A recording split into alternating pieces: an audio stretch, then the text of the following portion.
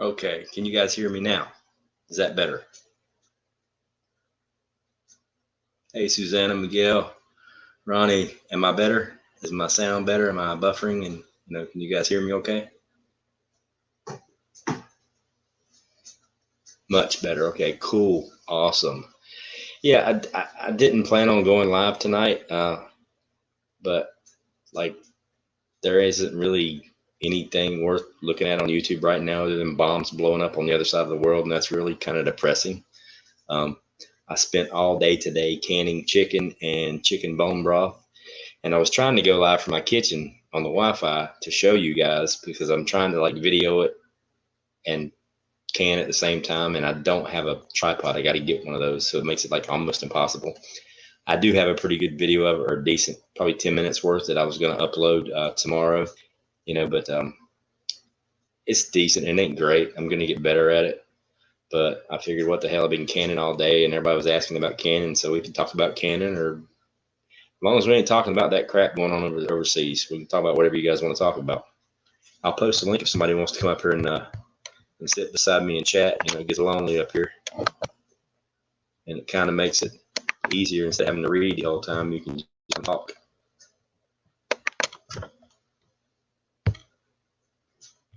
Loud and clear, cool. JH556, what's going on, Virginia? CB's daughter. Yeah, I'm gonna upload it tomorrow or later tonight because I'm still canning actually right now. I'm gonna take a break here in a second and go pull one batch out and put another batch in. Yeah, I mean, hold up. I just took my laptop into the kitchen. I was just gonna move it around and show you guys, and I had it set up in front of the stove and the counter. But the problem is, I have a T6 cable run to my room and to my basement office, but I don't have, like, everywhere else in the house it's Wi-Fi. So the Wi-Fi sucks. Ready to can, but waiting on a propane delivery. I hear you. Bug dude, what's going on? Yeah, I'm gonna go. I'm not gonna like completely redo my page. My nemesis showed up in another live talking about how you hated them. Oh yeah, I mean, we're good. He emailed me, apologized. I apologize for swinging for the fence, and we're just gonna move forward and go from there. But it's like I told him, you can act however you want to act on your live stream. When you're on somebody else's, you got to respect the rules of the house. And especially on my page, because I'm gonna change it up a little bit. I'm seriously gonna get away from all the politics. I don't want to talk politics. I don't want to talk religion. I'm not saying that I'm not religious, but I don't want to alienate anybody in the chat or anybody in the community that maybe doesn't have the same beliefs that I have or that somebody else has. I'm just not going to go deep into religion. I'm not going to go deep into politics. I'm just going to talk about prepping and canning. And I'm going to concentrate just solely on that because, yes, I am trying to get monetized, and I'm really, really close. I'm only like a couple hundred hours away from the 4,000 mark. But in doing that and putting all the effort and time into making all these videos and stuff and going live, I want to make sure that, I don't get a strike or I don't get pulled down. So I'm just going to kind of, thank you, North Shore. I'm just going to kind of shift my gears a little bit and really focus on the food preservation, canning, and anything prepper related that isn't, going down the, I want to stay away from anything related to violence and that kind of stuff, except for the what would we do channel that I do with Backwoods. Those are scenario based. So yeah, we're still going to do those. But as far as just randomly in my chat and just pulling people up here and talking politics and complaining about stuff that we can't change, no, I'm not going to do that. There's way too many channels out there that do that. So that genre is pretty much locked up. I'm just going to stay away from that. I'm just going to come on here and show people how to can chicken and rabbit and bone broth and all this crazy stuff and just have fun and not do drama. That's what I want to do. Dusty, what's going on? Yeah, politics and religion are too heavy, Rebecca. And those are the two things that get you shut down on YouTube. So yeah, I don't want to do that. And yeah, I'm a big fan of the First Amendment and freedom of speech and all that good stuff. But you know what? When you're in somebody's house, you got to obey their rules, unless somebody out there's got the millions and millions and millions of dollars worth of servers and can push a a platform like YouTube, then, you know, you pretty much got to go by what they say. You know, does it suck? Yeah. Do I wish it wasn't that way? Yeah. Is there anything I can do about it? No. Just like them boys throwing rockets back and forth to each other. Can't control it, so why worry about it? There you go. There's plenty to talk about besides the news, that's sure. And there's plenty of other people doing the news, so that's right. I can't remember which side of the line was. Hey, Susanna. This is prepping. What's going on? Yeah, so today, I spent today canning. Over the last few days, I found split breast chicken or split chicken breasts on sale for like $1.82 or $1.84 a pound, something like that. So I loaded up and I got about 35 pounds of chicken breasts with the bones, with the skin. And so I've been canning chicken all day. I canned a whole case of chicken in quart jars, packed them in nice and tight. 1 quart jar of chicken will feed my family of 3 for 2 days. And that's at least, yeah, two meals. So I got a case of chicken, and I'm going to get probably 16 to 18 quart jars of bone broth. Here's the cool part. All right, for the chicken, it was like $1.80 something a pound, and I got like 30 something pounds of chicken. So we'll just say it was $60 for all the chicken that I got. But you notice if you go in the grocery store, even in Walmart, and you look at the bone broth, it's between $5 and $6 for a 1 quart container of chicken bone broth. $5 and $6 for a quart. I spent $60 on 30 pounds of chicken, and out of that 30 pounds of chicken, I'm gonna get probably 18 quarts of chicken bone broth for free.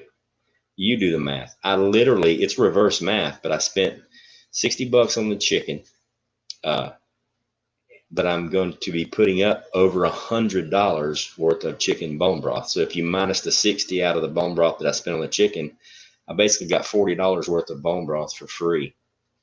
So yeah, I debone the chicken because I use the bones and the skin to make the chicken broth. That'll be in the video tomorrow. It's kind of a jumpy video. It's moving all around, but you can kind of see the gist of it. And I'll redo it. I'll do it again.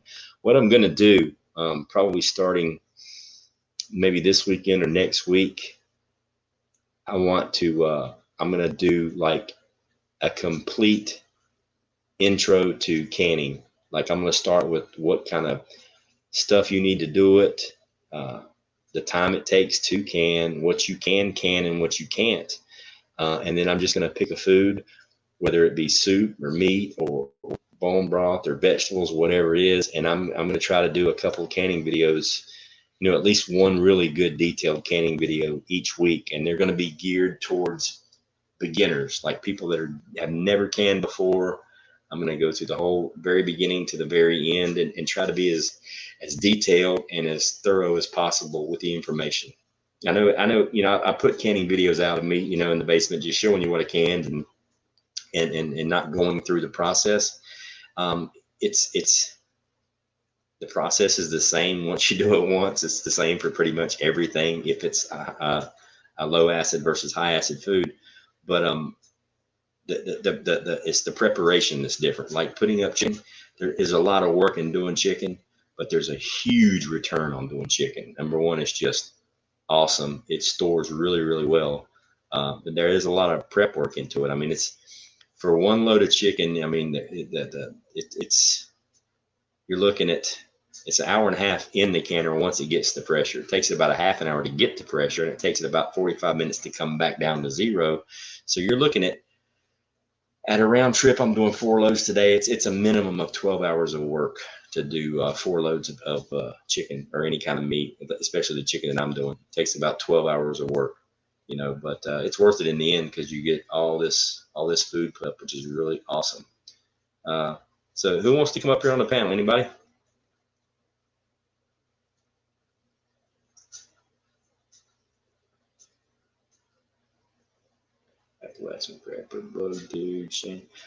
All right, look, I need somebody to come up here on the panel and take over the show for about 3 minutes while I go empty out my canner and put a new load in. So I'm gonna post a link, and somebody come up here and hold down the fort for me.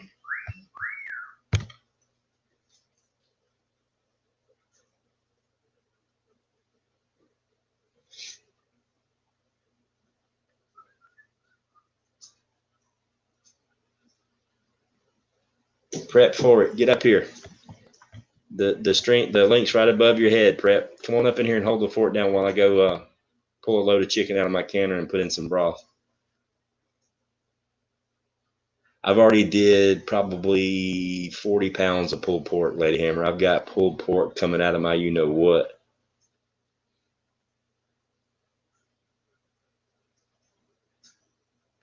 All right, we'll give Prep Forward a few, and then she'll come up in here. If you guys don't know about her channel, I was on her live stream. Was it last night? Yeah, last night, and it was awesome. I met her in person and Mouse Toes, and they're like awesome. If you're not subscribed to her, you need to go to her channel and subscribe. Yeah, that was my phone, Susanna. I set my alerts to whistle. You know, I'm lonely, so, you know, a single guy, I need to get all the attention I can get, even if it's from my phone. Shane Dixon, welcome. Mine is pulled pork, and I do not eat pork, but my husband loves it. Yeah, the pulled pork does awesome in the canning. Like, pork holds up real well, the pulled pork at least. Chicken holds up real well. Rabbit, deer meat hold up real well. Your hamburger meat kind of breaks down a little bit. I mean, it's still good. It's still hamburger meat, but the texture is a little bit different. But it still works. I mean, it's still hamburger meat. But Demeter Solis, what's going on?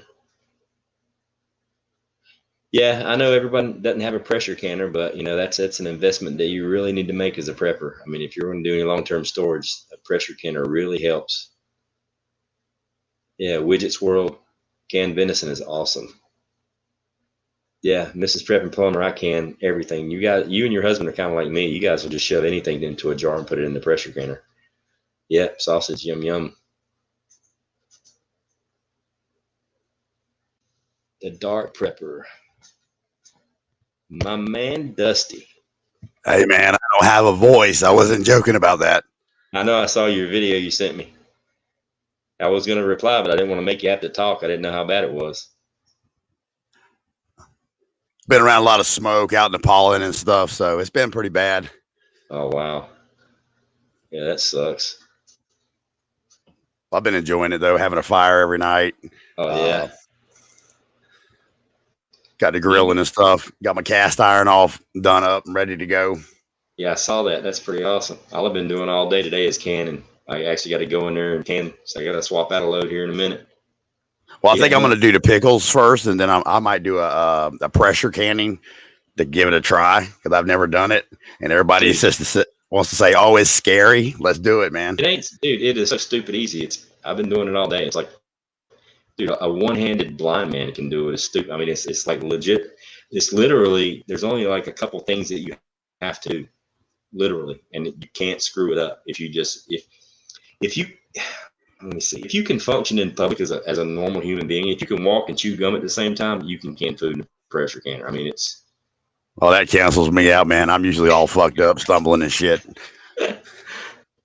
But you hear it though? Can you tell? I don't know how loud I'm being right now, but you got 3 minutes. What you need 3 minutes for? Got to go potty? Let a dog out? Who? Me? You said you needed 3 minutes, man. Yeah, I got to go swap out a load out of my canner. You hold it down? Yeah, man.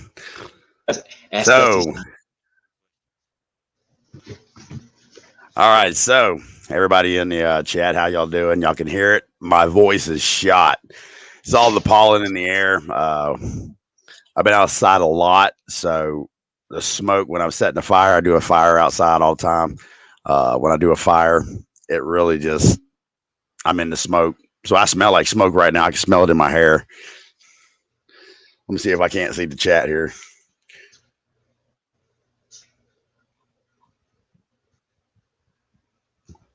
Give a shout out to North Shore. How you doing, North Shore? Keto, how you doing? Virginia Boots, I don't not talk to you. I just leave my phone down and I listen to everything. I'm used to doing that while I'm driving. So, Mrs. Prepper Plumber, good to see you too.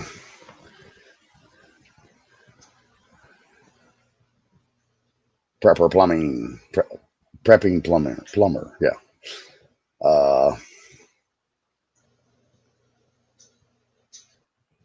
Right. Okay. I might be too close to this new microphone trying to stress my voice, not sure exactly how loud I am. So, appreciate that. Anybody doing anything interesting like Ghost Prepper?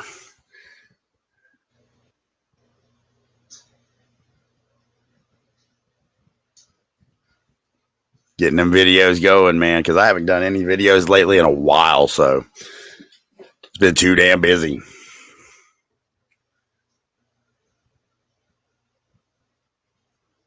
I know, man. Batman. I knew it.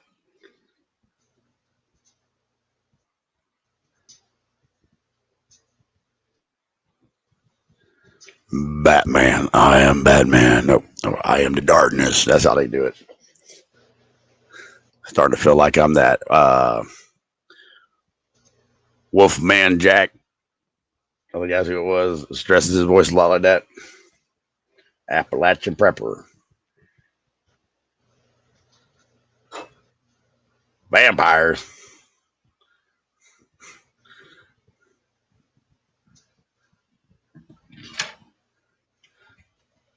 Today's live was about vampires. Okay.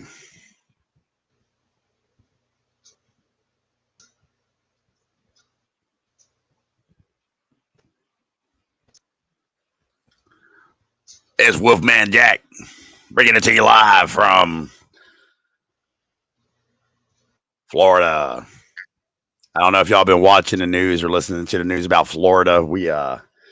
Our governor just signed in some type of new bill about the rising sea levels, protection of the outlying areas. So I'm pretty sure he decided a declaration of an emergency for some strange reason. And bars have the right to sell alcohol as long as they got a lid on it. So I don't know if y'all know anything about that, but hey, there's some content right there if y'all want to throw something together. You're allowed to deliver it too. Oh, you're allowed to deliver alcohol as well. Pre-made cocktails delivered to your house. My local gas station did run out of gas. I mean, it's like 3 miles up the road, so it actually didn't have no gas. But I prepared for this. But I believe they said they got it up and running again or something. Last I heard about this gas shortage. Oh yeah, they said they got it up and running, but it's still going to take several days to get everything back up to full function. Right, I ain't got nowhere to be, man. I got my tanks full. I'm good. I got nowhere to be, and the tanks are full. Yeah, I just swapped out. I just been burning a lot of the. Since I got the time, I've just been burning a lot of shit out there. I ain't been videotaping it because I don't think it's very interesting to watch me clean my fucking yard. Yeah, true. That might be a little boring. I don't know. Last thing I want to do. Hey, Danny, grab the camera. Let's videotape me fucking cleaning the yard. Let's wash my truck. Let's see what it looks like on camera, man. I know, right? Hey, Karen Verts. I hope I'm saying that right. Bubba Morris. So yeah, welcome back. Huh? You're not going to be political no more. You're going to take this more canning and stuff. That's cool, man. I kind of like that. Everybody's been getting smacked in the mouth by YouTube, and I ain't trying to go there. You know what I mean? You know, it's like, you know, my channel's doing really, really good, and it's like I'm not going to put that much time into something and just I'm not going to go around and start poking the dog with a stick. You know what I mean? Yeah. I'm going to leave it alone. You know what I mean? Well, you were on here anyway to do this shit, right? Grow vegetables, man. I'm watching them potatoes. Them things are growing big, man. Dude, they're blowing my mind. I'm like, you know what?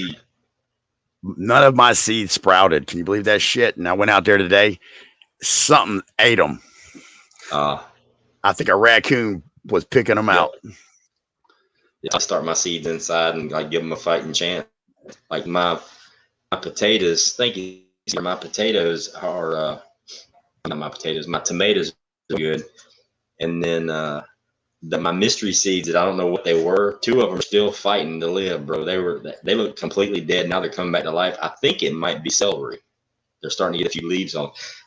I'm not sure, but I think it might be celery.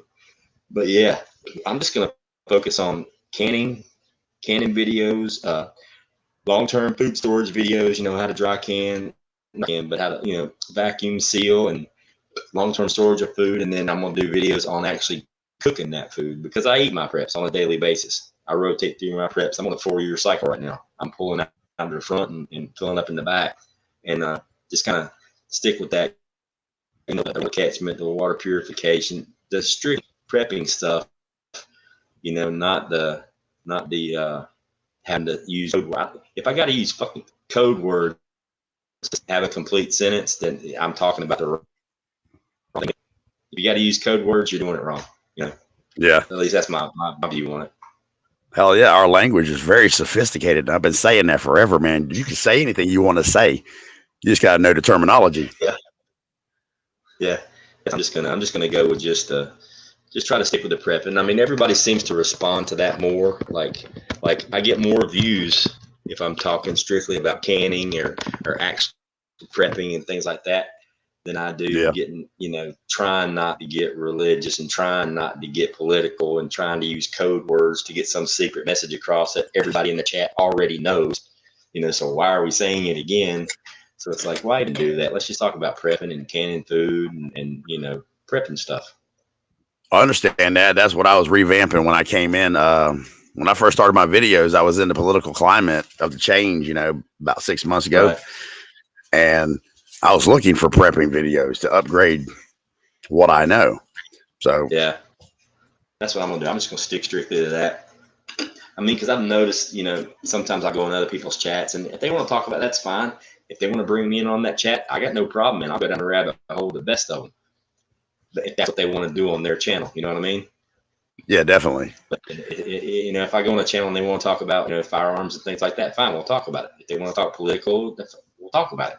But I'm just gonna stick away from that dangerous stuff. You know what I mean? Hey, Tasha's coming up. Did you get the pictures I sent you of the cast iron? Yeah. Hey, Tosh. Hey. How are you doing? I wasn't expecting to be on a live stream tonight, so excuse me. Me either. I've been canning all day long, and I've been watching other live streams and getting depressed. And I'm like, you know what? There's people out there like me that want to watch something that ain't got to do with other stuff. You know what I mean? Tragic stuff going on in the world. Oh yeah. I mean, it's like I don't care. It's intel. I need to know what's going on, but I don't need to just keep putting it on a 24-hour loop back to back. Watch this blow, watch that blow up, and then hear about the drama that we have. We have no say in it. Nobody cares what our opinion is. So why am I gonna let that dictate my mood for the day and my blood pressure? Forget about it. It ain't gonna happen. I'm gonna do my deal. Completely agree. It's just like that. It's like that Chinese rocket falling out of the sky. It might land on my house. I don't know. Nothing about it. It is what it is. Karen Verts at Go. Speaking of rabbits, yeah, my rabbits are doing good. Thank you for that link, Emily, by the way. Well, hey, man, I'm going to jump off of here. I can't talk anyway. So, hey, it was nice meeting you. Oh, yeah, prep for it. Yeah, I've met you before. Thanks, Dusty. I appreciate it, buddy. It's been a while. Yeah, man. Y'all have a good night. I'm watching. Man, be safe. See you later, Wolfman.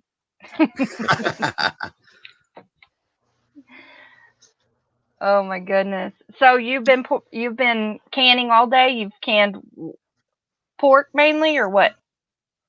Yeah, I do mostly ports. The only thing I really do in pints is like my jellies and jams and fruits and stuff like that. But pretty much everything else I do in quarts, just because, I mean, a quart jar, that's a meal for, that's a whole meal if you do it right. Yeah. So yeah, are you going to be on with me and Mouse next Wednesday? Oh, yeah. Definitely. All right. Well, we're going to talk about food preservation, different ways and our favorite ways to do things. Oh, so cool. Unless you have a different subject you're more into. Nope. Your show. You pick the topic. I'll talk about it. All right. Well, that's what we're going to do. So you got a week's heads up. Not that you need it, but. I hear you. Yeah, I'm doing, I've got like 30 pounds of chicken I put up today. I did the split breast so I could get the bones and the skin so I can make my bone broth. And it's like I was telling everybody on here, I spent $60 with the chicken, You know, like 30 something pounds of it. But if you buy a quart of bone broth at the grocery store, it's going to cost you $5 to $6 for a quart of bone broth, organic bone broth. Oh yeah. Well, I just made 18 quarts of organic bone broth for free. So Now, technically, when you minus out my $60 in chicken, I made $40 worth of food for free. yeah, I mean, it's crazy. Mhm. And I mean, you already got a great price on that because it was basically what, half $1 per pound? Oh no, it was like $1.80 a pound for the split breast. It's a little bit more because it goes by weight, and you're really not getting that much. You're getting good sized meat, but I mainly want the bones and the skin so I can get that good broth.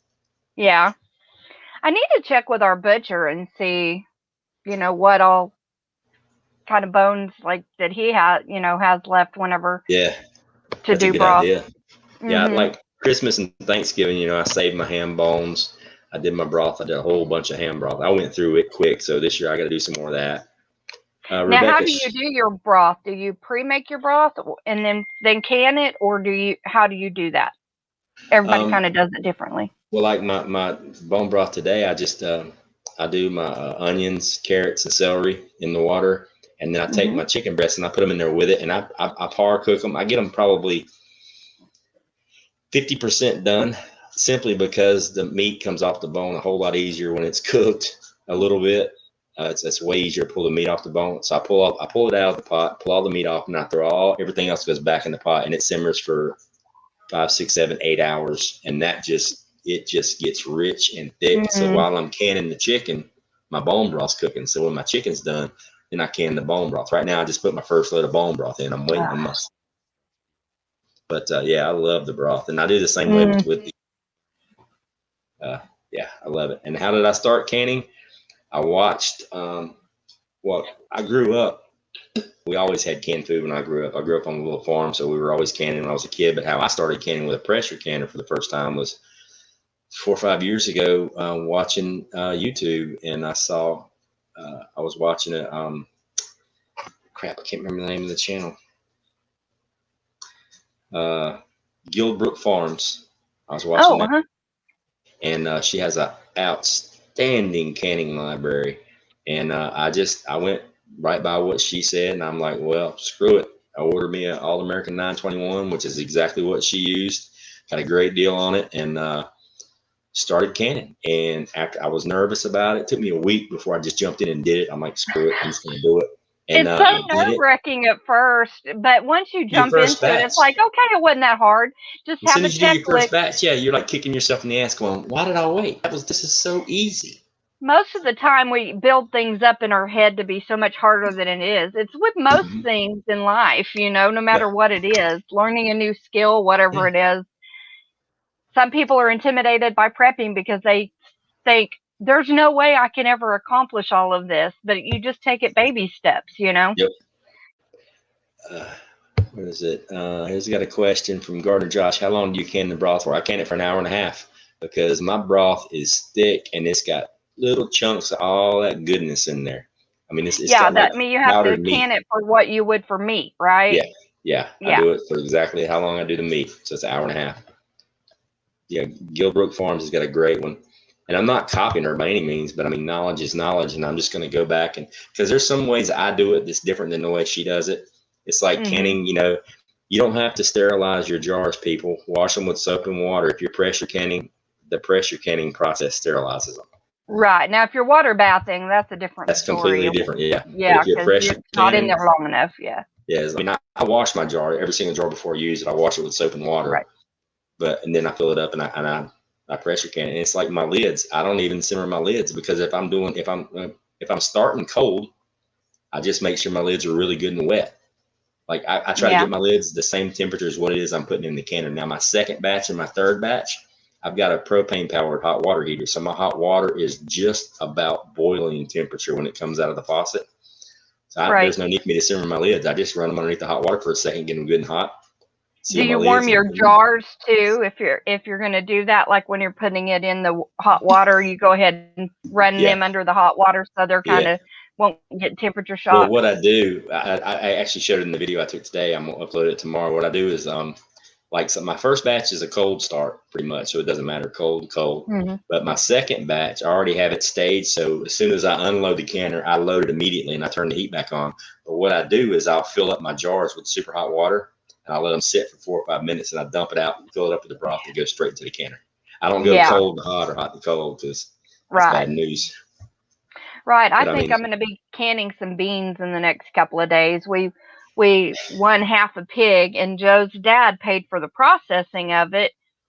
Or it was a half a pig, and he paid for the processing, so he got a half of the pig for paying for the processing. So we basically have a quarter of a pig that we just got, and they have some wonderful thick ham steaks. So I'm going to chop those up and do some beans with ham and stuff like that. And we make a really good bean recipe where it's just pinto beans, and then you put a can of the green enchilada sauce in there. Ooh. And a can of Rotel, and then some smoked sausage, like dice it up and put it in there, and some, like 1 or 2 jalapenos de-seeded, or if you like it hot, leave the seeds in. And oh my gosh, that is the best beans you will ever have. It's so good. I've probably got, I don't know how many cases of beans already canned, but I need to can some more because I've got my freezer is completely full of rice and beans right now. I need to dump it out and go ahead and get those put away. Yeah. But yeah, it's pretty awesome. Yeah. All right, you guys, I gotta go check my jiggler. Everybody asked Tasha questions. Jiggler. Tasha's really, really smart. Hold it down. Oh my goodness. So how is everybody? It's good to see y'all. Yeah, beans are so easy to do. Now, I pre-cook them. You can pre-soak them and then put them in. But I actually do like a pre-soaking, and then I pre-cook my beans for about 30 minutes or so. And that way they're partially softened. And then I put them in the jars and can them. So good. Yes, do some beans. Oh. I come across a gold mine, and my husband's grandma, she passed like 6, 7 years ago, maybe even a little bit longer than that. But they lease out her house on the farm, and I told my husband I was needing some more canning jars and stuff, and so he checked with his dad, and they checked down in the cellar over there, and there was a ton, like 2 shelves just completely stacked with quarts and pints all over the place. So I only emptied out one and a part of another shelf, and I brought back 5 boxes full of jars, and I still got about 8 more shelves to go, 8.5 more shelves. So it's going to be a lot. Yeah, my pressure's not steaming yet. I gotta wait for a little while longer before I can put my jiggler on there. Susanna likes it when I say jiggler. Jiggler. Well, that's what it does. It jiggles. Mouse and I tried to get him to jiggle on our live chat, but he wouldn't do it for us. Hey, y'all make sure you tune in to her live streams on Wednesdays at, was it 8 o'clock? 8 Eastern, 7 Central. Yeah, 8 Eastern on Wednesday, 7 Central. Really good show. We had a blast yesterday. We did. Awesome. We even talked for another hour off stream. No, we talked for almost an hour and a half backstage. The backstage was longer than the show. And count yourself blessed, because Mouse Toes, like, she's usually right off of there and on to her business, and she absolutely loves you. And I was like, is it okay with you if Gray comes in, or Ghost comes and be a part of our live stream? She's like, heck yes. She's a trip. She was funny. And I told you. Emily L is helping me out with my channel. I don't know if you know her or not. I know I say hi to her on the chat. Yeah, she does all the modding for me, and she's helping me with like the technical stuff and trying to figure out how the YouTube thing works, because I'm still a virgin. But I hope you don't mind, but I invited her to next Wednesday, watch do the whole camera thing, the whole live stream thing after the show. If she could pop on with us and that stuff from you and Moose, you and Mouse Toes, because she was throwing out some crazy knowledge. I'm like, what? Now I gotta go back and hashtag all my stuff, because Emily's been banging me in the back of the head. You gotta do this, you gotta do that, and I don't understand it. And then you know, Mouse has got like 1 million subscribers, and if she's saying the same thing, I'm like, holy shit, Emily was telling me the exact same thing to do the entire time, so I guess I need to do it. Yeah. So. Yeah, Mouse is very knowledgeable in that. Matter of fact, I could kick myself in the rear for not going ahead and having this conversation with her before. Really. Yeah, she was like talking. I was like, what? Like, yeah. that was crazy. Yeah, she's smart when it comes to it, and her channel grew so fast over the last couple of years whenever I wasn't on for a couple of years. I mean, it just blew up. It took off. So, yeah. Sweet. She knows Yeah, what she's she's cool, doing. man. And she's hilarious. I told you you was going to like her. Yeah, she's a trip. She Yeah, is if y'all don't know something. Mouse Toes, y'all need to go subscribe to her. She's got some cool stuff going on. Uh-huh. But yeah, it's Oh yeah. I can hear it blowing pressure now. Let it go for a few minutes, and I'll go put my jiggler on, Susanna. Say it again, Go. Say it again. Jiggler. Hey, Will. Hey, Terry. Hey, CBs. Hey, Real Mighty JIT Joe. Preparedness. Real Mighty Hey, Joe. Appalachian. Yes, Gardner Josh Mouse is great. She's awesome. Yeah.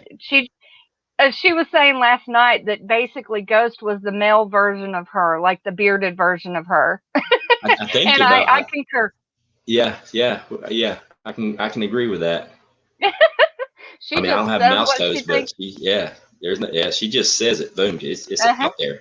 Yep. Good night, Appalachian Prepper. We'll see you later. Thanks for popping in. Bye, Appalachian. Yeah, so this is just kind of, huh? Oh, I was just going to say, yeah, she had never been on a live stream until she was modding for a bunch of people, and I just loved her comments and stuff. And I was like, well, I'm going to do live streams. Do you want to come and be on there with me? And she's like, oh, I couldn't. And I was like, oh, sure you can. And she got on there, and a monster was born. No. Yeah, she's great in front of the camera. I mean, she's hilarious. Oh, I love her. The trip. I love her. Yeah, but I mean, for people that want to start canning, if you've never done it before, and you, like, I know people like Backwoods and Prepper Tribe, my buddies, they got canners, they got jars, they got lids, they just ain't canned. I'm like, dude, go get some shit and put it in the jar, turn the power on, and put some food up. It's stupid easy. It's literally, it's so easy. It takes a while. There's a process to doing it, and there's a learning curve. But once you get the learning curve down pat, and you start, and you're running through cycles of canning and pre-canning where you're getting it ready, where you can just swap jars out, like pull something out, put 7 in, hit the power, go back at it. It turns into I mean, because normally before it would take, 2 days for me to do 4 loads or 5 loads. Now, if I start early in the morning and I set everything up, I can do 5 or 6 in a day before I pass out. Yeah. Yeah, that's what I want to do. I want to just set up and do a whole bunch of beans. We eat beans a lot because we like them, and we mainly like them the way I described it. We just had regular brown beans tonight with a little bit of smoked sausage cut up and put in there, and it was perfect. Okay, now it's calling for my jiggler. Let me go put my jiggler on. Oh, go put your jiggler on. Yeah, it's nice to have the dried stuff for long-term storage, but then also to be able to have like the stuff that's already done for on those days when like you worked hard outside or whatever's going on, or maybe you're sick. It's just nice to be able to go grab a jar and pop it open and it's ready to go, because who wants to wait and babysit beans for 2 hours or something, 2-3 hours if you're starting them from scratch.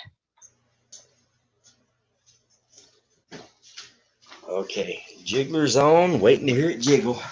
I'll be jumping up here in about a minute and a half to go turn the heat down. Yeah, and then you can demonstrate how it moves for us. You can jiggle for us. Yeah, Yeah, I'm not that twerking guy. That's that other channel. I would definitely get my channel shut down if I started twerking. Oh yeah. Let's not do that. You can do it in private chat for me and Mouse, though. That'll work.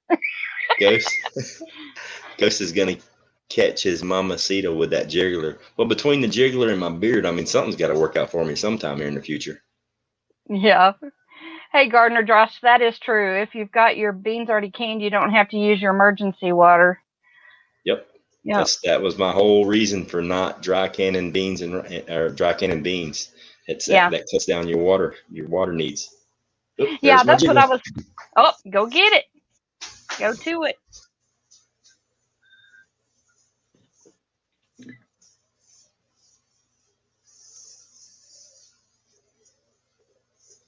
Detroit always late. Sorry, y'all. I'm half blind, so I've got to like look through my bifocals because I'm an old lady and try to read all this. Yeah, no kidding, window licker. Stock up on those lids. I found some locally at our local Walmart. First time in since the whole V happened last year, and then I ordered some online too. So I've got some, thankfully now, but I'm still going to keep acquiring while I can, because that was one thing I failed on my preps, y'all.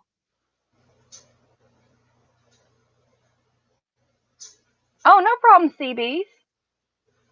No problem at all.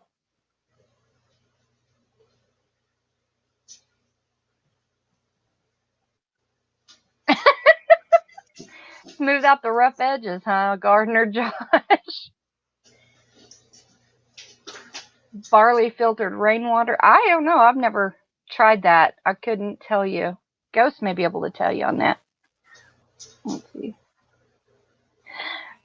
Ghost does, and Rebecca, the recommendation is not to reuse the lids if you're pressure canning. Like, use them more for dry storage after you've used them once, but I don't know. He reuses them, but that's not something he's going to say, yeah, I do, from what I understand. Window liquor. Well, our pool, I've got to drain it and clean it out. Last year, somebody gave us a 30-foot round pool. It had a couple of holes in it. That's it. And so we patched those. Well, I patched those and cleaned it real good and filled it up. And I was able to do laps and stuff in it last summer. So next week, that's the plan for me, is to drain it. And we had to keep water in it so the wind wouldn't blow it away with this Oklahoma winds. Yeah, I heard you talking about the lids, reusing them. I do reuse them, and I've never had a failure from a reused lid. When I look at the lids, I treat them the same way as I treat the jar. I mean, when you buy jars, it says on the side of the package, they're good for up to 18 months of food storage. Yeah, they're good for like 10 years of food storage, okay? So that transitions right over into the jars. Or the lids. The only thing that's going to go bad on the lids, obviously, is that rubber sealant over time. But here's the thing: if you can it right, there's no reason why those lids can't be reused to last. I mean, I've got some that have been reused. They're on 4 years now, and I haven't lost a seal yet. So do you mark them so that you know how many times you've reused it, and do you have a certain amount of times that you don't? What I do is I try to reuse, like, say if I can spaghetti and I'm going to reuse a lid, I'll recan spaghetti and I'll use that same lid just in case there is a flavor carryover, right, in the seal. But I try to use it for the same thing. But yeah, I mean, I've been reusing them. Just there's no reason not to. I mean, legitimately, there's no reason not to until you start to lose a seal, and then you throw it away. I mean, now granted, I haven't reused a bunch, but I mean, if you're reusing it multiple times, in a 2, 3, 4 year period, I think those things, if they're good for 15 years, 10 years, if you use them once, they're good for 10 years. Why would it not? I mean, it doesn't make sense. It's good for 10 years if you only use it once, but if you use it twice, it's only good for, 2 years, whatever. It's still 2 years. Yeah. Yeah. You could always, the stuff that you go through more quickly, you could go ahead and use them on those then. Yeah. Leslie's got a good one. Leslie asked, what do you think about the off-brand lids, or should you go ahead with the ball? It's funny that you asked that question. I have never used anything but ball. Today, the batch that I just took out about 30 minutes ago was the first time I've ever canned anything that wasn't a ball. And it was because when this issue happened a year ago with the flu, I couldn't find any ball jars, and I didn't really need any, but I just happened to be where was I? It was my sister-in-law. She was in one of her craft stores. She does all this crafting, and she texted me. She's like, they got canning jars here at the Hobby Lobby or whatever it was. And I'm like, shit, grab me some. So she got me 4 cases. They're the regular mouth. And today's the first time I've used them.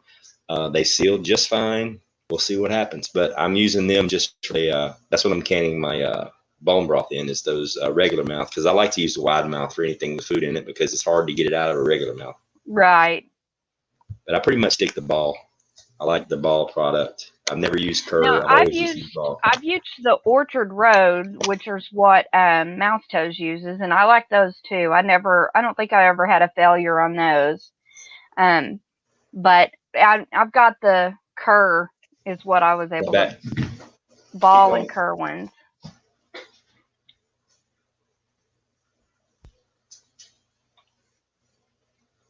I've put directly on the lid, and I've done it with labels. If you do it directly on the lid with a permanent marker, if you're going to reuse the lid for anything, you can take a dry erase marker and rub it over the permanent marker once your jar is empty and you're going to reuse the lid for something.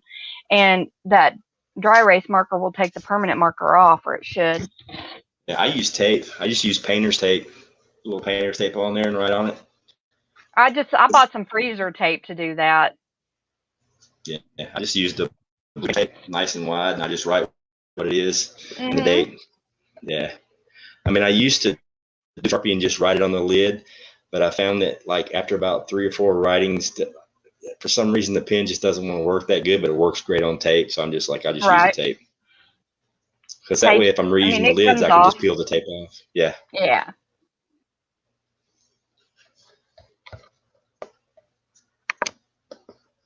See, our Walmart. Oh, go ahead. I was just going to say, I'm pretty sure it's the delay, people. We're not interrupting each other. I was just going to say, our Walmart, it took like literally, we just now got lids in.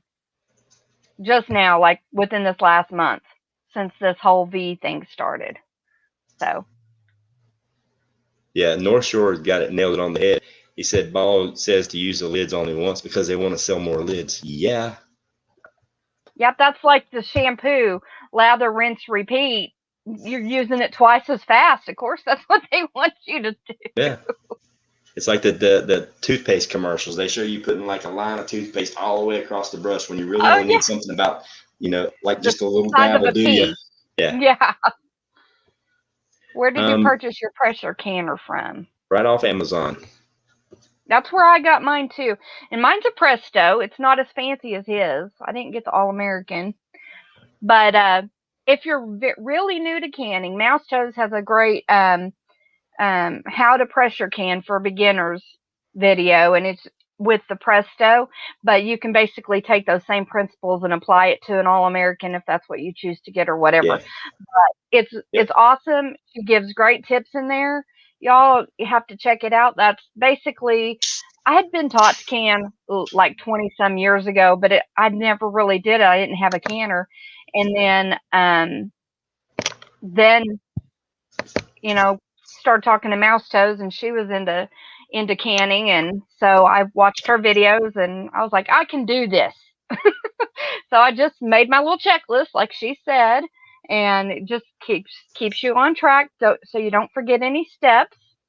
You can put it under a dry erase sheet, so you're checking each step off as you're doing it, and then you can just dry erase off of it, and there you go. You have your check sheet for each time. Yeah, for everybody in the chat, I don't have ADD or anything. When I get up and run away from the camera, I'm just in the process of canning right now. So I've got to make sure my jigger's doing just right. Josh, sure you're gonna send them. No, I'm just teasing. No big rush. Night, SHTF Engineering. Have a good evening. I don't have I can't share the link outside, but it's just look up mouse with a capital M, and then separate word toes with a capital T, and then channel, and it'll come up. Let me see if I can show you what her channel looks like. I don't know if you can share her link or not, Ghost. I can't do any link sharing at all. And I'm gonna just start doing like all of say tonight. I'll start just putting everybody's links like in the chat. That's what her channel looks like. So if you see it, it's got the 3 little jars of canned goods. Yeah. So there's no other mouse toes on YouTube. If you just type her name up at the top, it's gonna pop up, and that's a pretty unique name. Yeah. Yeah, she's folks pretty in Alaska amazing. Built a canner that held over 100 quarts. That's got to be. I couldn't imagine getting enough heat to do that. They must have been in a blast furnace.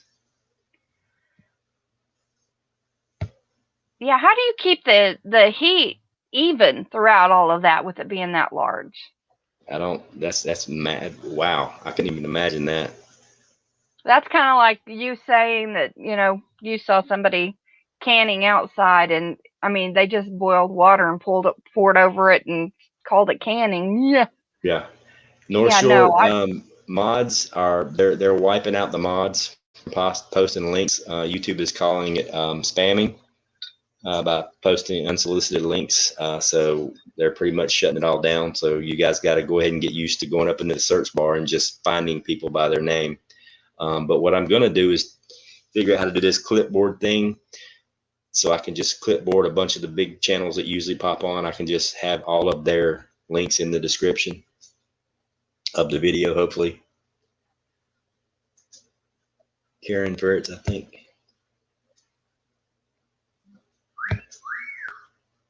I think Ghost is scared to jiggle on this live, y'all.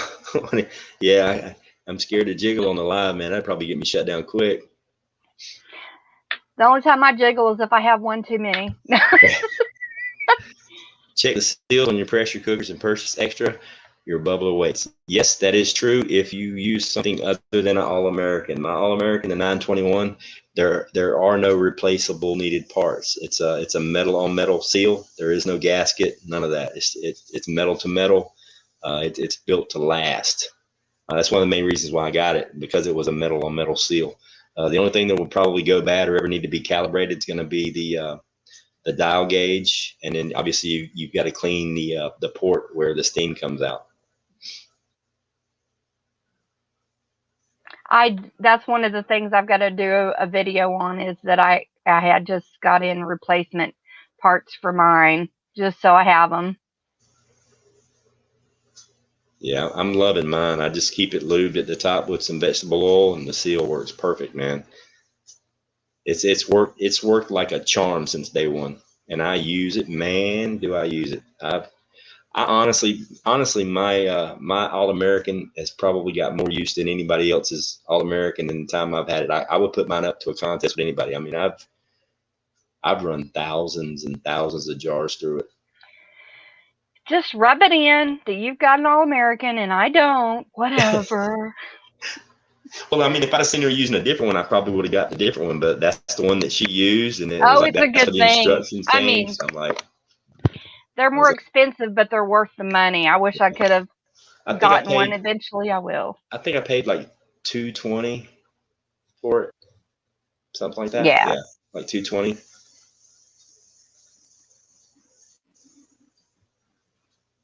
Josh, what are you going to email me?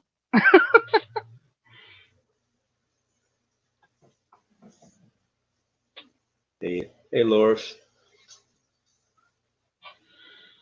I've never used anything other than an All-American, simply because that's just the one that I got to start with. And the dial gauge spoiled me. I mean, I don't go by the dial gauge, but it's a good way to measure where you're at. I can just do it. I mean, I'm doing it right now by my ear, listening to my jiggler, but the dial gauge just spoiled this crap out of me. December 28th. Oh. I think what I'm gonna do is I'm gonna go get me I'm gonna figure a way. I may run me another dedicated internet cable to my kitchen and start canning just live. That's what I wanted to do tonight, but I couldn't do it because I got Wi-Fi. And just because right now, what I planned on doing was having this on the counter instead of having me get up and run. It was just turn around and do it and let everybody watch and see the process instead of doing like clips of it. So I think that's what I'm gonna do. Damn it, Yeah, Karen, both you of got them. to use the pressure canner. She got a couple weeks to go to yard sale. Girl, it's easy. I'll post a video tomorrow. My first one on canning. My first actual process of canning. Ghost, you know what you need to do? Tell me. You need to pick something to pressure can. Make sure you have your line set up first. And Right. then everybody who's new to canning, Log tell in. them, okay, here's your materials list. Here's what we're going to need. And then walk them through it step by step. Go live.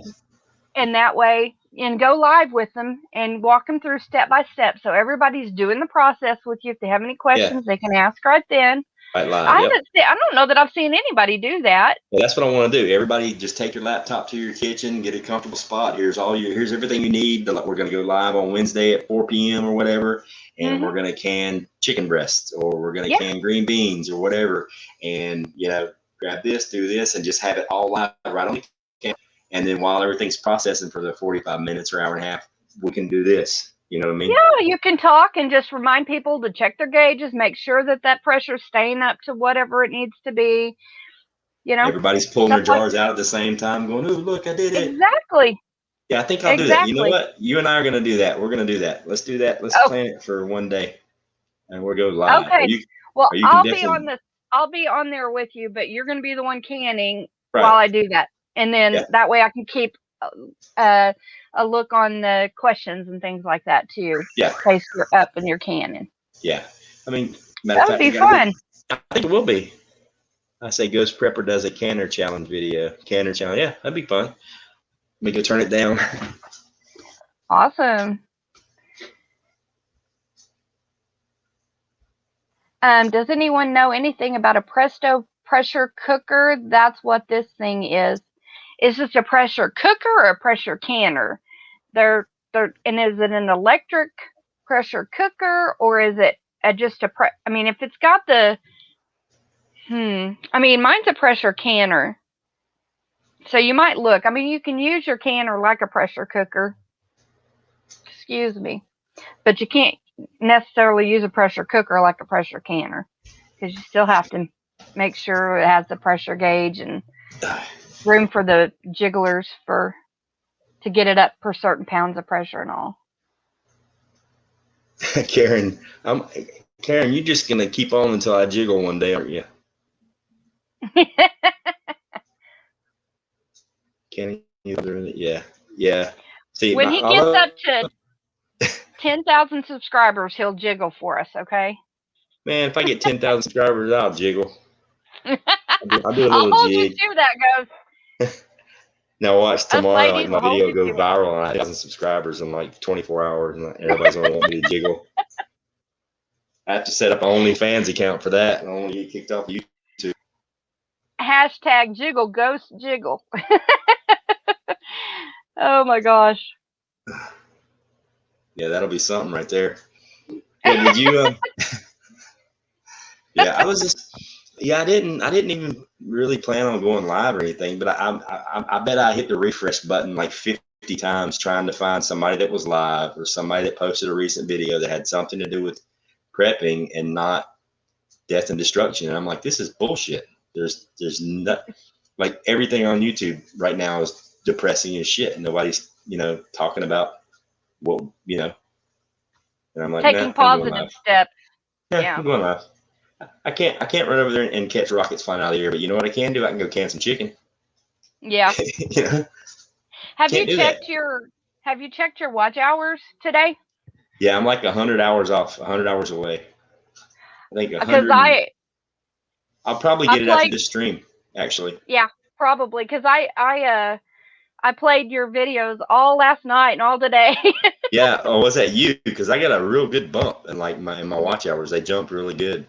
That was one of them. Mouse might have run him too. And then she's running mine tonight because I only have, for some reason, I only have 500 and some watch hours. So I created a master playlist so that people could just go on there and I'll do it. Start it and play it too. That helped me a lot. Ghost should change the name of his channel to the Ghost Jiggler. Yeah, I don't. Jiggle, Ghost Jiggle. Here's the thing: if you can't do nothing about it, why worry about it? Like, literally, you got no skin in the game. You can call Yeah. 1600 Pennsylvania Avenue all you want to and try to get that man on the phone. He's not going to answer. He's not going to take Yeah. your opinion anyway. You know, I don't know anybody in Israel. I don't know anybody pushing the buttons. Why would I worry about it? I'm not. I got that. Yeah. Why? Makes no sense. I worry, not like lose sleep worry, but you know, I'm concerned for all of them over there, and I pray for them, but I can't like get myself sick and stress myself out over it because I can't, like you said, I can't do anything about it. So all I got to do, I just got to find ways to take positive steps in my life to continue to just improve our situation the best I can. Yeah. Lady Hammer says nothing was on. She was watching my live stream from the other day. Yeah, that's what I caught myself doing, was like trying to find somebody's old videos to watch. So I'm like, well, screw it. I'll just go live and talk about the chicken that I'm canning right now. You know? Heck yeah. You're Emily, 117 hours away. Not far. Not far. I think I'm actually going to be a little bit further away because after talking to you and Mouse Toes the other night, I think a couple of my early live streams and maybe a couple of my early videos were a little close to the edge of maybe getting in trouble with the language and the political stuff. So I may go ahead and pull them down and have to make up some time on those. Yeah, unlist them.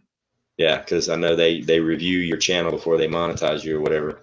Yeah, that's what I did on my Essential Oils live chats. While I was going through making my master playlist, I unlisted those because I don't want them saying I was giving medical advice, quote unquote. So I unlisted those.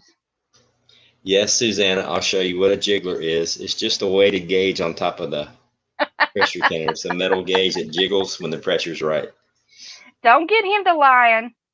That ain't the jiggler. That ain't no, I'm just teasing.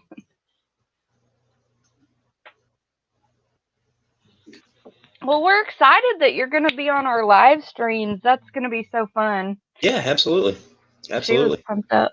Yeah, so probably my watch hours are probably going to drop by a few hundred. I'm going to pull down a couple of the videos that might be a little close to the edge because I don't want to start any shit with YouTube when they go in there to review your channel. To get no kidding. You know, I don't want to. I'm not going to poke the bear with a stick. I'm just going to, you know. Yeah, and I'll just put that back on again whenever I get off of here and just kind of keep helping you out there. I mean, it seemed to loop, so it was just start it over and just play it again. And you have like right at 100 videos or something like that were on your watch list, I think. Yeah, it's 100 and something, like 115 or 120 videos. Something yeah, like that. Might be. Yeah, but I'll do that for your channel too. And yeah, everybody else in the chat, if you guys ain't checked out Prep First channel, go check it out and click on her playlist and let it play and get her those hours. We all need those hours. And I'll do the same thing for anybody, any of my subs. If you guys want watch hours, let me know, and I will just let me know you've got a master playlist. I spent literally an hour and a half putting every single one of my videos into a playlist. That was me. This purpose, so somebody can just hit, play and watch them all and help me get, the hours. Yeah, that was the same here today. It was almost 2 hours. But I also created new playlists. Hey, Jen. I also created new playlists, like trying to also add them. Like if it was just a random live chat, I just put it in the random column as well. And if it was, prepping, then of course it went into prepping. And then I did all our Mouse Toes and I's prepper powwows that we used to do, starting with what is prepping and stuff. And I added a new playlist for that as well, so that if people are just wanting to go back and look at just those, they can go and look at those. And right. Yeah, I've got like 6 playlists, I think. And Tactical Technician, I texted Backwoods a couple times and I hadn't got a response. I figured maybe he's taking the day off or something. I don't know. Maybe. There's nothing fancy in my red Solo cup. Sorry, y'all. It's just water. Agua. Yeah, Bug Dude. Hit play and walk away, man. If they got a playlist, hit play and walk away. Just make sure the volume's up just a little bit. Yeah, or don't put mute your headphones in with your volume up, son. Yeah, and if you think about it, go back and like their videos too. That'll help as well later. Right.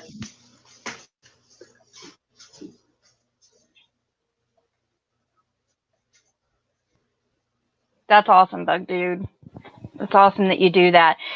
For all of us, a lot of people Ghost and me and Mouse were discussing this last night off chat, but a lot of people say, oh, you know, I don't care if I'm monetized or not. But, you know, we do invest a lot of time and hours into this and in preparing things. And so, yeah, I mean, we deserve to get some compensation for that. Plus the things that Absolutely. for the time that we invest in it. And then you know, when we get new cameras or earbuds and things like that, it's nice to have that extra to. And, you know, because of my physical issues, I can't work outside the home because I never know when my headache's going to amp up or things like that. So it's nice to have an extra income coming in, you know? Yeah. And I'm not there yet, but. Yeah. And Prepper Tribe made an awesome statement to me the other night when I was talking to him about it. He's like, dude, you just don't care. And I'm like, no, I don't. He's like, you just flat out tell people you want to get monetized and make money doing this. I'm like, hell yeah. Why wouldn't I? If I'm going to invest hours and hours and hours of my time every week doing this stuff and answering questions and trying my best to comment back to everybody and doing live and spending my money getting stuff, why would I not want these companies that want to do commercials? Why? I'm not taking money from anybody in the chat. I'm talking about going monetized and you're getting your ad revenues. Why would I not want to do that? Why would I not? I mean, that's just crazy. That to me is ridiculous. I mean, who in their right mind would say, I'm going to put myself on this high pedestal. I'm not on YouTube to make money. I'm here to make a statement, you know, yada, yada, yada. But bullshit. He's getting paid. He just don't want you to, he wants you to think he's, you know. Yeah, I mean, that's all well and good, but usually the ones who are saying that are the ones that have the extra money to do that and the extra time. I mean, and they're still getting ad revenues and they're still getting paid. They got monetized. They're just pretending that they ain't. Yeah, I mean, to me, as a person who prepares for emergencies and knowing that there's things that I cannot necessarily make myself, you know, like the silicone seals for my pressure canner and things like that. If I can bring in some extra money to help pay for those things so that it doesn't put us in a bind, why wouldn't I not want to do that? Well, I mean, here's the thing. Let's be realistic. YouTube's going to put commercials on your channel whether you're monetized or not. So why would you not take that free money? The day after I hit 1,000 subs, I had commercials on my channels. Oh, yeah. The day Good night, after. Laura. So why would you not take that free money? It's not like it's coming from, I'm not sitting here going, hey, people in the chat, why don't you send me some money because I'm broke and I just want to stay home and make stupid videos and not make any sense and talk out of the crack of my you know what. No, that's not it. You know what I mean? That's completely different, you know. And if it wasn't for the fact that, you know, I've gotten a lot of really good feedback from people in the chat and other content creators. They're like, yeah, we like listening to what you got to say, which kind of shocked me. I'm just like, doesn't everybody talk this way? They're like, no. I'm like, well, that's their problem, not mine. I'm not going to sugarcoat it. People tap dance around the issues is what they do instead of just. That's why I love Mouse so much too, because she doesn't tap dance. She doesn't even tiptoe. She flats out just bleh, and there it is. She stomps right through that thing. It's like, I'm not gonna come on YouTube. Like what you see when you're talking to me and how I act. If you saw me at Walmart, the gas station, it's the exact same thing. I don't have a fancy production studio set up, and I don't act a certain way or talk a certain way to be politically correct. No, I hit record, I talk, I upload it. You get what you get. You know what I mean? Yeah. It is what it is. I'm not changing who I am or how I act or nothing. I mean, if you don't like it, change the channel. I mean, just me. Change the channel. I mean, some days you get last night where my hair was fixed and my makeup was on, and some days you get this, and you're just gonna have to deal with it. If you don't like it, you don't have to watch. You know, exactly. I mean, look at this. Look at this beard. It's like 8 months old. I have never trimmed it. I don't use any product. I wash it with the same soap I wash my body with. There's nothing. I've never. I mean, it's all one length. I don't comb it. I just hit record. Hey man, if you want to hear me talk, hear me talk. If you don't. I literally had one guy. He came over from Facebook. There was a Facebook page I was used to be a member of. It was North Carolina Preppers or whatever. And when I first started my channel, I put a little post. I said, hey guys, why don't you guys come over and check out my YouTube channel? You know, trying to get some subs. This cat. Now remember, the name of the Facebook page is North Carolina Preppers. Okay, it's a prepper community on Facebook, and they're all from North Carolina. Remember that part. Okay. So he comes to watch my video, and then he leaves a comment on Facebook. He goes, "Nah, I made it into the first spit from me, dipping tobacco, and I had to leave." I'm like, well, that's probably the weakest thing I've ever heard a liberal say in my life, number one. And number two, this is North Carolina. That's what we grow is tobacco. Like, that is the one thing North Carolina is famous for, that and NASCAR. Tobacco and NASCAR and moonshine. That's it. That's what we got. Yeah. So if you're offended by somebody utilizing a tobacco product, what is a liberal like you doing on a prepper channel anyway? And it started all this crazy yak over on Facebook. And I was like, I'm done with Facebook. Just forget it. Yeah. Thank you, Karen. And yeah, they're right. It does look good though. Susanna's right. It looks good on you. Me, not so much. I have to shave every day, I think I'm going to get me one of those irons where I can just like straighten it out and like make it look real pretty. Straightening iron. You can use it for your beard, and you can use it for filling up your Mylar bags too. Yeah, I've got one. That's what I do on Mylar bags with, is a straightener. But now they make a hair dryer. It's like a hair dryer and a beard curler that straightens out the curls. Because my beard's like really curly. Oh yeah. Because it's way longer than it looks if I pull the curls out. Yeah, it's got the wave in it, the kink in it. Yeah. It's kinky. Yeah. And it jiggles. Just jiggling. There's your jiggler.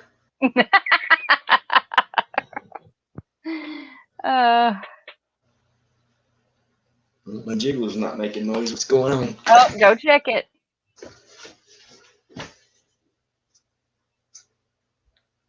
Oh my goodness. We got a little jiggle out of him, y'all. At least we got a little jiggle out of him. Moonshine Mountain.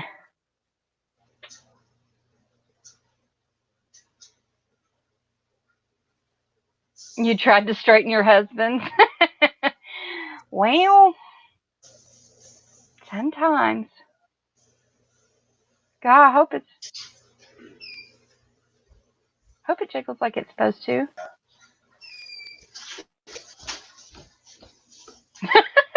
Jen.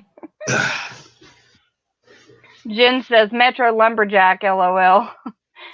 Gonna have to get skinny jeans to go with the beard straightener. Yeah, that'll never happen. That will never happen. Skinny jeans. That's the stupidest thing I've ever seen in my life. Oh my gosh. You take that, and then you take people that run around with their pants hanging off their butt. This is the fun. I love watching the cops shows when you got somebody trying to run from the cops with his pants down around his knees, and then you wonder why you get caught. Well, your pants down around your knees. What's wrong with you? Why would you? How is that even functional? Like, you literally have to use one hand all day long to hold your pants up. Yeah. Oh, and what cracks me up now, you've got this in my head, a new style. It's skinny jeans up to the butt, and then it's saggy. See, I just created a whole new fad right there for complete disgusting pants right there. Do the whole combo, man. Ridiculous. Yeah, I bet you within the next probably year, maybe 6 months, you're going to have guys wearing yoga pants in public. Oh, I bet some already do. Yeah. I ain't. I'm skinny. What is it? Yeah, no. My Levi's are Levi's. I don't even know if Levi's make skinny jeans. If they do, they need to be cancel cultured like everything else. Mouse Toes link, we can't share it anymore.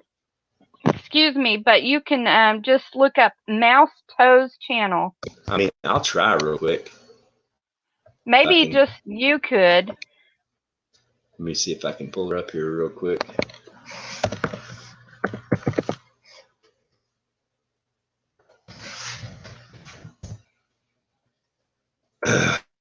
I'm running slow. Oh, I know mine's slow. Yeah, it won't. Like, it doesn't even give me. All right. It says I'm subscribed. There it is. Got it.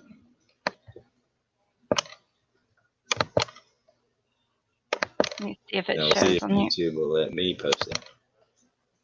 They might, since you're the one that's doing the.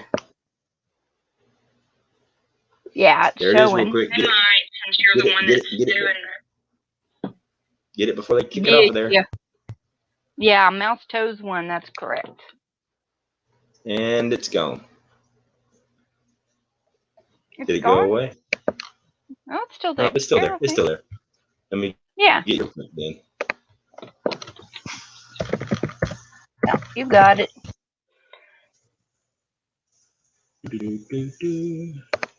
Good. Yeah, if you don't know her, like, she's hilarious. Like, to see her in a live chat is completely. Oh my gosh. Right. Here comes prep for it. Oh, thank you. Yours is like super long, the mouse's. Yeah. And hers even says her name in it. Yeah, you can personalize your channel link. Oh, I didn't know that. Yeah, there's a way to do that too. I'll have to get it figured out and then I'll show you. It's been a while since I've been in that part. But yeah, you can create a personal link somewhere in there in your thing if you're on a computer. Gotcha. I mean, I'm pretty sure there's somebody out there with a lot of money that's like building a platform right now. Oh, wouldn't it be nice? Compete. You know, and what blows my mind is I don't know why that guy Tom at MySpace hasn't done that already. I know. He's supposed to be all of our friends. I know, right? Come on, friend. Where are you at when we need you? You're just doing the music. Okay. I mean, he got kicked in the teeth by Facebook, and he just kind of went, I know. What are you going to do? I see Tactical. Well, it was a fishing pole review, okay? And so I said, nice pole. Talking about jigglers and poles and man. Oh my gosh. Tom. Oh, it was Tom. Yeah, Tom. He was Tom. Cool. Like, remember his picture? He was just like sitting in his desk. Oh yeah. Looking all weird. Oh my gosh. And you remember all of the different things you could do to skins and stuff on your page that you could change up? It was a cool deal. But it took forever to do it, at least on our internet, because we had that dial-up internet, man. It took forever. Oh yeah. I mean, MySpace was the thing, man. Then Facebook came along and just ruined everything. Well, I think his Facebook flowed a lot easier. It wasn't so complicated, and yeah, it was a lot. It was a lot more updated. Yeah, and I think that was a lot of it. But Tom should have just grabbed his sack and pulled his manis up and fixed his stuff. Oh my gosh. And I'm pretty sure the platform's still there, MySpace. I think it's like basically, I think it's like a music platform where they just mainly do music now. Yeah. But you could do like really cool blogs and all kinds of stuff on there. It was like neat. I liked it. I liked it better than Facebook. It took me forever to get used to Facebook. I still wish it was MySpace. I like MySpace. Like, you had like more control over your page. You could pretty much do whatever you wanted. Yeah. Yeah, I mean, there were some pretty risque people on there. Yeah. I mean, he could be a multi-millionaire right now if he just came back out and said free speech, say what you want to say, just don't break the law, and let's have a good day. Update it some and then keep it where you can personalize it more. Oh my gosh. That'd be amazing. Yeah. Like you had to learn how to use a computer to operate MySpace, but once you finally got your page done and you could change it, like you literally had like your own corner of the internet, with MySpace. Mm-hmm. Yeah. With Facebook, it's just generic, which that's one of the reasons why it works so quick and so easy to understand. It's all generic. There wasn't as much to load because there's not so many different aspects of the pages. Yep. But and one thing I've noticed too is YouTube. It's like people in the chat. Be careful what you say in the chat because it can actually hurt the page holder as well. Because I mean, there's one person. He's a member of pretty much everybody's room, and his screen name starts with the C word, and he spells out the entire thing. And every single comment he makes, no matter what, he could just say hello. It's held for review. Yeah. I don't know if he knows that or not. Every single comment he makes is held for review just because of his screen name. And that's probably why he does it, but he doesn't realize it can also hurt the people whose chats he's going to. Right. I mean, he may realize it and be doing it on purpose. I don't know, but I mean, I don't know him very well. I've seen him in some chats. He's been nothing but cool in the chat. He's never been sideways, left or right. You know, but just I just don't know that if he knows that every single comment he makes gets flagged. Hey, Niecy, what's going on? Hey, Niecy. Stephanie Joe Roundtree. Yeah, has anybody been over on the fake book lately?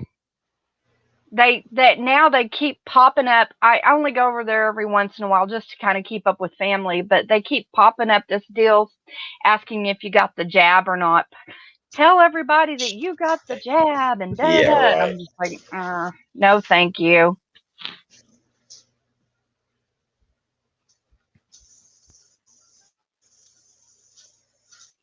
Yeah, Radio Shack was the bomb, wasn't it?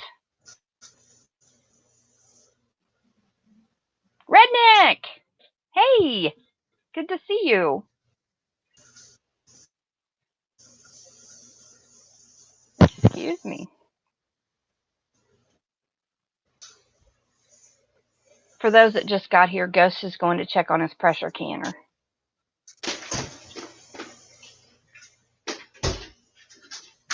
Like Kmart, Susanna said, I had to go. Susanna said I had to go play with my jiggler. Circuit City, Sears, Montgomery Ward. Yeah, I tried to do this live stream from the kitchen, but it was Wi-Fi, and my Wi-Fi is crap, so I had to come back to the bedroom and plug in. But I'm gonna fix it, and next week, Tasha and I have come up with an awesome idea. I'm gonna go live in the kitchen. I'm gonna live stream canning, and I'm gonna put out a checklist of everything you're gonna need to can something, and then we're gonna go through it step by step together. Me and everybody in the chat, or everybody can come on the panel, and we're gonna can together live the entire process.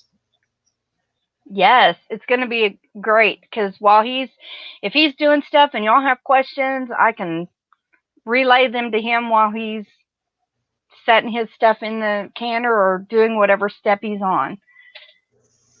Thank you, Karen. I appreciate it. Mousetoe's link, Ghost put her link up above in the chat, so you should be able to find it again. I did. Redneck, I am doing great. Thank you. I hope you're doing good as well. Yes, I think I'll do it. I think I'm going to start with, I don't know what. I've got plenty of butter. I want to make ghee. I've never done it before. And I got plenty of cheese. I want to wax my cheese. I know that sounded weird. That sounded naughty. Yeah. After I finish doing what I got to do with my jiggler, I got to wax my cheese. Yeah. Oh my. Yeah, but I got a bunch of cheddar. I want to go ahead and seal it and wax long term. Yeah. Ghee. But I think I'm going to start with beans. I want to can some beans. Everybody's got beans. Everybody needs to can some damn beans. That's one of the prepper staples, so that would be a great first start. Yeah. Now, are you going to do just beans, or are you going to add a little ham or something in there with it? I think I'll do. You know what? Do some with and some without. Yeah.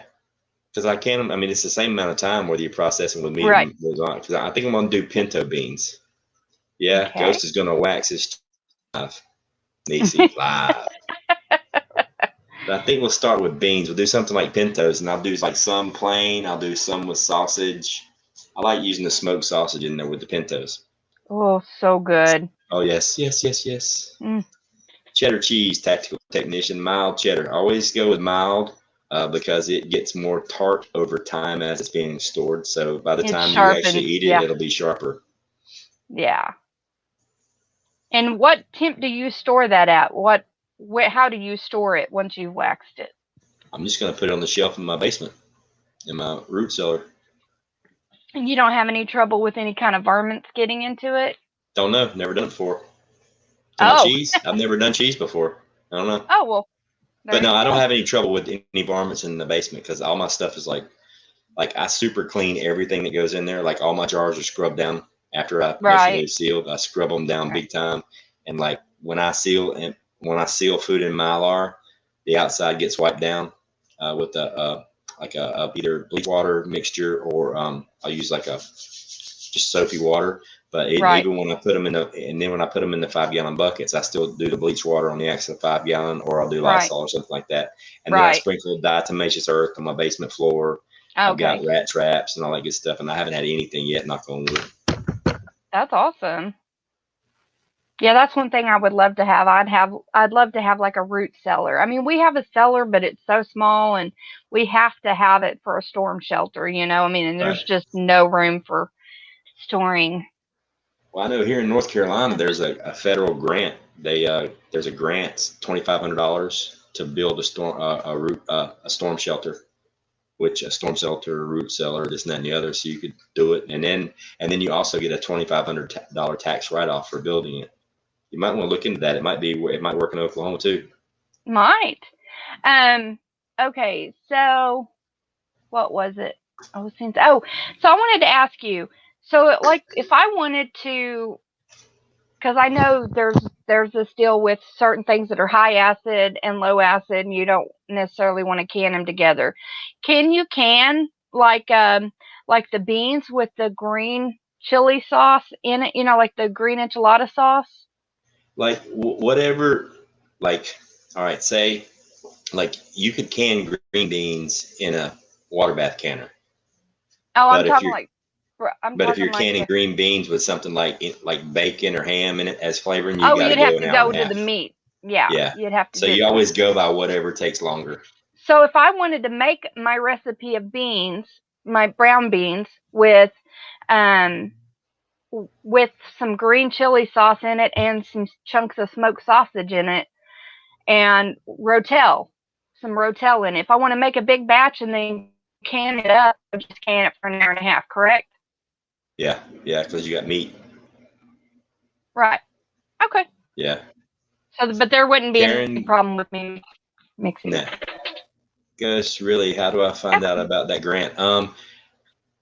Depends on where you're at, but I just Googled it, like for real. That's how I found out about it. But in the heavy tornado areas like Tornado Alley, like North Carolina, Tennessee, Arkansas, Mississippi, Alabama, they have the federal government has a grant up to $2,500.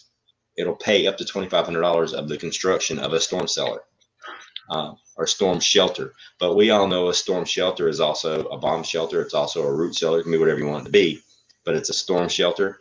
They cover up to $2,500 that, and you can also write off $2,500 extra expense on your taxes every year. And it adds an extra. It adds, depending on the size, it adds anywhere from $2,000 to $5,000 property value to your home. So it's a win-win situation to build a storm shelter, like for real. But you could just Google it. You could call one of your local offices. You could actually probably just Google your state. I bet I could just call our emergency our county emergency manager, because we know him, Carl, and just. Yeah, I'm pretty sure FEMA does it. I think it's a grant through FEMA. So you could probably just go to, because I was literally going to do it when I was moving from Florida to here, but the house that I found had a basement. So I'm like, oh, never mind. Don't need to do it. Yeah. Hey, Sandra Moody. You're lucky. Yeah, I got lucky with this house. So, but I already had the blueprints drawn up and everything. I was rebar still reinforcing it. I mean, it was going to be badass.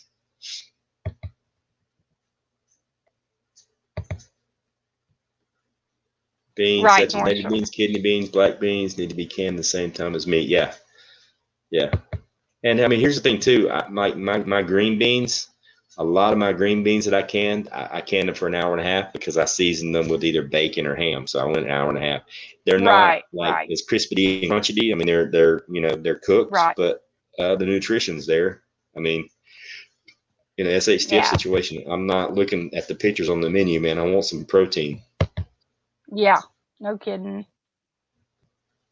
Murphy, North Carolina. Hey, Prepper 101. Murphy, North Carolina. Why does that sound familiar? I'm in Rockingham, or I'm close to Rockingham, North Carolina. Hey, Gary, what's going on? I'm not sure. I've heard of Murphy, Karen. What's that close to? What big city is that close to?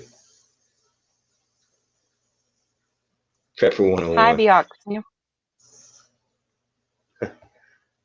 Hugs and kisses. Bioxo, what's going on?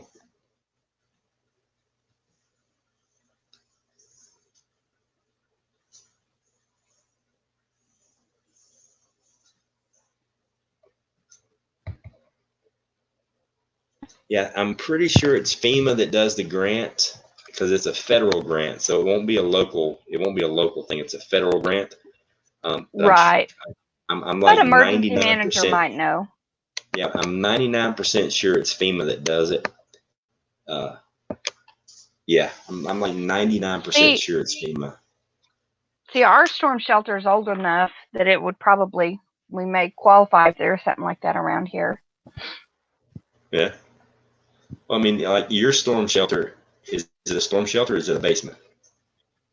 It's a cellar. Yeah, it's a cellar. It's a cellar.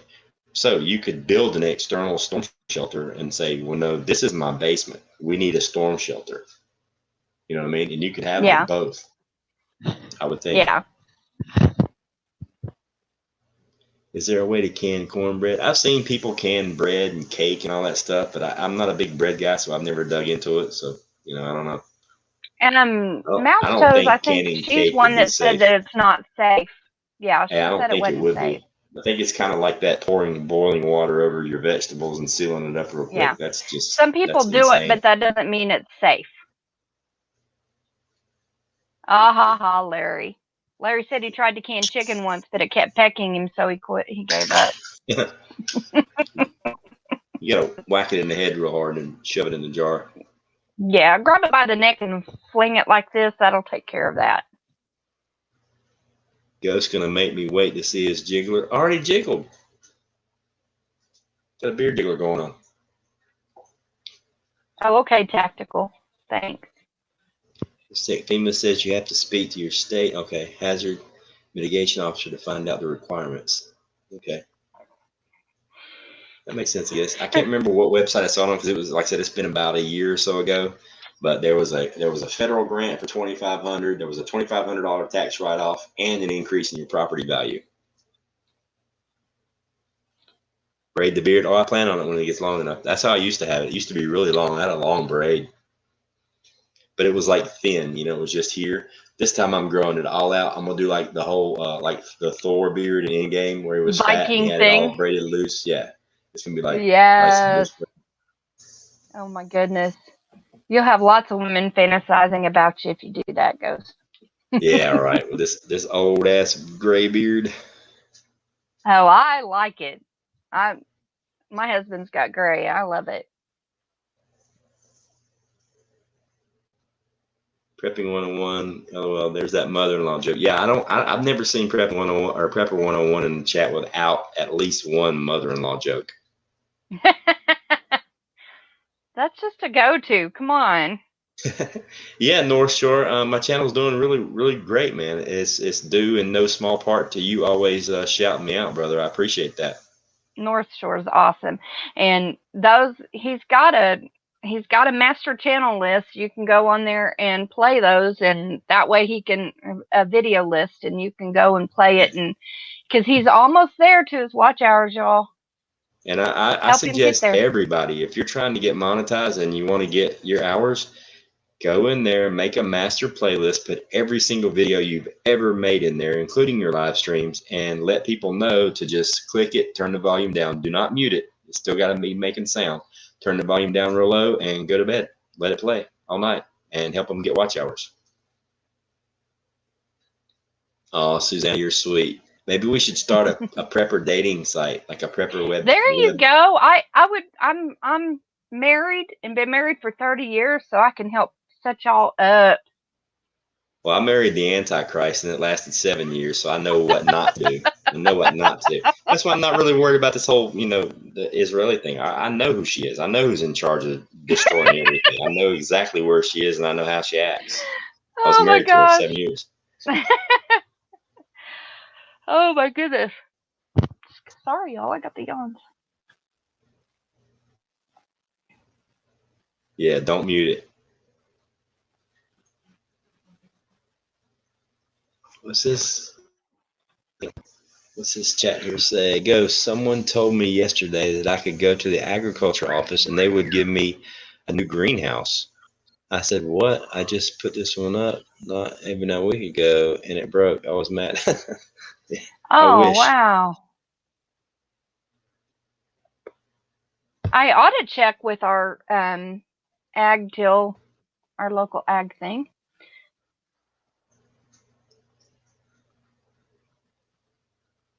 Sandra says she likes gray on men too. It's just not fair that men wear it so much better than women. I know, right? Ghost, I tried to get Just Native wrong. to start a Prepper Fans website for the ladies.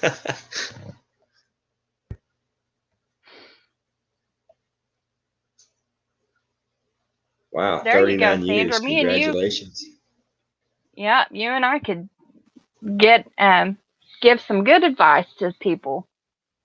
Mm. Put them through the ringer so that they're thinking of every aspect of it. It's like prepping for marriage, right? There we go. Mm.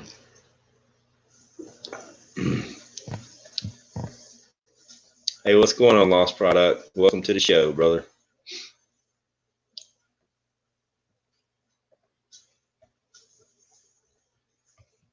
Yeah, Nisi qualifications based on preps. Based on your preps, yeah, that'll work. Oh, I love it.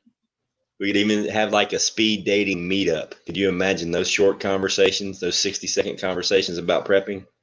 Oh, man. And if they don't know, sorry, I'm moving on. Gotta go, move, gotta go, switch. Not for me. See ya. Swipe left. Oh, Susanna, you're sweet. Me too, Susanna, I tell you. But I already got me a good man. I got me a good man. He gets grumpy sometimes, but he's still a good guy. We all do. Yeah. I get grumpy too.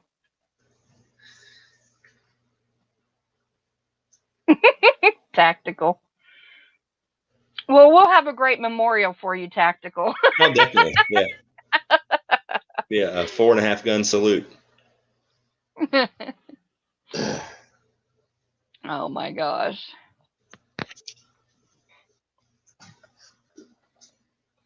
Speed dating. First question: are you a prepper? Well, it's a prepper speed dating meetup. So everybody there is supposedly a prepper. Yeah, that would be hilarious. That would be like hilarious. I'd love to be a fly on the wall with all those conversations. And then when you're deciding where to live, it's whoever's got the best, most securable place with the best. How big's your basement? How tall is your fence? Do you have a water well, natural water resources, got a spring? What's going on there? What do you think about solar, huh? Oh my gosh. Good night, Demeter. Night. But one thing I did, and I would definitely advise everybody else to do it. About a year before this circus show started last March, and everybody knows what I'm talking about. About a year before that, for some reason, every time I was at Walmart, I would grab a couple of cases of jars and 5 or 6 boxes of lids every single time I went. And I had stacks and stacks of jars and literally hundreds and hundreds of lids. And then everything went nuts and you couldn't find jars and lids. And I'm walking in my storage room and I got this big ass smile on my face and I'm like, I'm rich. Because these things were selling on eBay for like, they were $13 a case before everything went stupid. And on eBay, it was like $150 for a case of ball mason jars. I'm looking at mine and I'm going, I'm rich. You know, I don't need to stack precious metals. I'm stacking what holds the food, you know. But even when during the pandemic, I was still, I was still able to find jars, but not a lot. It was like a case here. I go into, like, even when I moved here to North Carolina, I'd go into the local Walmart and I would see they'd have like 6 cases on the shelf, wide mouth ball. I'd get a case because I'm not in dire need of them. but I wanted. Right. So I only got a case. I didn't get all 6. I didn't get 2. I didn't get half. I got 1 case to make sure there's still stuff there. You know, when they had a case of the lids, I get like, 2 boxes, not like 6 or 8. I dialed back what I was getting. You know, I didn't keep getting the same. I dialed it back because I'm not in dire need of them, but I want to make sure I have a surplus, you know, just to make sure other people get it. And the same thing like with the toilet paper fiasco last year. Once that finally calmed down and there was still toilet paper in the stores, every couple of weeks, I get a case of toilet paper to build up a surplus. Loading up my cart, I'm like, you know what? Because this stupid shit's going to happen again. So I'm just going to go ahead and get it now so I ain't got to worry about it. You know what I mean? Yep. I advise everybody to do that. If you see jars, grab a case. Even if you don't can, somebody you know cans, and somebody you know is going to need those things. You know, it's going to be a good tradable or barterable item if you don't can. Oh, yeah. Somebody Especially, else, I mean. Yeah, especially the lids, you know? Yeah. Now, I'm even going to do one challenge. You could even barter lids or jars for part of their what they can, you know? I mean, like one of my cannings is because I try to figure a way to do everything off grid. That's why I have a brake bleeder to vacuum seal stuff, and I have a brake bleeder to do all my Mylar stuff. I can just do it with a brake bleeder. Because if you froze it for 3 days, legitimately, if you froze it for 3 days and you have a brake bleeder, you don't need an oxygen absorber at all, none. Because if there's a little bit of oxygen in there, there's no bug larvae to eat any of your stuff. You know what I mean? But I still do the oxygen absorber, but I still do the brake bleeder or, you know, the vacuum cleaner. But like I want to do a video or maybe even a live stream challenge, a canning challenge, to where you got to take your can around in your backyard, build a fire pit, and can. Learn how to can over an open fire. Learn how to, you know, maybe can, like have what I'm thinking is it's going to be an open fire, but I'm also going to have a coal fire pit beside it where the canner is going to be, to where I can move coals in and out to adjust the heat. You know what I mean? Right. Otherwise, you're going to be standing there holding this thing over the fire, trying to get it back and forth to keep your jigger right. going. Yeah. Yeah, that was a skill that a lot of people have lost over the centuries, is cooking over an open fire. They didn't usually cook directly over the fire. They set it off to the side and put the coals there. Or you let the fire burn and then slide the coals over, you know, because you can regulate your temperature better with the coals, because the coals are constantly going down in temperature. You know what I mean? The fire is all jacked up and it gets all crazy and you get, Yeah.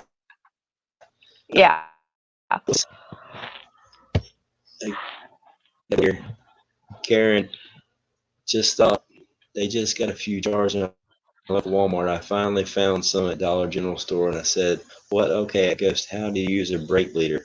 Karen, I'll actually, here in the next couple of days, I'll make a video showing how I use the brake bleeder. But I can use it on my mason jars if I want to vacuum seal in mason jars, like I did my I used to do rice and flour and sugar and all that in mason jars. Dry canning, y'all, not like canning processed. Yeah, this is dry canning. This is just vacuum sealing. Yeah, I just sterilized the jars, poured the sugar in there, and then vacuum sealed it with a brake bleeder. I'm gonna do a video and show you how to do it.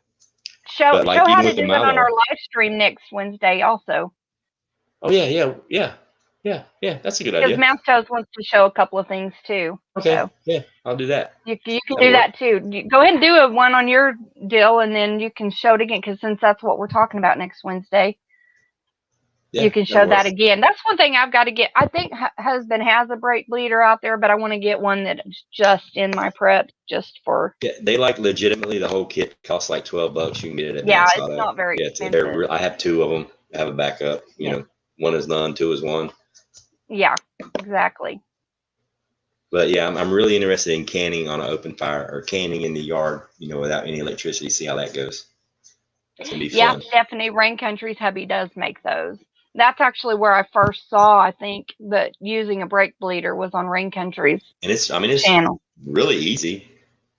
How long will flour last in the jar? Number one, anything you put in the jar, keep it out of sunlight. If you restrict sunlight to it and you keep it in a relatively controlled environment, it's going to last twice as long as if it's just sitting wherever willy-nilly.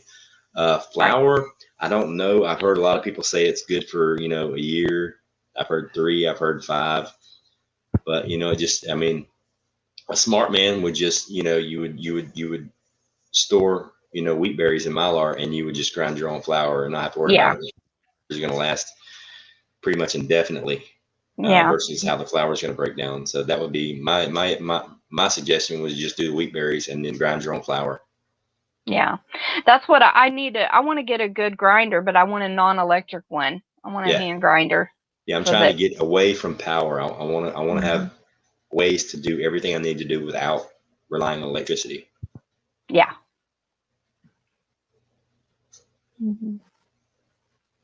Yeah, I mean, I've got flour that I've canned and used. It's been in mason jars for over a year. It's all-purpose flour, which, I mean, I basically, I don't use it to bake. I don't do a lot of bread. I don't use it to bake. I use it like for gravy and roux and things like that. Like, that's one thing that you need to know when you're canning too, is you don't want to can anything with a thickener agent in it. You don't want to can anything that has cornstarch or flour or stuff like that. No thickening agents when you're pressure canning. You don't ever want to do that. You save that till after, when you're going to eat. Then you put in a little bit of flour and thicken it up and make your gravy. Right. I'm more big, other than a few things that we just absolutely love that I know wouldn't off-put the flavor or something. I'm real big on canning individual ingredients and then putting them together later, like as a stew or a casserole or whatever. Yeah. I mean, I've done soups. I do beef stew canned. I do chicken stew canned. It's quick and easy. You know what I mean? But there's some stuff that you just can't do in the canner, like a thickening agent. Legit, you can't do it in a canner. So obviously you'd have to have a little bit if you're going to thicken it up afterwards. But there's so much stuff you can do, and so many. But here's one mistake you don't want to make when you're canning. Don't spice anything when you're canning, other than, like, I just do a little bit of salt just to get my sodium intake. Right. But putting like basil and garlic and oregano, and you're canning with those, the canning process jacks that shit through the roof. It's like I've legit done it because I was like, I'm gonna try it and see if I almost couldn't eat the food. That's how powerful it was. Yeah, it's the same way whenever you pressure cook something in a pressure cooker. It's the same way. Just pressure cooking a roast or whatever, it'll really jack up, like pepper. It'll jack up like your herbs, like that, like Italian seasoning and stuff. If you're going to add it, you don't want to add very much at all. After. Like tiny little bit. After. I don't put anything. Only thing I put in there is salt. Yeah. For real. I just do salt. Like the pepper and then Italian seasonings or basil, garlic, oregano, anything else comes after. Yeah, because it totally ruined. Like, I think I seasoned 2 or 3 jars just to test it, and it was so overpowering. Like, I even literally tried to like water it down a little bit, but it was so overpowering. It was almost unpalatable. Like, it was crazy. Yeah. And the lost product was talking about the disclaimer.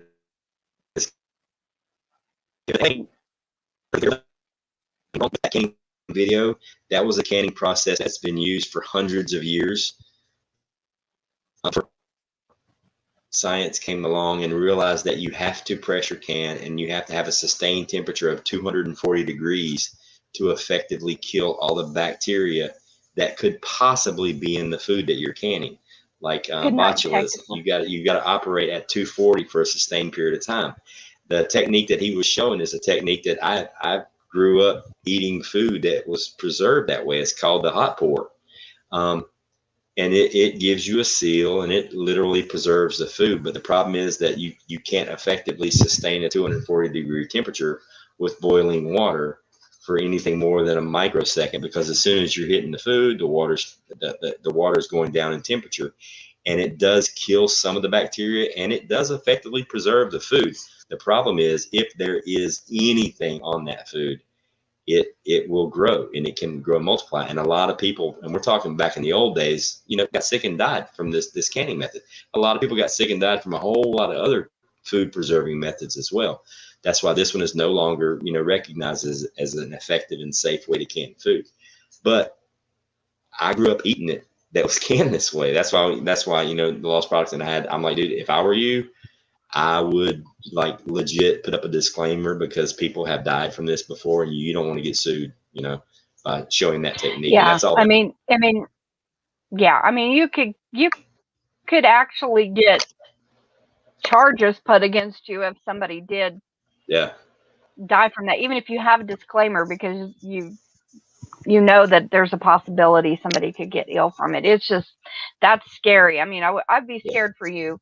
I wouldn't want you to end up getting in trouble over that, or anybody that's the whole getting reason sick why I over reached out to him. I was like, yeah, I would, and that's why I told him, you know, hell, I grew up eating food canned that way. A lot of people did, but with the way the law is now, and everybody ratting everybody out for this and that and the other, unless I know for a fact that it's healthy, I'm not going to advertise it. And if I did, like when I can my butter or my ghee, and when I can my milk, I say, hey, this is not approved by, you know, the FDA and the canning, but I can it this way, and I've been canning this way for a few years, and I'm not dead yet. Right, and that's what Mouse Toast said too. She says that if it's something that she does that's not an approved method, she doesn't even feed it to her guests that come over, because they're willing to take that risk, but they're not going to risk somebody else's health. So, you know, you have to make that disclaimer and make it very plain and clear and straight in people's face. Hey, Prepper Nerd. What's going on, nerd? Let me go check my jiggler. I'm going to laugh every time he says jiggler. Southernmost Illinois, I mean, if you have a disclaimer, you're more than likely, but just make it very clear. I mean, it's just like, even with, you can have a written contract where both parties sign it, and sometimes that can still end up being null and void should somebody get hurt. I mean, there's always a chance, but at least you would have a chance added if you had a disclaimer up there. This is such a litigious environment that we live in now. People are willing to sue over the littlest things, you know. So that's just what I'd be worried about.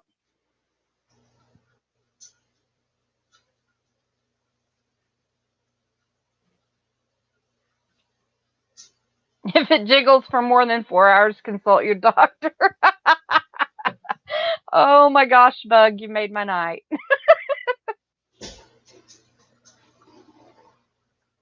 Shrimp comes out dry and not tasty. What if you can it? Yeah, I wouldn't recommend canning shrimp. I've heard that's nasty. Oh my goodness.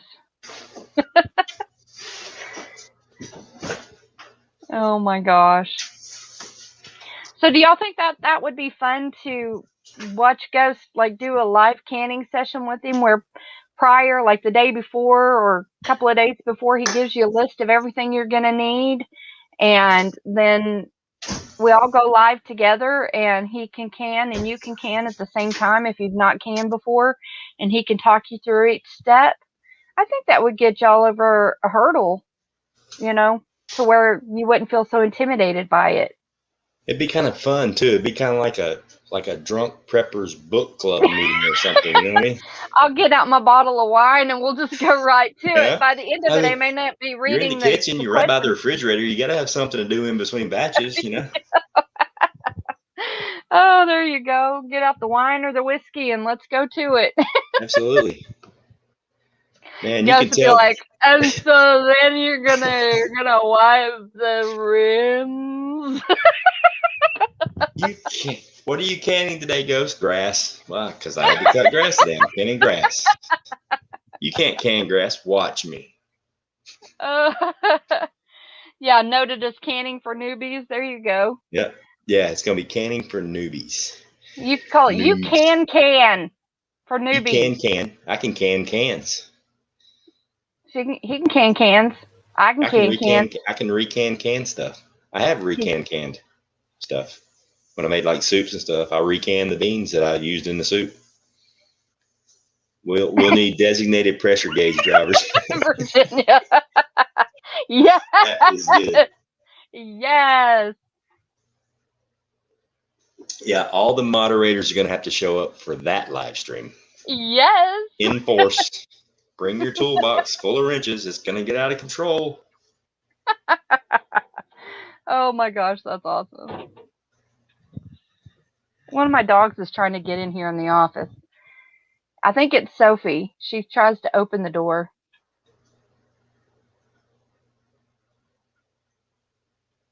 Yeah, thanks, Lost. I think it'd be cool too. You know, we'll do the pressure cannon, the water bath. I'll even do some like jellies and stuff because I need to make another batch of habanero blueberry jelly. I call it I call it blue banero. It is so good. Blue banero. Oh. It's blueberries with habanero peppers, and it makes a sausage biscuit kick. It is awesome on a sausage biscuit. Because I love like jalapeno pepper jelly certain ways. Some people, the way they do it. I did it with blueberries. I did it with peaches. What else did I do habaneros with? I did it with blueberries. I did it with peaches. I think I did it with, I think I made like a cinnamon apple habanero jelly. And I made a lot of chow chow. I need to make a new batch of chow chow. I'm almost out. I got 2 jars left.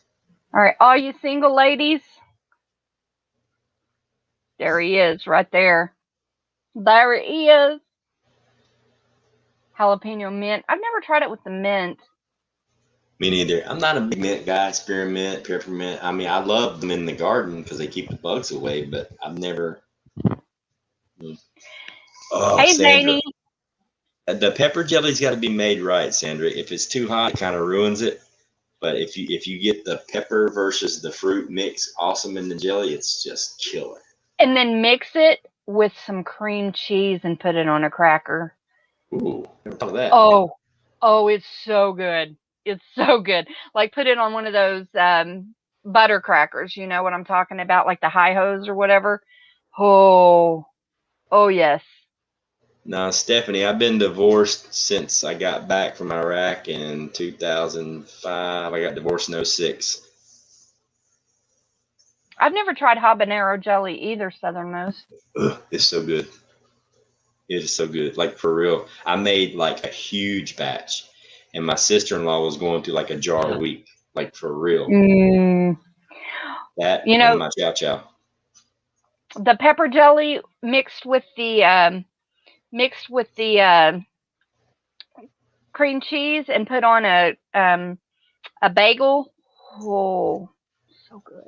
And like my favorite, honestly, my favorite thing to cook is my favorite meal is lima beans and rice with hamburger patties and homemade macaroni and cheese.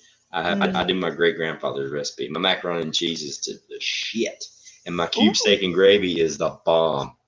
But what was I talking about? Cinnamon buns. I copied the recipe. I mean, it takes like 4 hours to make them, but they're so good. Like delicious. But I do my own applesauce. I do my own pears and peaches. All my jellies. I even took. Oh, here's a cool one for you. We had a it sounds like patty right there. You go. I did a Ghost out here trying to become a polygamist. Yeah, that's what I was laughing at. I was trying to listen, but I was laughing. Sorry. I did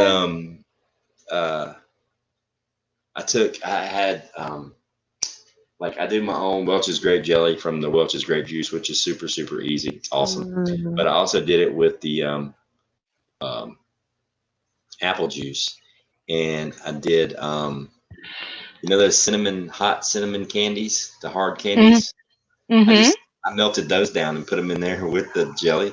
It was hot cinnamon apple jelly. It was really good, like really good. Oh my gosh! Now you're making me hungry. Guys, we asked how to keep ants away from the garden. What does that say? How to keep ants away from the garden, and you and Backwoods said to use habanero with water in a spray bottle. Do we boil the peppers first?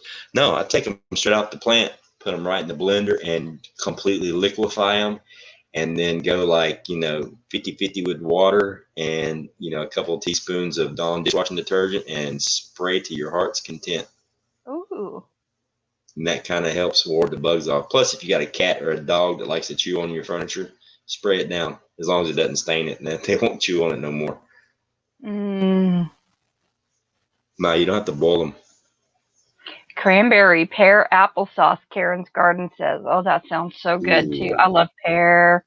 I love cranberry. I love Yeah, applesauce. cranberry pear applesauce. That does sound good. I did the Mm-hmm. applesauce with cinnamon and brown sugar. That's really good applesauce. Mm. Peaches are fun, but they're a lot of work. Like a lot of work to do peaches. Yeah.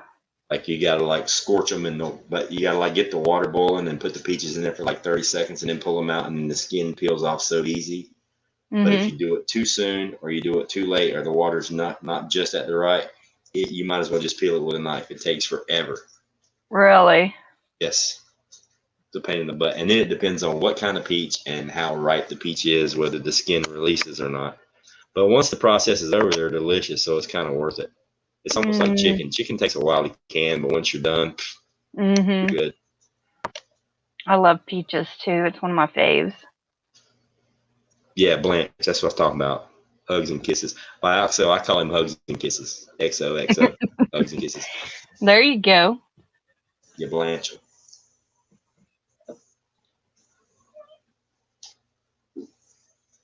I mean, it's fun if you get like a good batch and they just blanch perfect and the skin comes right off, and you just cut a circle and you twist it and the pit falls out and you can slice them. They go right in the jar just so quick and so easy. But if they don't, pain in the butt. Pain in the butt. Peaches, like I did like homemade strawberry jam, all that good stuff. Like the jellies are kind of fun. They're quick. I mean, yeah, you got to sit there and stir constantly, which is going to have a lot in common with melting the butter or doing ghee. And I've seen people do ghee with salted butter and unsalted butter. I don't think there's going to be much of a difference. I think I'll lose a little bit of volume using salted butter. And everybody always asks, why is there salted butter? And it doesn't mess with the flavor. The only reason they put salt in it is because salt's preservative. Like regular butter and salted butter will last longer on the shelf. That's the only reason to do it. There's no nutritional value to it. It's just as a preservative. Well, if you're melting the ghee to put over your popcorn, it's already salted, so that's good. Yeah, true. Unless it cooks away. No, it doesn't. Yeah, shouldn't. Just got the notification. What notification? Oh, that you were live. on. Yeah, it wasn't planned. I was just pissed off because there was nothing but like doom and gloom on YouTube. So I figured somebody out there wanted to talk about normal stuff, not rockets and bombs and bad attitudes. Yeah, the jiggler's the weight you place over the steam valve. I already said that earlier, Susanna. Did you not hear me? Kicking it Homestead. What's going on? Hey, you guys, I'm gonna post these links again. This is Tasha's link. You guys for real need to go check this channel out. Thank you. Like for real. And then we'll be live. I'll be live with her on her show on Wednesday at 8 o'clock Eastern, 7 Central. We're gonna talk about all kinds of good prepping, canning stuff. What are we talking about this week? We're talking about food preservation this coming week. Yeah, and the series is called Prepper's Portal. So it's the same picture on each live stream, but then the title down below will be different. So you'll see that on there.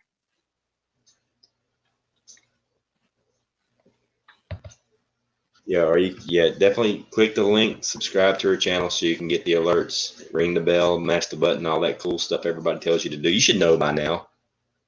You hit all the little buttons. Come on, people. All of the little bells and whistles. Yeah, you hit the bells, push the buttons, kick the bucket, all that stuff.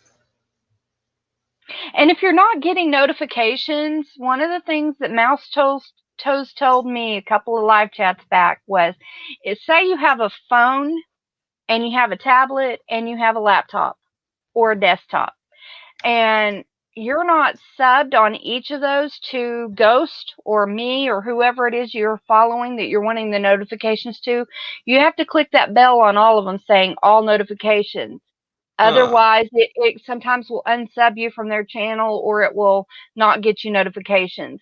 So just make sure you're checking, especially your favorite channels, make sure you're checking on all your devices that you sign in and watch on, that you are are subbed and have the bell clicked on each of those.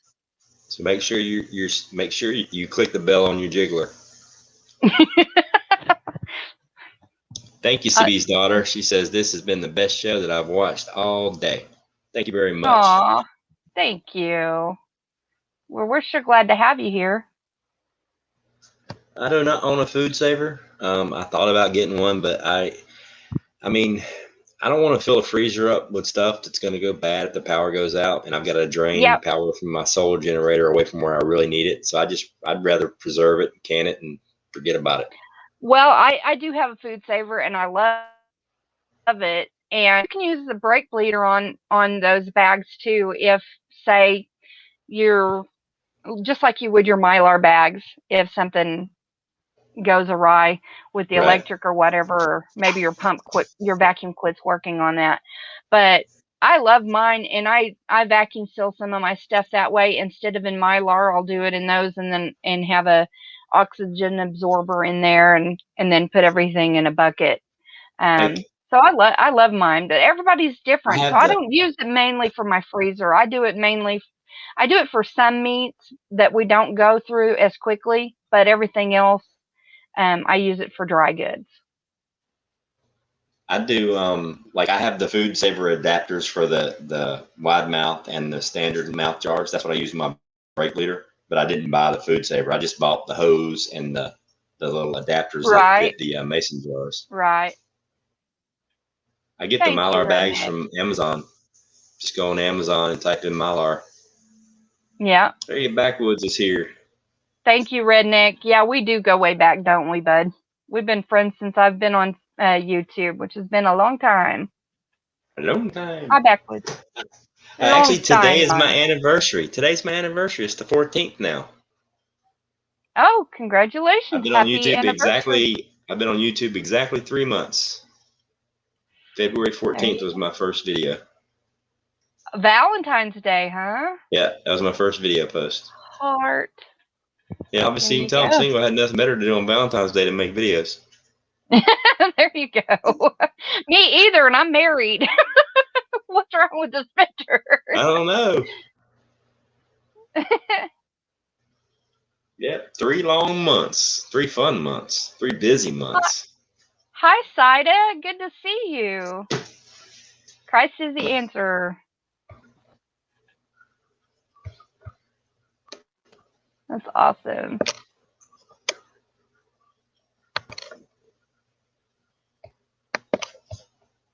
That's your bee. There you go, Backwoods, or anybody else that wants to come on here.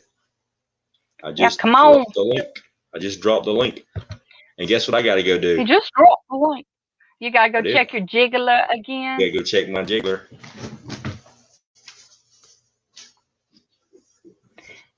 Hey, I think he has a rash, y'all. He keeps having to go check his jiggler. I'm just teasing.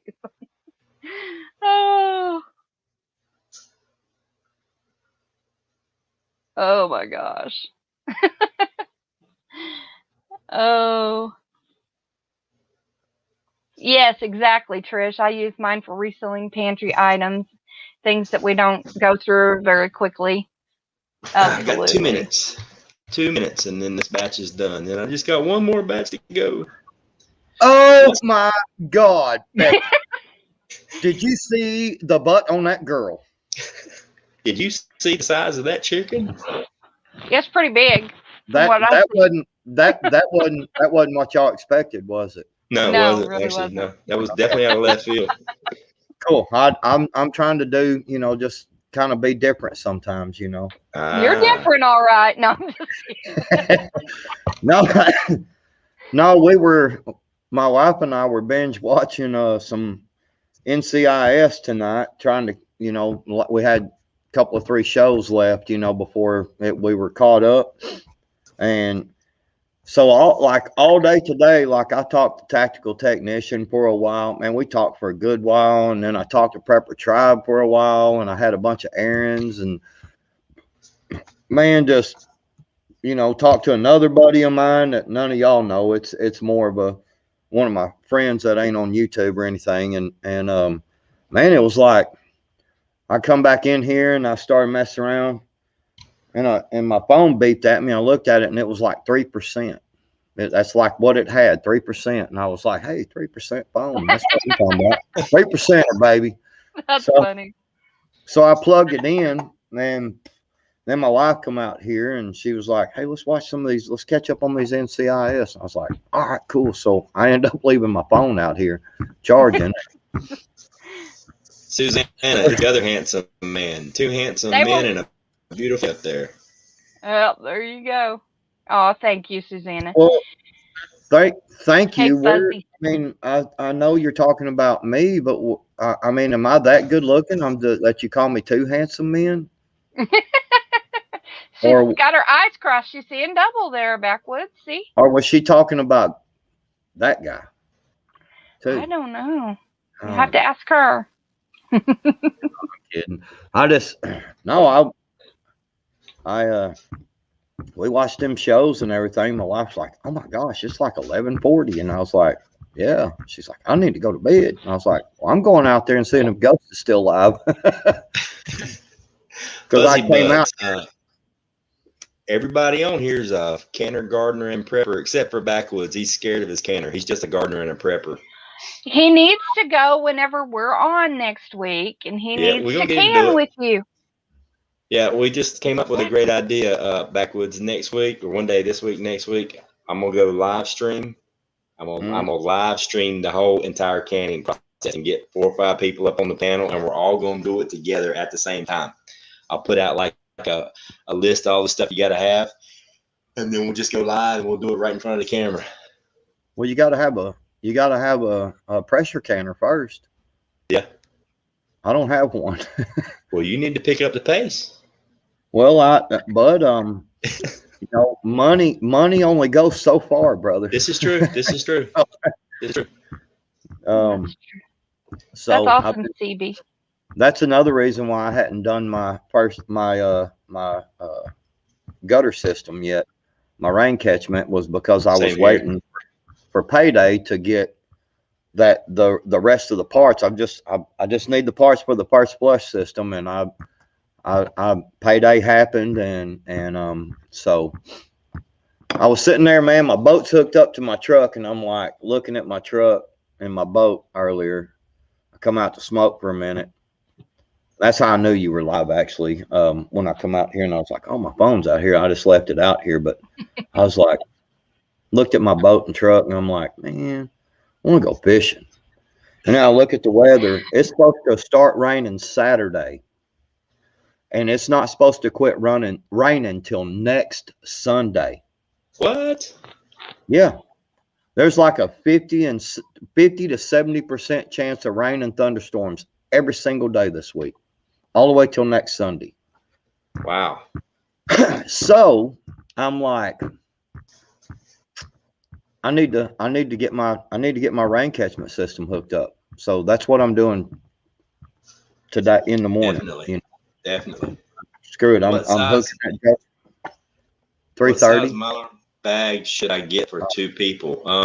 For 2 people, you probably, I mean, if you're talking, I mean, I use a variety of sizes. I mean, it just depends. I mean, I have everything broken. I've got stuff in 5-gallon buckets, in 5-gallon Mylar bags. I've got stuff in quarts. I've got stuff in pints. You know, you can be really thrifty and just buy nothing but 5-gallon buckets and or 5-gallon bags and make them your own size, because you can cut them any size you want and just heat seal the edges. And yeah, I mean, you can make them as small as you want, because it would be cheaper that way. But for 2 people, I would say if you're going to do stuff like rice and beans, I mean, you could probably rock and roll for a long time with quart bags. Man, I'm getting in trouble over here. Why? What'd you do? Karen says, "Yes, Backwoods. If we are doing canning, you have to. Well, get busy and go to the yard sales. Get your butt busy. Yeah. Oh my. Yeah, it sucks, man. Cause see, I also got to go get some more dirt. My potatoes are actually just starting to show sign of some greens popping out, and I don't want them to pop out real good. I was kind of waiting on payday to get some more dirt, so I'm gonna grab, some more dirt tomorrow and go ahead and fill them up and make them, keep on coming, and give them more room to grow. You know what I mean? So. Yeah, I'm anxious to see what mine do because them things are huge. Yeah, me too. I'm anxious too. Man, them some good looking plants, man. I planted them. They've been in the ground for 6 weeks now. So they've been in the ground for a month and a half. They got 2.5 months to go. Yeah. Yeah, today's my 3-month anniversary, Backwoods. Oh yeah. I posted my first video 3 months ago today. Sweet. I know. I'm sure it's an anniversary for something for me. I mean, I stayed in trouble so much. I'm sure it's an anniversary of when I got in trouble back in the day. I stayed in freaking trouble, man. Like all the time. I've been canning all day long. I canned about 35 pounds of chicken, and now I'm working on I just finished my second load of chicken broth. I'm fixing to put in my third load of bone broth. Right.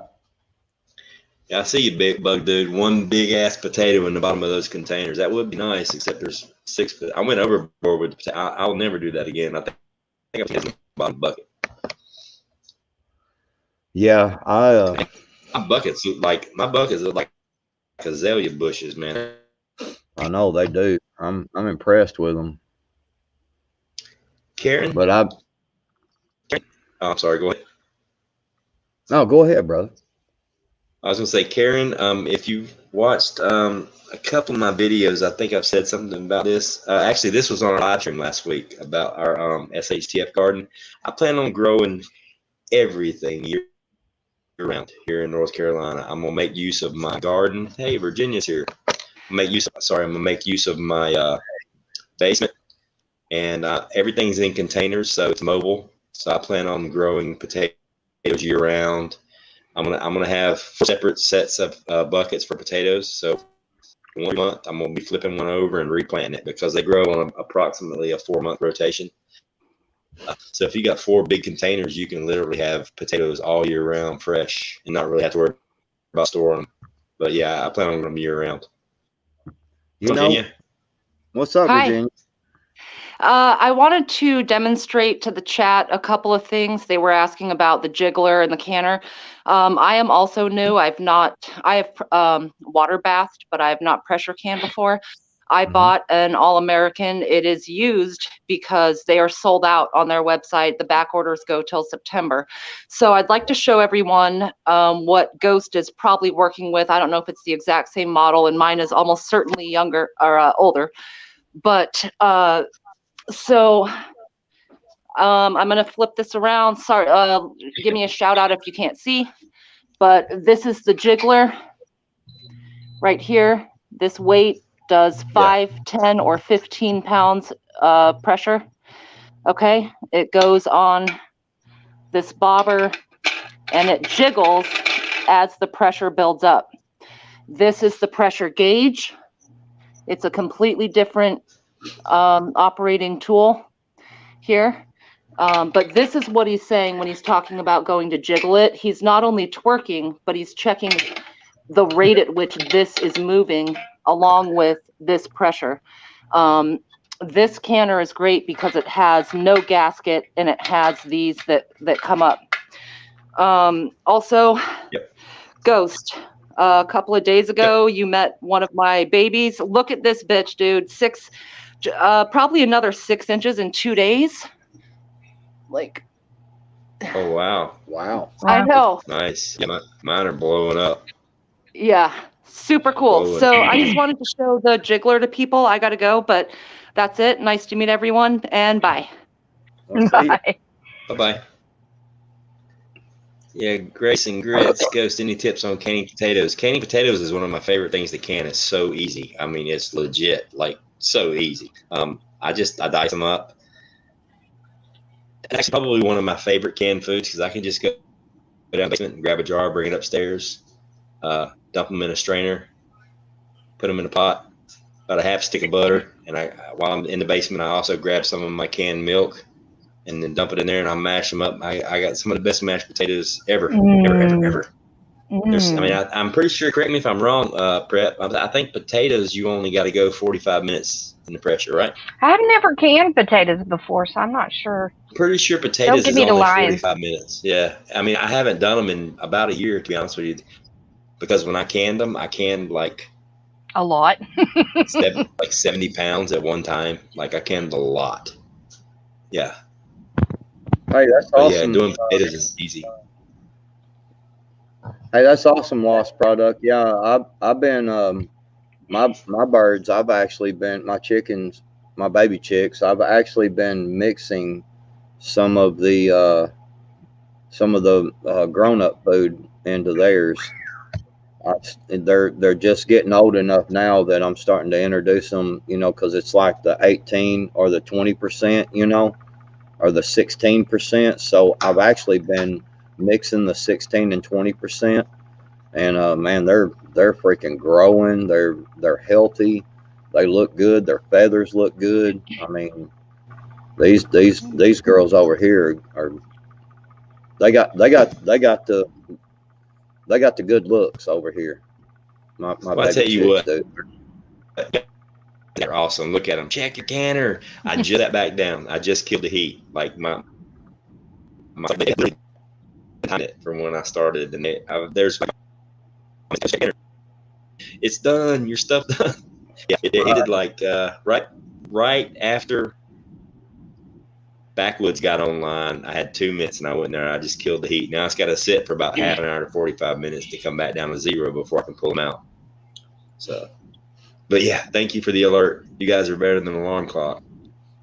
Well, and you know, one of the things, like I said, I sit out there earlier, man, and I tried to decide. I was like, man, I want to go fishing. I want to go fishing so bad I can't stand it.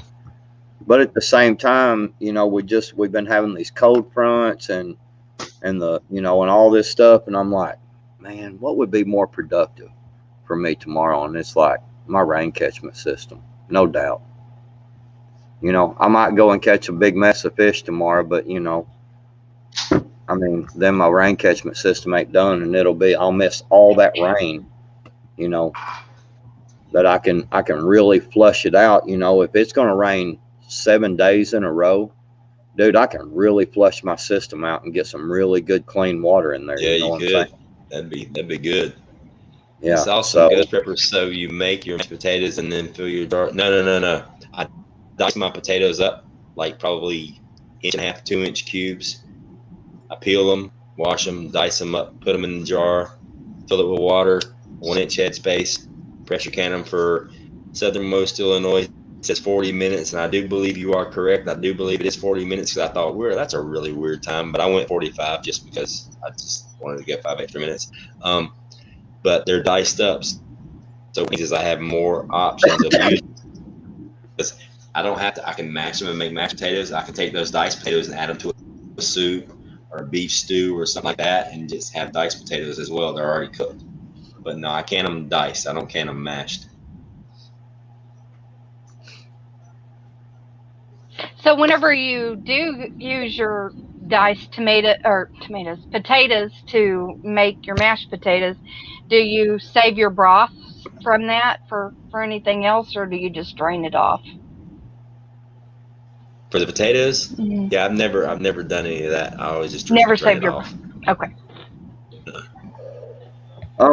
Phoenix, yeah. I did Phoenix, yes, I did get some rest. I've actually been resting the last couple of days and taking it easy. I don't know, I was really tired the other day. Like I had no motivation. I was just almost kind of down, you know what I'm saying? Just kind of like, even a couple of my buddies that called me, they're all is that not the coolest chat ever. Yeah, I know. Oh man, And you we got not say something important. I want to go make pancakes.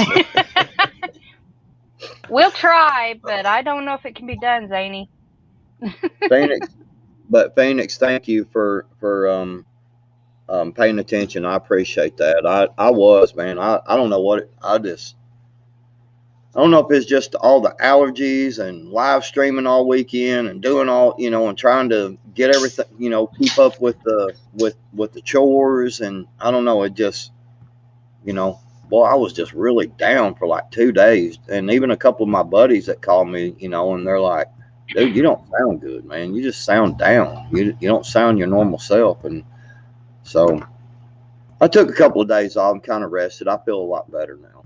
I feel good. I figured you were just ignoring me. No, I feel like I could. I feel like I'm ready to go out and like move all the gravel over like 2 inches in my driveway. Yeah, that's probably a good idea. Just slide it over. Just shift the driveway to the left 2 inches. People were questioning whether you were alive or not earlier, Backwoods, because people couldn't get a hold of you because you left your phone. Yeah, I did. I left it out here. I plugged it in. Like I said, I popped out here to grab a cigar to catch a smoke on, wife had to do a potty break, and I wanted to catch a smoke break real quick. And I'd come out here and I looked and I was like, crap, Ghost went live. And I was like, well, let me go finish these shows, I kind of promised the wife, so I was like, I'll go back out there. He'll still be live. Yeah, I didn't plan on going live. I just couldn't find anything else to watch on YouTube. Everybody's talking about war and death and bullshit. And I'm like, I don't want to hear about that. Nothing I can do about it. Why do I want to talk about it? Right. So I was like, yeah, let's talk about canning. I started Jericho again today. I watch it like once every year. Me too. We'll do it. I actually probably watch it twice a year. Sometimes I do. Well, I actually made a video I'm gonna release in the morning, and today I had to go run some errands, and I actually did make a video today about the gas pipeline, and just kind of gave an update what's going on in my town and the couple of towns over that I had to go today, and talked about a few things about pipelines, and because I did work on pipelines for a pretty good while, so I wanted, I kind of gave an update. It's kind of settling in now, and instead of jumping on the train right at first and be like, oh gosh, I waited a few days, and then I've got a video I'm gonna release in the morning that kind of explains a breakdown of these pipelines, why not to panic, when, things like that. And so, well, it's and we can do this whole, even though this is supposed to be about canning, and I said several days ago, and I think it was on our stream, Backwoods. I said, I think it was one of our prep rallies. I said, look, every single one of these damn pipes has a manual valve at every joint and every connection. All right. Yeah. So if worse to worse, all they gotta do is out there and turn it. They don't, they can just turn it. That's a safety. Yeah. Well, there's, and that's what they did in North Carolina. And 24 hours ago, they went out there and they were running the lateral pump or the lateral pipes manually to get gas to the Carolinas. Well, and I break that down in the video that it's coming out in the morning. I actually break that down a little bit because of what I know from working on pipelines and stuff. I've went everywhere from installing pipelines to working on the pipelines to, helping calibrate. There's all this stuff that people need to understand about pipelines and the reason why we're not going to see a gas shortage very long. So they're not going to go without money. Yeah, right. They're not going to go without their money. Yeah. So I break it all down in that video. Like I said, that's okay. Virginia, that is a myth. Ghost has never twerked or danced live on YouTube. I tried to get him to, but I tried to get him. He won't do it. Hell, I might, when he gets his hours and gets monetized, I might even super chat him some money if he would twerk. Actually, I think I'm gonna hit my video tonight Hmm? because I'm only 100 away. I'm only 100 away. Oh yeah, you'll hit it tonight. Then you've been streaming for 2 hours. Yeah, I think I'm you'll gonna hit. not hit it because I'm gonna go back to my library and all my earlier streams and some of my videos that were rants. I might pull them down and not get like. No, don't do that until you hit your 4,000. Once you hit your 4,000, you can actually go back and pull the videos Well, down. but once you hit 4,000, oh, Won't he get okay. dinged though? No, you have to apply for monetization, and then they come review your channel. Oh, Yeah. okay. So once you hit 4,000, then go in and pull some off the bad ones, and yeah, that makes. Yeah, and now once you go live, okay. Once you go live, once you go live, once you get monetized, now anything you do after this, even if you pull it off, they will go back and review it because you're monetized. So it's a get your hours, then pull some stuff down, and then you can, you know what I'm saying? And we need to talk backstage. I had a long talk with somebody today about this whole monetization thing. There's a lot to it. I was just. And I sent you a text message because I went with Tasha and Mouse Toes last night, and the Mouse Toes, holy shit! I was looking for something to take notes. I'm like, what? All the stuff Emily L was talking about. Mouse Toes took it like nuclear. Right. So this next Wednesday, you need to tune into that channel and come back. Because I'm gonna pick her brain some more. Because man, she's got 150,000 subscribers. You know, she's been monetized for a while, dude. She was talking. She was spitting knowledge I've never heard. She was saying this. I'm like, what? For real? Like, it was great, dude. Our backstage was longer than the actual live stream. It was. Right. It was good. We had a lot of fun. And Mouse, she is very knowledgeable. And yeah, she is. She puts it in a very funny way too. She's me without a beard, man. She is me without a beard. She just says it like it is. She's funny as shit. She is. I love her. I love her. And I got a lot of work to do on my get lined up the way it's supposed to be, and roll because we're getting close. And you know, saying all the any of the stuff that had me getting really close to the edge, I'm gonna pull down or change up a little bit, say at 4,000, and then let them do the review. But I mean, you know, we're averaging every time we do a live, we're averaging somewhere between 140 and 180, sometimes 200 watch hours for each live stream we're doing. If that holds off 500 watch hours, we'll get it back within 2 weeks. And it'll take them that through the monetization. You know what I mean? Well, you once you get your hours, you're done with worrying about hours. Once you hit that 4,000 mark, you're done. You don't have to worry about that. And from there, it's only about just, you know, do you get super chats? Do you know, maybe even a PayPal account? You know, do you commercials, things like that. That's where you make a little extra money. You know, and people don't understand. You know, people don't understand that and you did actually kind of dance on Tribe's deal the other night. Dancing, you have to stand up to dance, okay? Sitting in your chair and showing that you have rhythm is not dancing.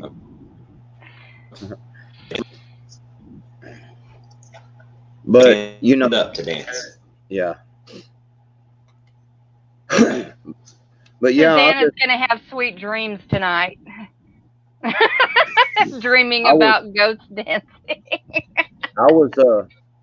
I was telling my wife earlier today about the catchment system, you know, since payday was today, and I was, you know, telling her, you know, hey, I'm gonna you know, get this, I've got to get certain parts. And I started explaining a bunch of that stuff, and she looked at me and she goes, wow, you have done your research. And I said, yeah. I said, we did a show on water catchments and I researched, you know, I knew some stuff, but I researched a bunch of, you know, people don't understand, man.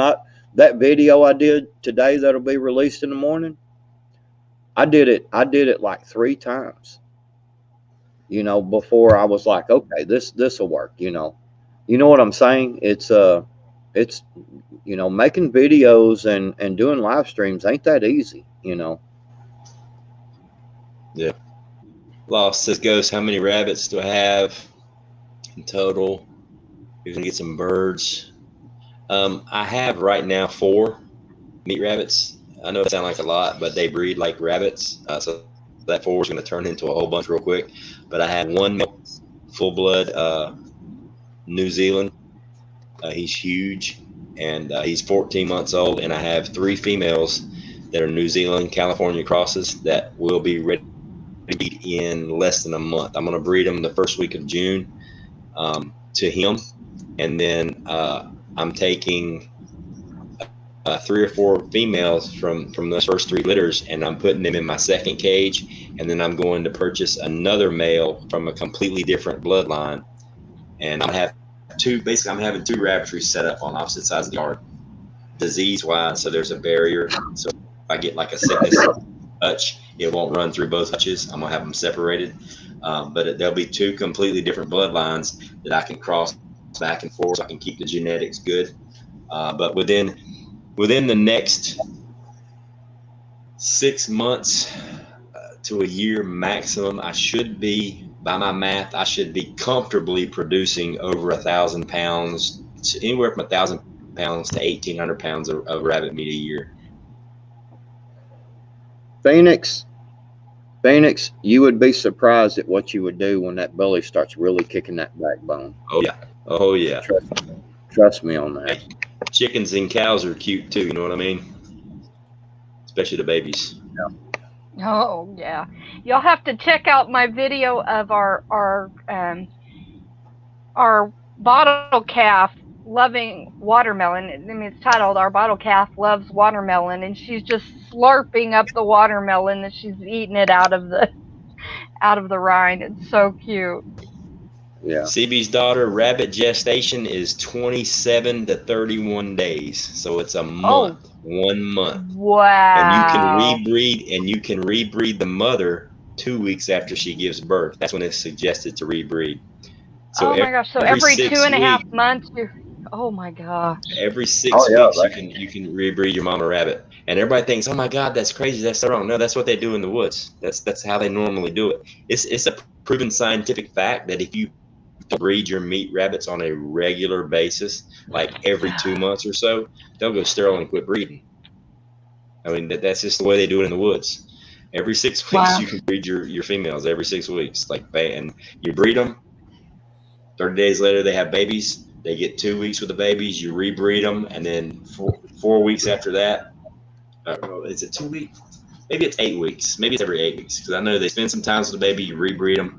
You wean the babies at I think it's 6 or 7 weeks. I have to look at my notes. I've got it all written down. I've never done this before, so I'm going by notes. But I think it's 6 or 7 weeks you wean them, and then you get ready for the next litter.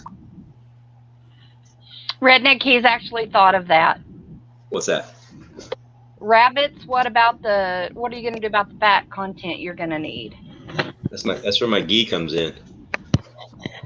Canning that butter, baby. Plus, I have rabbit meat isn't the only meat that I have. I have several hundred pounds of meat canned and put away, store-bought and canned by myself. Plus, my neighbor does meat rabbits and eggs, and there's a barter thing going on, rabbit meat I'm bartering rabbit meat and fertilizer for their garden for eggs and chicken meat. Yeah, I mean, you could have that, you could have more fat heavy meats throughout the week, and then just have it like once a week or twice a week. You don't have to have rabbit meat for every meal. You know what I mean? No, I mean, as long as if you're just eating rabbit meat, yes, you will die. Like legit. That's the only thing you're putting in your body is rabbit meat. You're gonna die. But as preppers, we have plenty of other things in the pantry. Plenty of other things to get some fats from, i.e., You know, I'm canning several pounds of ghee, and I'm gonna cook my rabbit meat in, you know, clarified butter. That's gonna give me most, if not all, of the fat content that I'm gonna need. Thank you, Susanna. I appreciate that. That's a good idea, Widget. Widget adds to it to the canned rabbit. Yeah, I'm gonna can quite a bit of rabbit meat. I'll can some, freeze some, barter some, sell some. And you can save your bacon grease and grease from other things too, guys. You know, to add to those less, those more lean meats. Sorry, I was just checking something out. What's that? I'll have to text you. I don't want to say nothing online. All right. Sorry, but you text me what, rabbit hole? Yeah, that was like an hour and a half ago, bro. Yeah, I know. Good night, Karen's Garden. Well, it was good to see you. Yeah, I mean, rabbits, one female rabbit can produce as much meat in 1 year as a beef cow. And you can legit feed them for free. All you got to do is if you've got grass, that's all you need. You can raise them in a tractor on the ground every 12 weeks. I mean, you slaughter baby rabbits at 12 weeks if you're feeding them right, and they're 5 pounds. Once they hit 5 pounds, you're going to get like a 60-40 ratio of meat to bone, and you're good. Bug Dude says he dances similar to Chandler Bing.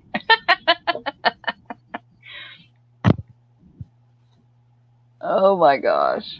Yeah, and then I've got a guy down the road, probably 2 miles from here, that's got beef cattle, and there's a dairy farm not too far from here. But I'm actually thinking, I'm trying to find somebody that has a goat, you know, for some goat milk.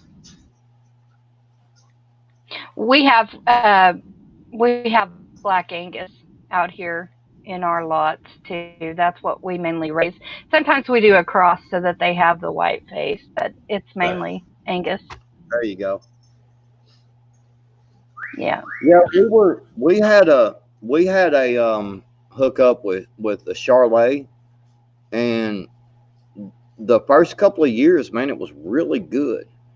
And he started really working on trying to lean it out, and I guess he leaned the cows out way too much, man, and it just didn't have no flavor, you know. It just wasn't. I don't know. We stopped buying from him. We get beef other places now, but did you see that go? Yeah. What you talking about, the cleaning rabbits? No, what I just sent you on the text. I'm actually looking at it right now. Oh.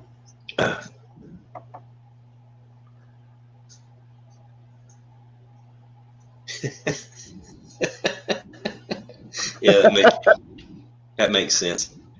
Yeah.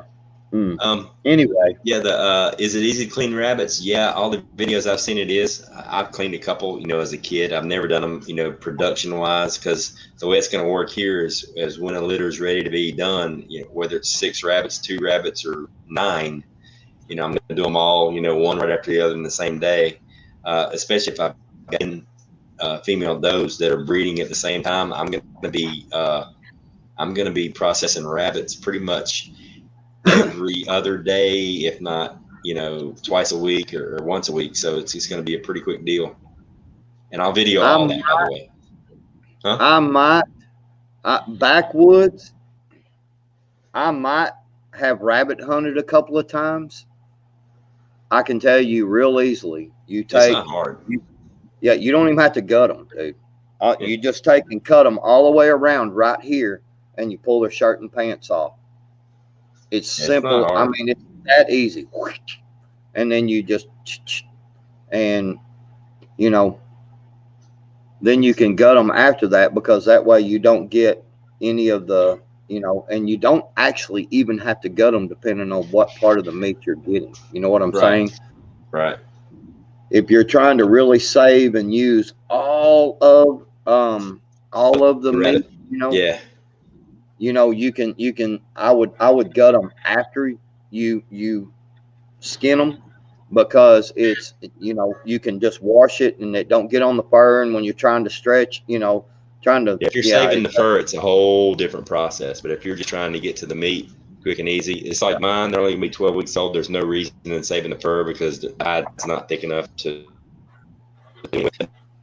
I'm going to get some silver fox in the mix. I want to grow out and try to tan and sell hides. You know, I'd let them grow out a little bit longer. But as young, you can just take your finger and just completely peel them down. Well, you can check my jiggler.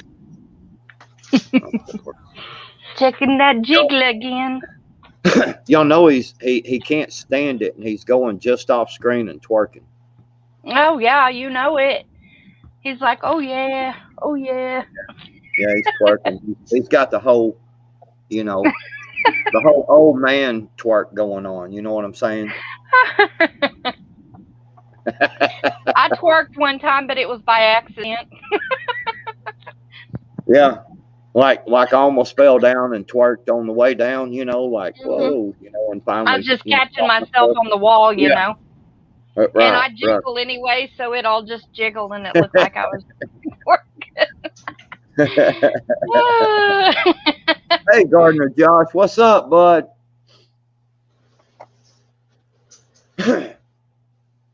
But yeah, it's the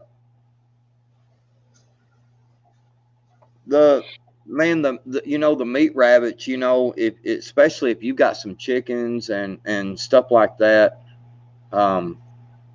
it's you're going to be fine.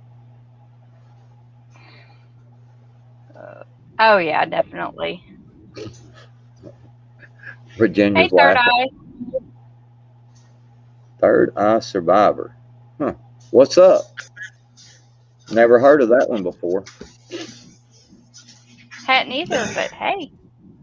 I got about 5 minutes, and then I got to disappear for about 5 minutes because I got to pour my last batch of broth into the jars and get them in the canner for my last load.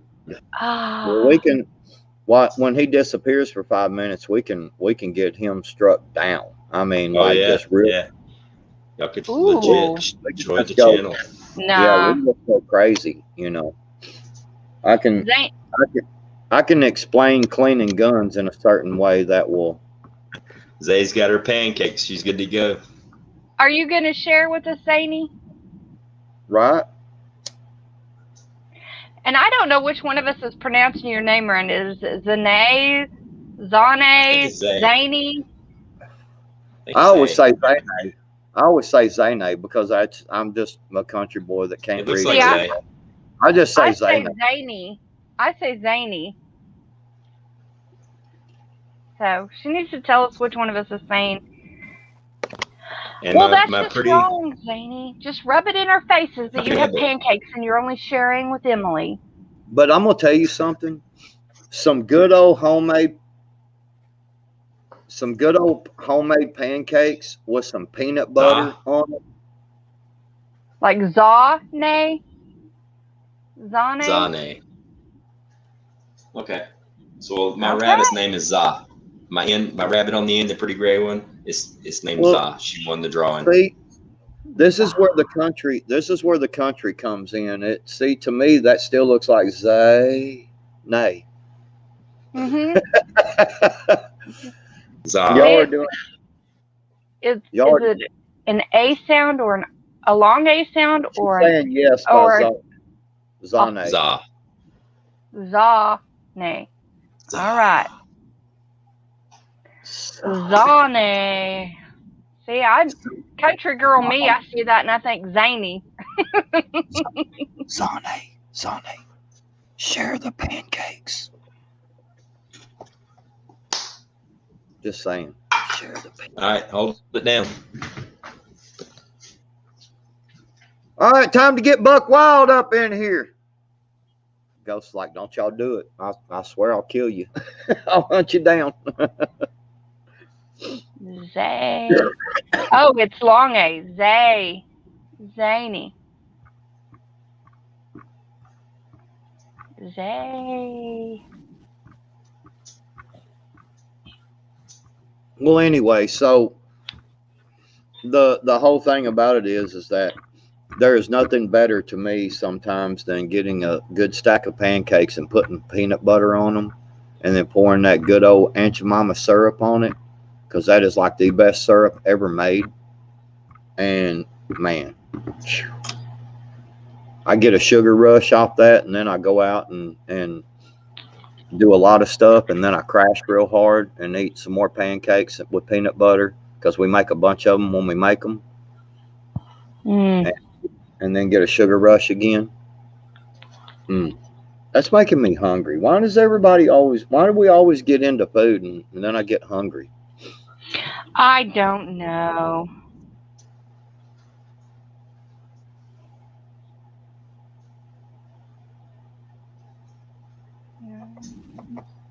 Oh, yeah. Mm-hmm. Look at Emily rubbing it in. I know. Emily's not very nice. I don't like you anymore. Yeah, I don't like you no more. That's it. Oh. Well, the maple syrup is always good, but I mean, come on, you gotta feed your sugar habit, and I'm just telling you, the Aunt Jemima syrup is just man, when you're just sitting there and it's just too good. It is good. Hey, Rolling.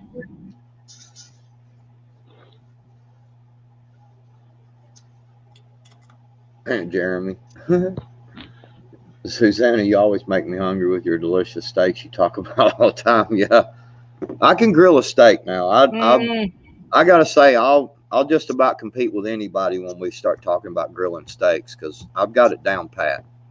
I've been grilling steaks for a lot of years and worked on a lot of different recipes. And when you have someone that's like 80 years old, that's been all over the world, in the military, and ate steaks, that eat steaks a couple of times a week, that loves steak, and that person, you cook a steak for them, and that person looks at you and says, man, this is absolutely one of the best damn steaks I've ever ate in my life. Then you know you're doing something right.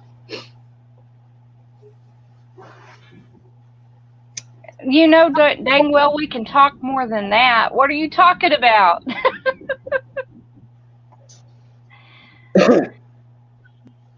Yeah, here. All right. So here's the thing. So while Ghost ain't here, because he don't like to go down rabbit holes too much, there's a lot of stuff about that pipeline that a lot of people need to understand, and it's all scare tactics. Everybody that's all they're trying to do is scare you, okay? And I'm not going to say anything that's going to get Ghost's channel struck. So I'm just talking about what's on the news, and it's because think about it like this: peace sells, but who's buying? You know what I'm saying? It's like, so today we got a gas shortage, and you know what I'm saying? And they do all this hype, and they can talk about it for days and days and days. Or they could just go, well, they have manual bypasses on them and everything, so don't worry about it, guys. You'll see a little ripple effect for 3 or 4 days. You'll be fine. Don't worry about it. It'll be under control. No big deal. Well, they can't sell nothing that way. They can't talk about it. They don't have no talking points when they do that. You know what I'm saying? Yeah. So a lot of, yeah, exactly, Stephanie Joe. Fear sells, and that's one thing you do got to understand about things. I love blackberry syrup on my pancakes. That's interesting. Y'all were being being too quiet. I was being too quiet. I was just letting Backwards talk. Yeah, Megadeth. Peace sells, but who's buying? I've been talking for like 2.5 hours. It's okay. It's all good. So Stephanie Joe, is Joe your middle name? That's my name. My middle name. And boysenberry syrup. That sounds good. Yeah, as Southern girls, we got Joe and Dawn and all of those different middle names. Yeah, for real.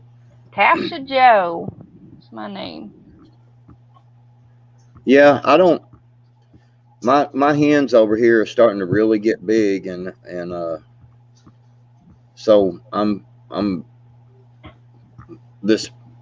I can tell you what's fixing to happen. I've got 2 roosters, and I really don't want 2 roosters because I don't have enough hens for 2 roosters. So what I'm gonna do is I've been trying to get this guy to come by and get this rooster. He keeps saying, "Yeah, I'll take it," but he don't come by. I don't ever see him. You know, keeps making an excuse, and I'm like, well, hell, I'm having to feed this damn thing. You know, I'm getting tired of feeding him. I'm either he's about to get his neck wrung and plucked, or I may give him to my neighbors over here. They're kind of struggling just a little bit. You know, they got kids, and I've noticed they will go and buy. They're Guatemalan, so they go and buy live chickens and stuff like that, and they skin them out. You know, it's cheaper. I may just give that rooster, and I'm gonna video it because I'm gonna make him go in there and get that rooster. And that'd be funny. Yeah, the other rooster is gonna attack him. Rudy Poot there is boy, he's a butthole. I'm telling you, Rudy Poot is a mean rooster, dude. Every time I go down there to feed him, he runs and hits the side of the cage real hard, you know, and flogs the cage trying to get to me. And I'll put my foot up there and he'll flog the cage 2 or 3 times. And I don't really want to. I hate to say this, but a couple of times a week I'll go in there with my broom, you know, just a regular sweep broom, and I whoop his butt with that broom. You know, when it comes at me, me and him fight about twice a week, and he leaves me alone after that. You know what I'm saying, for 3 or 4 days, and then he starts bowing up, and then I'll go in there and I'll whoop his butt with the broom. I'll just start recording some of that. There you go. Backwoods and Rudy Poot fighting in the backyard. Hey, you probably go viral over that stuff. Well, I don't was know. My mom's middle name, Kicking It Homestead. No, he ain't taking both roosters. I'm keeping one rooster because I'm getting an incubator, and I want to start raising my own. My mom was scared of roosters because she got attacked when she was a kid, and she was attacked like right in the middle of her forehead, and she actually ended up having a mole grow out of the spot where she got attacked by roosters. So she was scared of roosters. Well, Rolling Homestead, yeah, I will go check out that video that you got. I don't really care if I train him or not. I like going just because I'm kind of mean too, you know. And when he starts acting tough, you know, I'm like, hey, I'm feeding your stupid butt, you know. So I kind of get mean streaks, and that's how I keep from being too mean. I like to go in there and fight with him a couple of times a week. My neighbors probably think I'm crazy, but who cares? Well, one thing about it, if my neighbors think I'm crazy, when SHTF happens, they'll leave me alone. You know, they'll be like, you know, that sucker's mean. Yeah. Hit the house on the left or the right, but don't go for that one there. That guy's crazy. Just show the rooster in a Dutch oven and ask, you want in? Right. Phoebe's daughter, you'd been attacked. Are you scared of them now, or are you okay with roosters?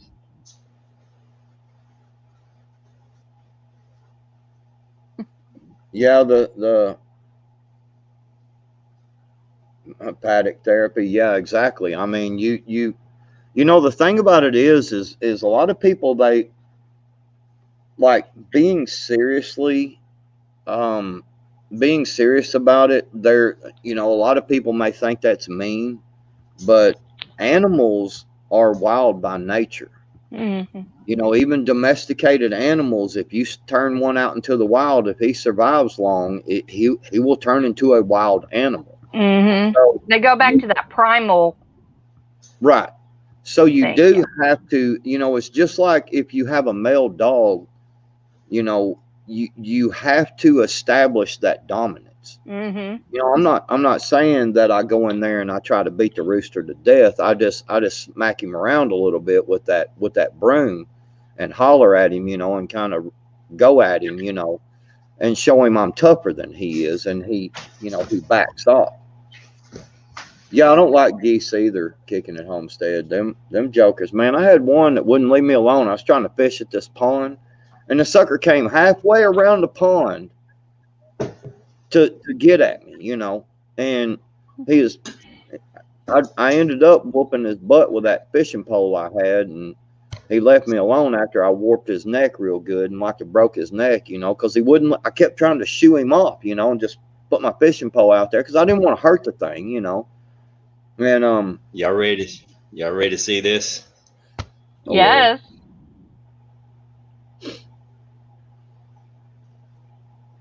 Oh, it's beautiful. Look at the color of that. That's that beautiful. It looks very rich. Oh, yum. Oh, it's been stewing since 4 o'clock this afternoon. Nice. That's 10 hours of bone broth right there. This is some good stuff. Ooh. Heck yeah. All right. I just got them jarred up. Now I'm going to go switch out the loads. I'll be right back. All right.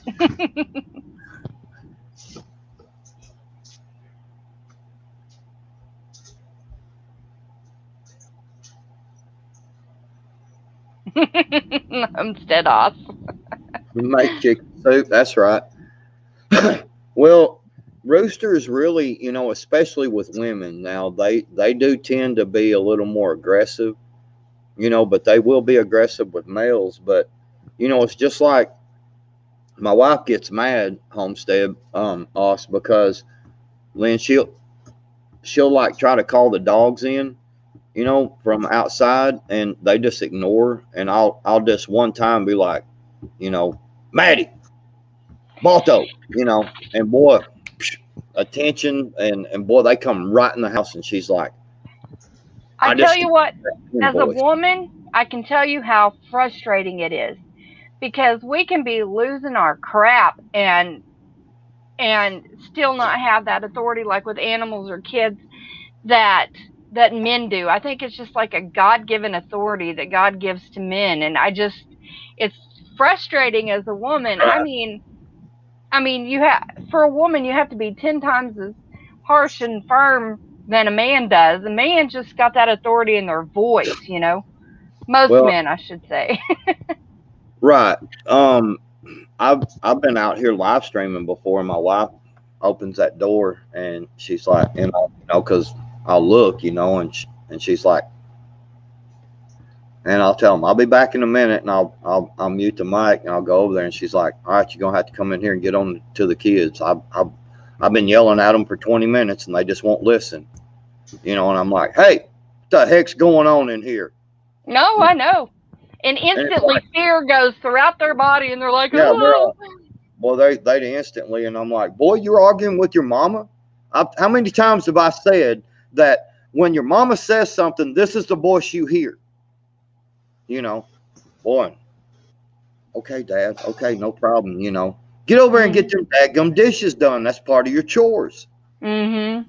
Boy, snap right to it, you know. No argument whatsoever. Yeah. I had to get to where, you know, I was, for me with my kids, it was taking stuff away. And you just take it away until they don't have anything left, and they'll learn to listen one way or another to earn that stuff back, and that's what my kids had to do. So. Right. Mm-hmm. Yeah, Homestead. Right, yeah. Homestead. Right. Wait till your father gets home. You're going to be in trouble. You know, don't tell Dad. I feel for the single moms out there. I really do. because I can't imagine how hard it must be. I mean, you don't even have that backup, you know? So yeah, that would be really hard. My heart goes out to the single moms out there that have to deal with that stuff on their own. Oh man, my sister, single mom, her daughter, man, they'll come up here and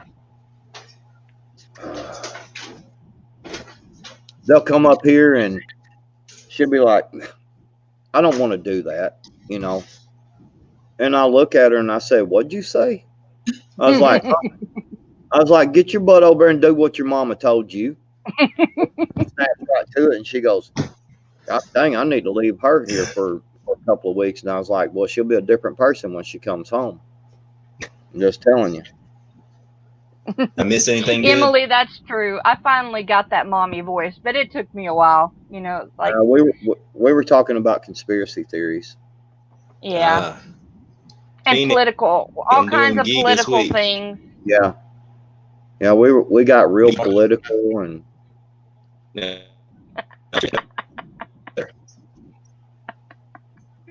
like. Yeah, I'm gonna do ghee this week, Phoenix. I'm gonna do ghee and I'm gonna wax my cheese. I'll leave that one alone. Oh, don't, you ain't gotta worry about it. They didn't leave it alone an hour ago when I brought it up. Yeah, I told him the last time he brought that up, I was like, I told him the last time he brought up waxing his cheese, and I was like, but I tried to wax my cheese one time and it hurt like hell.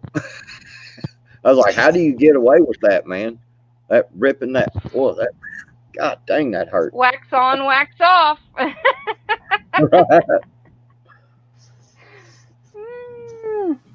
Oh my gosh. Rolling Homesteads, what's going on, brother? Wax cheese is the boom. Yeah. Yeah, he's been in here for a minute. I missed anything. Hey, Roland, you want to come up here? He's been trying to talk to you for like 30 minutes and you keep ignoring him. Yeah, whatever. You know I was checking my jiggler. No, he came in while you were away for a minute with the canning. There's a link if anybody else wants to hop up here. Oh my gosh. You see what Stephanie just put? Stephanie Joe? Oh my gosh. Gus will be twerking, jiggling, and waxing his cheese. Yeah, I'm gonna multitask. If I'm gonna get a red flag, I want all of them at once. You know what I mean? He's gonna be twerking while checking his jiggler, and after he checks his jiggler, he's gonna wax his cheese. I was telling them ghosts that I twerked one time, but it was just by accident, and you know, I naturally jiggle. You know, I'm a bigger girl. This is why this right here is why I will not be doing no canning videos. Okay, I'm gonna start canning, but y'all are not gonna see or hear me talk about it whatsoever. Oh, come on! You ruin all our fun. What's going on, Ghost? I'm listening to them jars pop. What's going on, brother? What's going on, Mark? I'm sitting off my fifth load of chicken.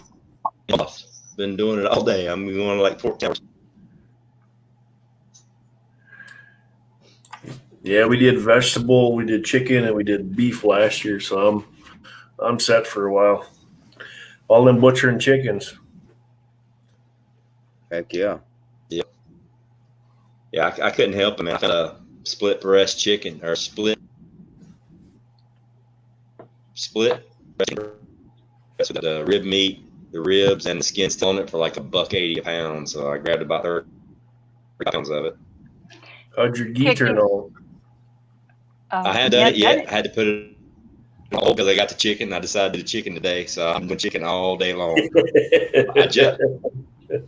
I just loaded my last load of bone broth. You missed it. I just showed a picture of it. It was beautiful. I saw it. I was in there. Oh, did you? Okay. Kicking at Homestead. The hubby snores. if he's a real bad snorer, do what I do. I get RC essential oil. It's from Young Living, but you can get whatever equivalent from doTERRA or whatever. And you just put a couple of drops on his chest, like upper chest, and he'll quit snoring. My husband does every time. Well, what do you do the same thing to a woman that snores?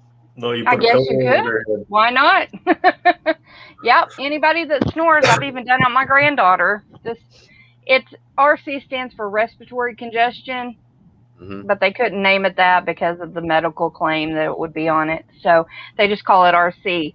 And you just put a couple of drops, rub it on the chest, and it stops his snoring immediately. Yeah, the redneck. Where do you get this exactly. A prepper or a pillow works real well too. Well, his snoring is so bad, sometimes it gets on it registers an 8.5 on the Richter scale. So, yeah, I mean, I swear that there's like an earthquake going on half the time. So, what is this RC stuff? Where do you get it at? It's from Young Living. It's from Young Living, but if you decide you want some, then just let me know and I'll get some ordered for you. I'll just have them direct. What is it, like an oil or something? It's probably essential oil blend. Yeah. Mm-hmm. Okay. Yeah, it has eucalyptus and some other things in it, and it just has several types of eucalyptus. It works really well. Did you say what Kicking It just said? Haha, I have some right here, y'all. Let's do an experiment. She's about to experiment with it. There you go. Oh, nice. Husband's chest. Let's see if it works for you too. As a matter of fact, my very first video was how I stopped my husband snoring fast. It was my first YouTube video. Good night, Karen. Karen, thanks for stopping in. Night. Thanks, Karen.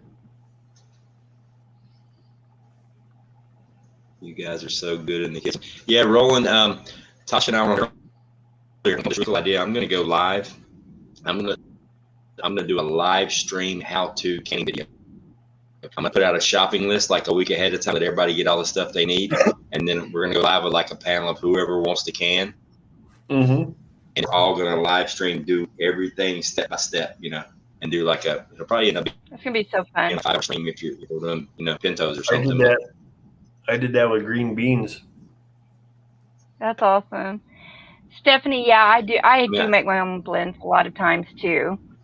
But just for those that don't want to mess with all of that, they can just. What about a clothespin? Can you snap it on their nose? Oh, he would just still go. Yeah. Oh. I don't think that would work. It all depends. If I'm pulling 10, 12 hours, a clothespin would just make me sound like a grizzly bear. Well, what about hot wax? No, I got too much hair in my face. I'm so curious to see if it'll work for Kicking It Homestead like it did for my husband. What about some Bengay, something that burns? It might. I mean, something that would be like open up the airway may work. Peppermint works somewhat, but I just find that particular. What about lift the covers back a little bit and one squirt of carburetor cleaner right on the butt? Well, I don't know. I've never tried. Says, how long Why does don't it you take? try that out for us? Backwoods. Kicking it usually within 30 seconds or so. If it's still not on there, put some peppermint over that. Later, Piazzo. How many drops did you put on there? Yeah, eucalyptus oil is good too.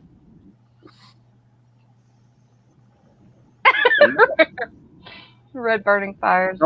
Nobody's going with me with the torture thing, No, it may stop the snoring, but then you have to deal with his griping, and his wailing and all of that noise. And just be trading one noise for another. Not to mention the assault charge. Well, well, I'm thinking you're keeping me awake because you're snoring, So if I wake you up, is that not okay? Well, I mean, no. If we just wait long enough, cancel culture will hopefully come in and stop all that. Yeah. If they cancel snoring, we ain't got to worry about it anymore. There you go. Just put a no snoring allowed sign on the bedroom door. And here I was saying I wasn't going to go political. Just put a no snoring allowed sign on the door, and then you won't have to ever worry about snoring again. Just make it socially unacceptable. Trish says I might get something worse than that rooster after me if I do something like that. I know, right? My wife is pretty salty with a weapon, so yeah, I might be in bad trouble if I start doing stuff like that. Kicking it, did that work? I mean, how many drops of RC did you put on his chest? Just like 1 or 2? Do like 4 or 5. Right, he's gonna be like soaking wet and all oily and crap, and he's gonna be like, "What in the world's going on here?" Should be like a grease pig by the time she's done with it. Right, he won't think about it, and he'll get up and he'll kind of do this, and he'll still be half asleep, and he'll go in there and kind of, you know how you, when you're not quite awake and you kind of put your hand against the door frame or something, he'll slip and fall into the bathtub or something, you know, because his hands are all oily. Yeah, CPAP is the next option. Yeah. Oh, I thought that said crap. At first, I thought it said crap too, but it's CPAP. CB's daughter, yes, I love Stress Away too. That's a good one. I'll tell you one thing that actually my wife does snore, and I do too, you know, so it's just kind of what it is. But I'll tell you something that does help seriously is elevating the end of the bed that your head is at. And what I did was I just put a 2x4 underneath the bed frame on that one end, so our bed is at a kind of at a slight angle. And it actually does. It doesn't fix it all the way, but it helps a lot. Yeah. It really does. Would embalming fluid work? Probably. It would stop the snoring for sure. Kicking it, I do anywhere from 2. Usually it's about 4 drops, 4 to 5 drops. I go like that, do a few shakes, and then I slather it on his chest up high where it's right up near his nose. So I agree, Karen. So Roland Homestead, do you like your essential oils too? I use a lot of essential oil. Or actually, I should say I do. That's Mama's side of things. She does the essential oils. Like I do more of the wild edibles and the medicinals. But yeah, I got a lot of books on the essential oils. Like we'll use, it's called the heck is that stuff called? It's for colds and flus. She has special oils that she puts together to keep that in bay in the wintertime. And then, but I like my fresh stuff. I like the mints and herbs and stuff that I can go pull out of the garden better than I do the oils. Right.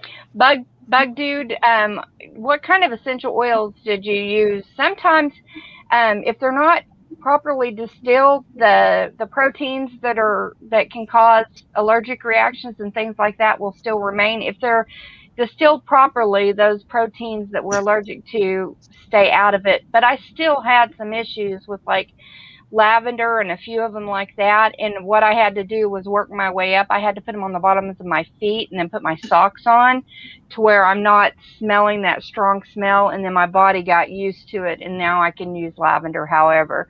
But for some reason, I had to work through a lot of that as well. Right. Hey, Roland, Dusty was on here earlier, a couple hours ago. And he was telling me that he had like a 0% germination in his seeds, but he wasn't sure if varmints and them or not. I told him, I said, well, that's why I always germinate mine and I transplant them. So I'm telling you,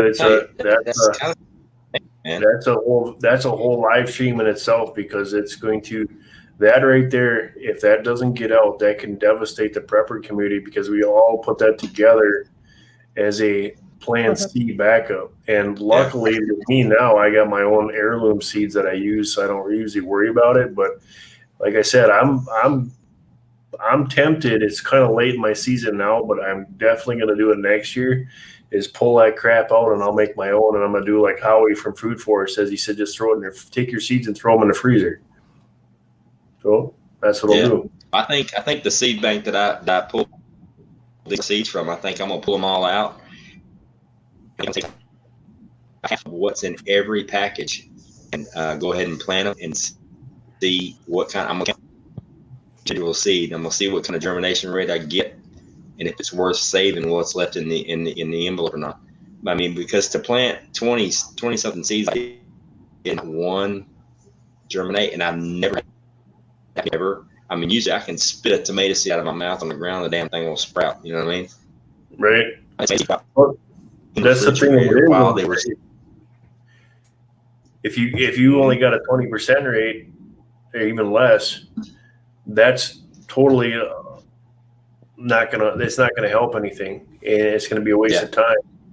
But I mean, how many people? I think I'm just gonna ditch them. Yeah, how many people in the chat actually have those seed vaults in their stash or in their bags, and now they're like, if they were listening to you and watching your stream the other night, that's their backup plan. You know what I mean? That's like mine. You know what I mean? Oh, that's my fallback tip. And I planted them and nothing germinated. I'm like, what the hell? That's what happened with mine too. My emergency seed vault, I ordered. Yep. Well, I actually ordered two. One was more of an herb one, and one was more of a vegetable one, and they did awful. There wasn't very many that germinated at all. That's the biggest scam. Yeah. I think that's the biggest scam that was ever out there. Yeah. See, I never ordered Stephanie, yes, most essential oils do need to be mixed with a regular oil called a carrier oil, like coconut, olive, things like that, avocado oil. But everybody's sensitivity is a little different. And there's some oils that are hot and some that aren't, but you can typically just read on the label, whether it says that it's recommended to use with a carrier oil or not. Now, and for peppermint, most people have to use a carrier oil. I don't. So it really just depends. And it also depends if you're using it on the bottoms of the feet. Most oils, you don't have to use a carrier oil if you're using them on the bottoms of the feet. But, that everybody's different on that. You just have to try for yourself. Yeah. Gardner Josh, am I going to have a germination rate? Yeah. I mean, I do too. From all my seeds that I plant, I have a phenomenal germination rate, but those are like my locally purchased seeds, my heirloom stuff. I'm talking about the seeds that I specifically ordered online for the survival seed vault. I decided to test them out, and it was bullshit. Yeah, but the local vault seeds that I get at the co-op and stuff, they're doing fine. I just wanted to test out these seed vault seeds and see if they were actually going to work. If I'm going to stake my future garden on this supposed survival seed vault, I want to make sure they work. I want to test it out. You know what I mean? I don't want to buy a Pharaoh rod and not try it works. You know what I mean? Yeah, no kidding. I didn't buy from that seed vault because when I first was going to buy the seeds that I've got in for my preps or whatever, for long-term storage deal, it was, I started researching on it, and I quickly found out, and that's why I say that a lot is, make sure you're getting seeds from, somewhere that's local, because of your area that you're growing in. Each climate is different, throughout the regions. And so I ordered one from one that wasn't too far off from me that offered heirloom seeds, that had a, man, I don't know, it was a real high rate of germination, and they get a lot of good reviews. I'd have to go in there and look because it's been a while, but that was something that I kind of, before I just went and started ordering seeds, I was like, man, I don't know a whole lot about this. I know a little bit about it, but, so I kind of researched it, and I did see some bad reviews on that seed vault. And that's why I was going to ask that. Yeah, I'm getting all local seeds. I'm going to start getting all local and start my own. I mean, the main reason I got it is They're cheap. It was like, it was like, for real, I think it was something like 2,000 seeds. No. Maybe it was 20 or 25,000 seeds. It was a big bag, big Mylar bag. And like for real, it was like $12, $15. I'm like, hell, let's give it a shot. And then I'm looking, I'm like, let's see if this shit works. If I'm going to stake, if this is my backup to my fallback plan, I want to see if it works. It's like buying a bug out property and never going to check out. You know what I mean? I want to make sure it works. If it doesn't, get rid of the shit and get some new stuff and just grow on. Buying something that sits on a shelf somewhere, you never use it till a rainy day. I hear that a lot lately. Yeah. Yeah. Yep. Agreed. So that trick worked for you? For the snoring? Really? Kicking it homestead? She said thanks for the tips. I'm assuming maybe it worked. She was heading downstairs to dab her son with it too. Like, I mean, if you're planting a garden every year and you're saving seeds every year, I really don't see a need to freeze them. I mean, we are talking about a scenario where you don't have power, so probably you don't have a freezing seeds every year and you're replanting every year. I don't really see a necessary reason to freeze them. Unless you have a shitload of seeds, then it might be a good idea. I think the biggest part of it is going to be like your onions, because that's a 2-year process, because you got your bulb and then you replant your bulb to get your onion seed so that you can start that process again to make your sets and in that kind of way. But like some of the stuff like your chard and your brachysis, your greens are going to be really hard to get that seed in there and then to try to use them up, because you can get so many. Like I've got probably hundreds of thousands of coriander seed for cilantro, and then when I do my microgreens and leeks and stuff like that. But there's another thing, guys, you can do is microgreens. A lot of those seeds, they are the same exact plant as what you would put out in your garden. Yeah, they're just a smaller version. It's the start of it. So you can use those, and I get 5,000 seeds for $7. I get dirt cheap. Wow. Yeah, I've got a big old bag of these. That's a great tip. Seeds. I just got those in.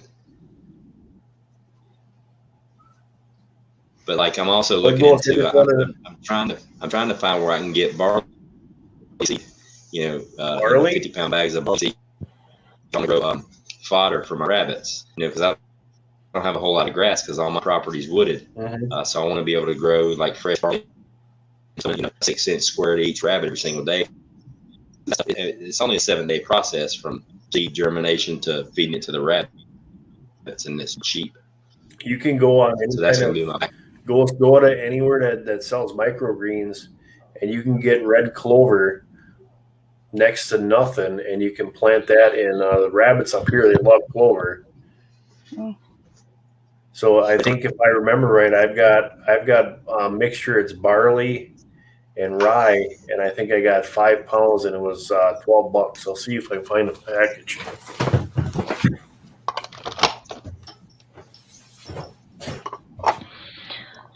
Oh, excuse me.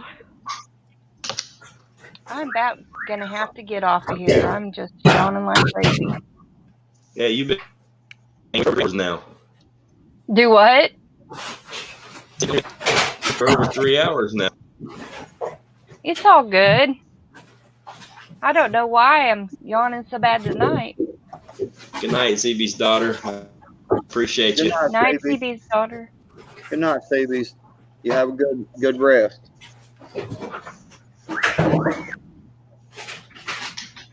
Man, my phone just now got through charging. I just seen it light up, and I looked, and it's just, man, it was pretty much dead. All right, y'all. I'm gonna get off here. I'll probably watch from the side for a little bit. I love y'all. Have a good evening. All right. And Ghost, let me know. Let me know what day you want to do that. I will. Live canning. All right. We'll narrow it down. We'll narrow it down by Wednesday and have it figured out. All right. Sounds good. All right. Night, everybody.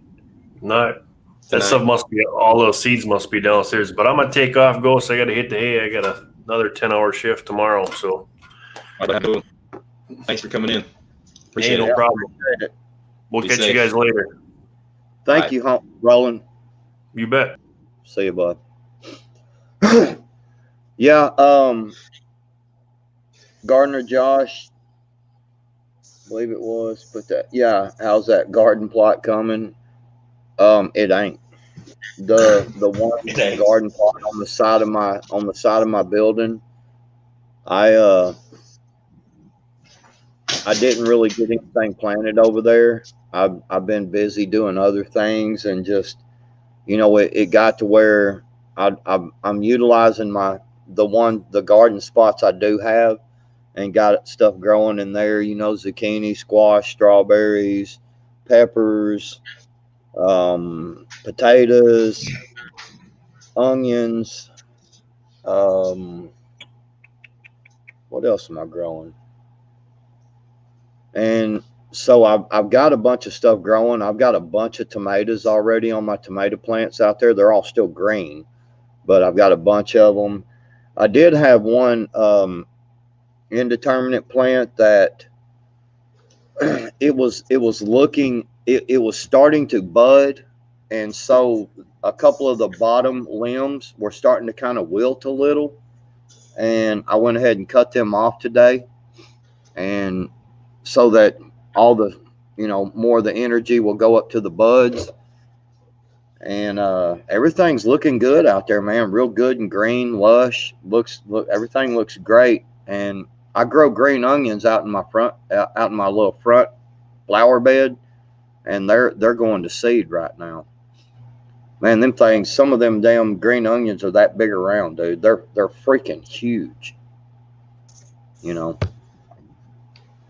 And so I don't know a whole lot about the green onions. I've heard people say don't try to eat something when it's going to seed. I don't know about it very much, so I was going to kind of look into it. Gardner Josh, you could help me out with that as far as it goes for the green onions out there. I mean, they're huge, and I know before they went to seed, I was eating them quite a bit, and man, they were good. I was getting them and putting them in scrambled eggs and stuff, and I was also getting them and putting them in hush puppies.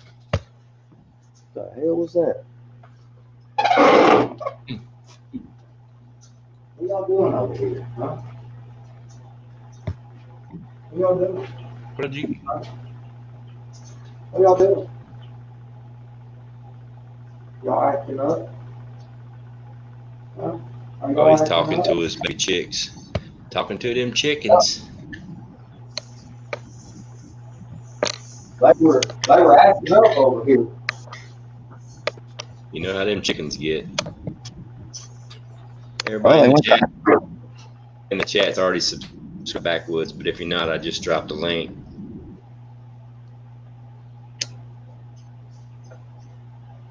Hey, fish sticks, what's going on?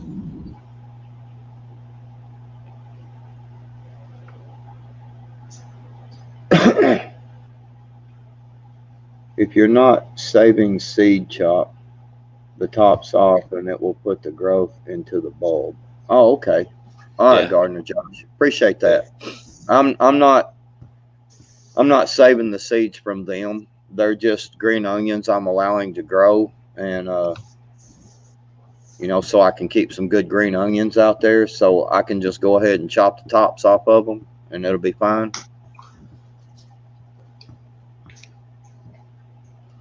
That's a good idea. I never thought about doing that to onions. I mean, I've done it to tomato plants and stuff. I wanted them to just go ahead and just start, fruiting really good and not bushing out. Mm-hmm. Especially the single stem and the double stem. You can just top them at the growth point, and they'll just blow up. Yeah, that little green onion patch out there is just for green onion. Okay, cool, Gardner Josh. Thank you so much, man. It's just a green onion patch. That's all I care for it to be, really. I love green onions and several things, man. They're really good. So cool. That's awesome. I got to tell you what, man. I've been online for 3 hours and 34 minutes, and it was an impromptu. Just said, screw it. I'm going to go online because everything else online was doom and gloom. And we have had an awesome chat tonight. Everybody has been contributing to the chat. It's awesome, and I really appreciate that. You guys have been throwing like some good stuff in the chat, like really good stuff. Do I like at fish sticks? What? Are you asking, do I like the person fish sticks on here? I ain't never had any problems. Yeah, I appreciate that, Gardner Josh, man. We got to share the knowledge, we're not, not everybody knows everything, so Yeah. we share the knowledge on here, man. That's what this is all about. That's what me and Ghost wanted to do. Mm-hmm. This is true. This is true. Right. And Susanna has been with me all night long. I think it was the jiggler comment. She's like my jiggler troll. I guess I don't understand what Lost Product was asking. If I like the person fish sticks or if I like actual fish sticks. I like don't. The person fish sticks, and I like fish sticks.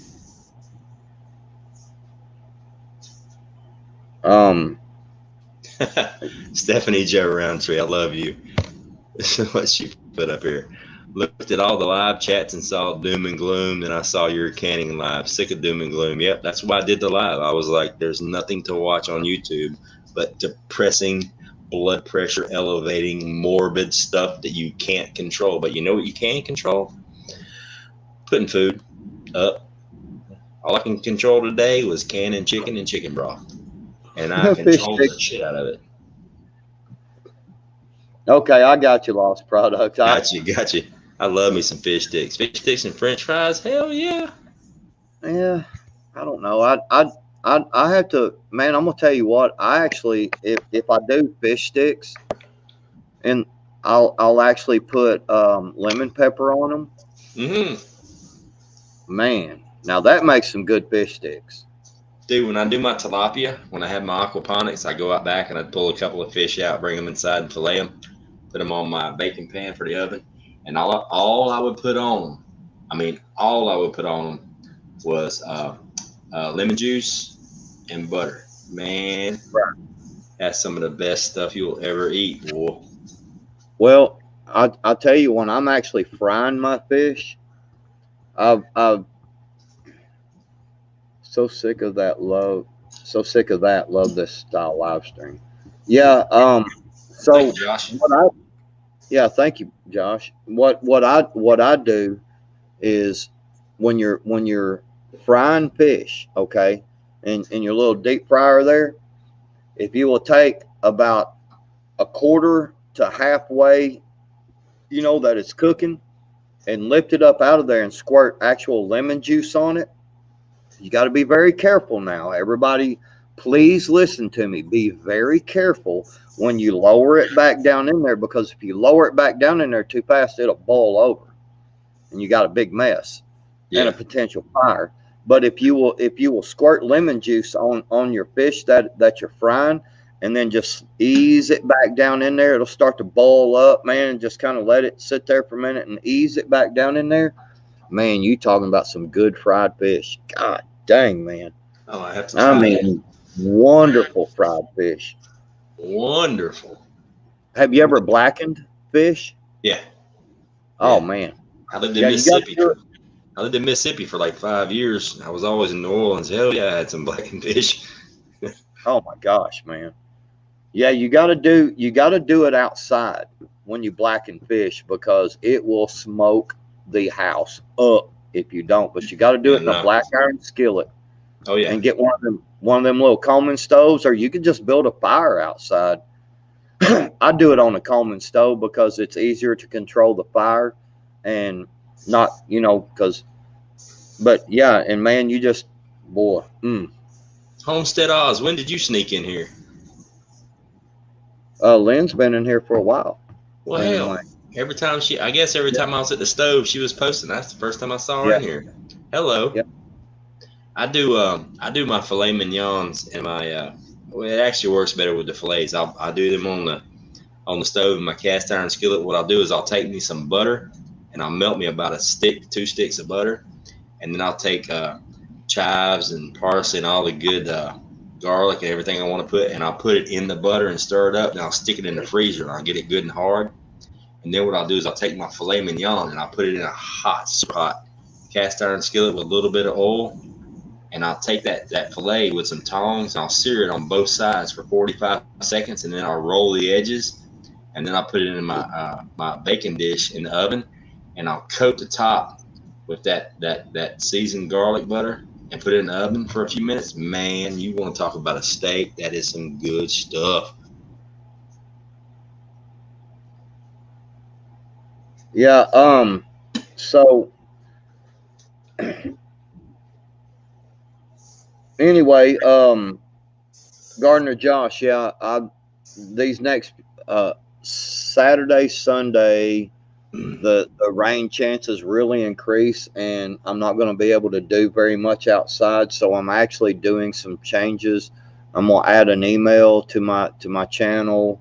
I'm making some playlists of certain different things to where you can go in and watch just a certain playlist of videos, you know, because I like to do multiple kinds of videos. So I started on one today where it's earlier this morning, where it's basically just a playlist of, and put it public, you know, where it's just like, you know what I'm saying, like inspirational talk.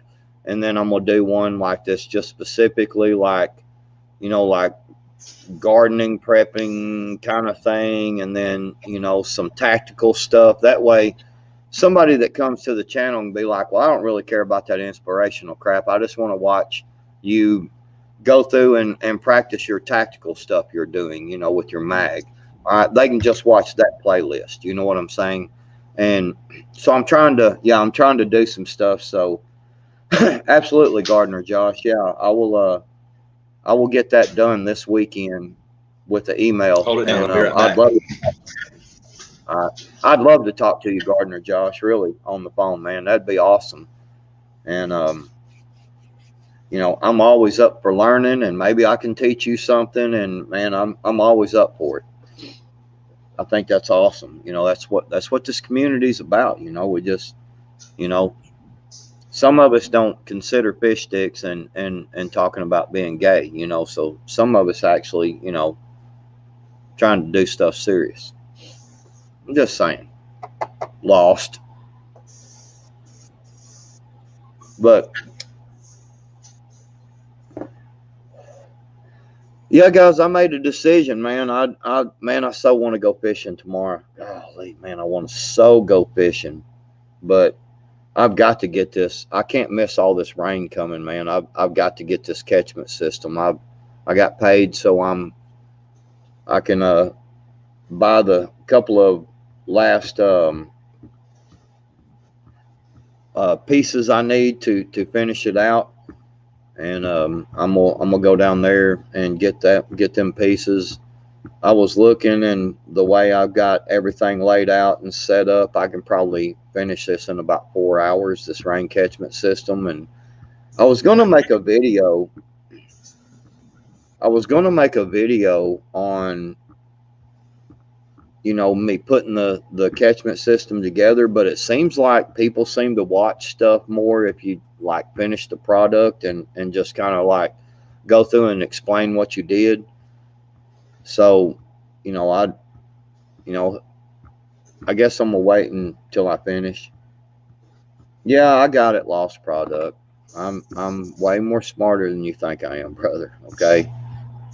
I know if you say fish sticks real fast, you say fish dicks. And so, you know, I don't know. It's just kind of okay, you know. So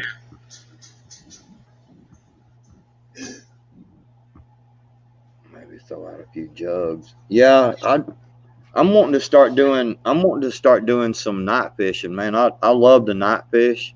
You actually can catch a lot of fish at night. You know, the people just don't want to go out that late. And you know, it's since I'm a night owl anyway. Like last night, I didn't even get on YouTube, didn't do anything outside, you know, last night out here in the shop or anything. I just stayed in there in the house and tried to rest and relax. I still didn't end up going to bed till like 3 or 4 o'clock this morning. Just can't sleep. I'm a night owl, so I'm about to do some fishing and make some videos of that too.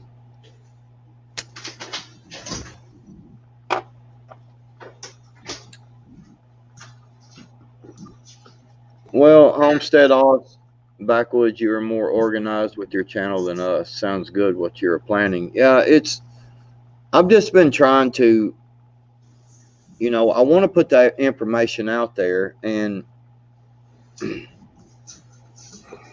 want to put the information out there, and you know, the whole point of us doing this stuff is putting the information out there and showing you what I did, you know, go showing you what he does, you know. It is, you know, there may be 10 other ways of doing what we do, you know, like the rain catchment system. There's multiple ways to do rain catchment systems. I'm just going to show you what I did, you know, and how I do it, you know, and what was easiest for me, and show you why I'm doing it the way I am, and how easy it actually can be to hook up a rain catchment system.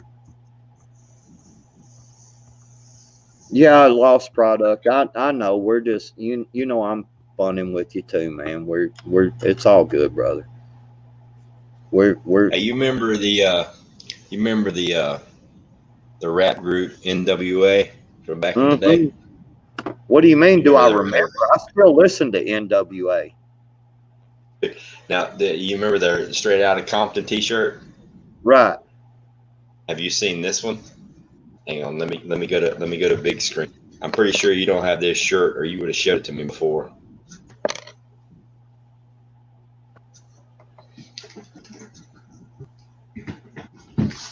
Straight Outta Combat.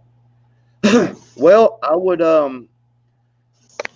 be doing Stolen Valor if I wore that, because I've never been in combat. So I've been close to being in combat with being. You ever had ex-girlfriend?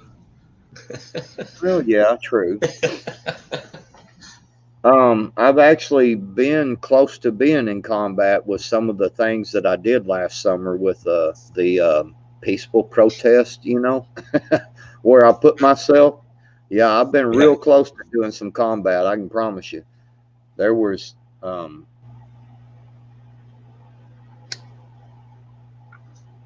right, Gardner Josh, exactly. That's we we have several, you know, I have things, Jeeps, you know.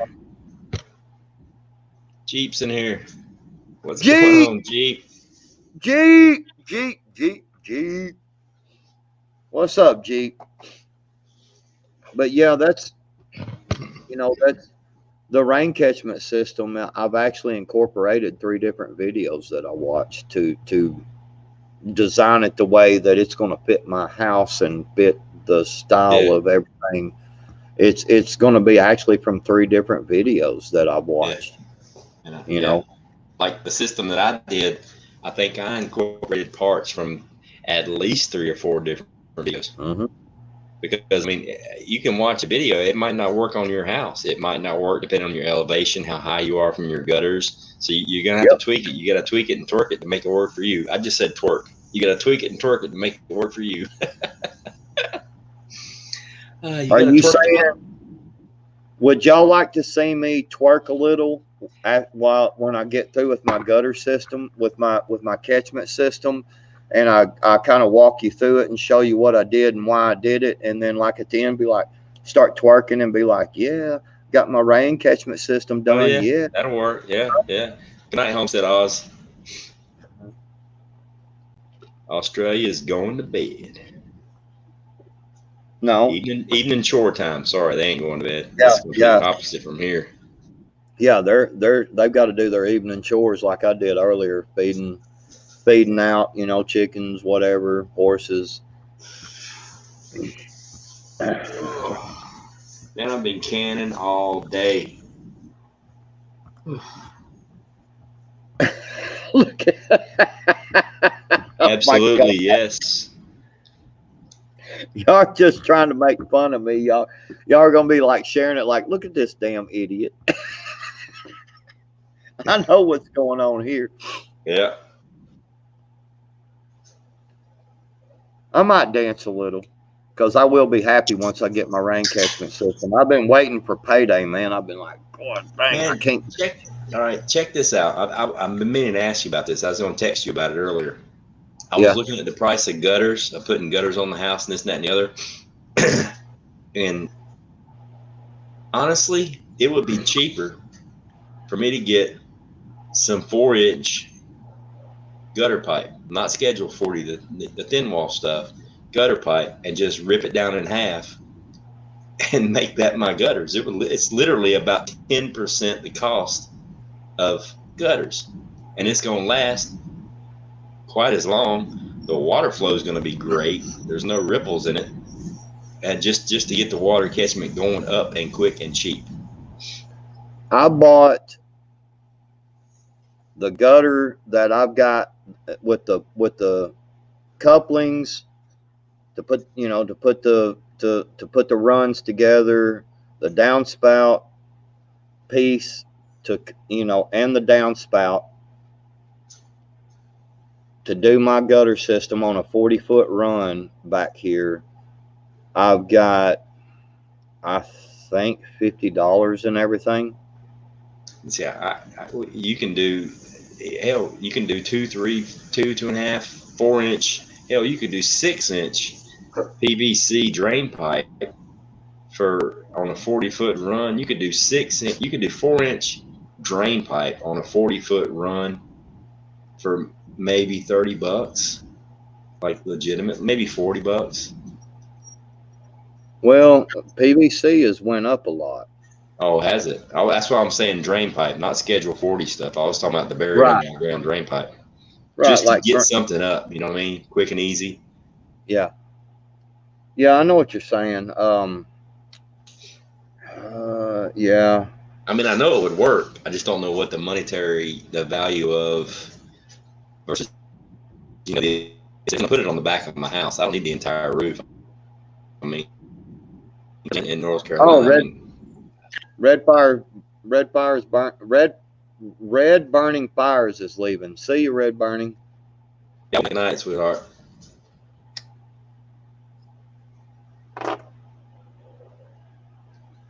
Yeah, I don't know.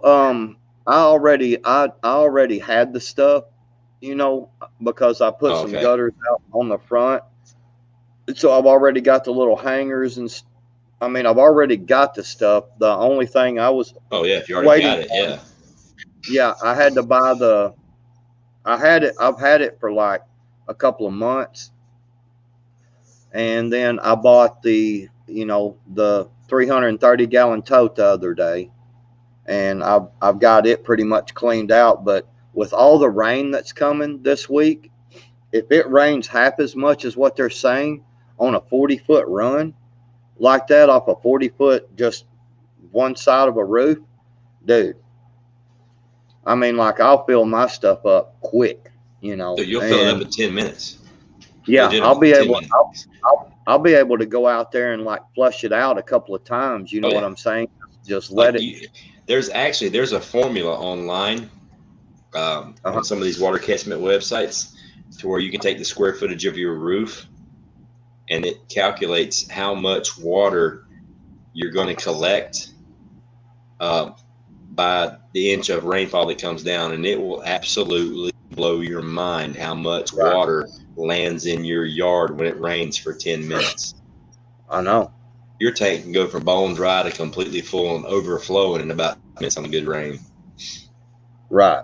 Well, and that's why I want to see you, Jeep. See you later, Jeep. Thanks for coming in. I had to go back to work. So, you know, that's yeah, that's why I said if we're going to get as much rain as they're saying we're going to get this coming week, I want to get that catchment system up so I can really flush it out and really get some good clean water in there.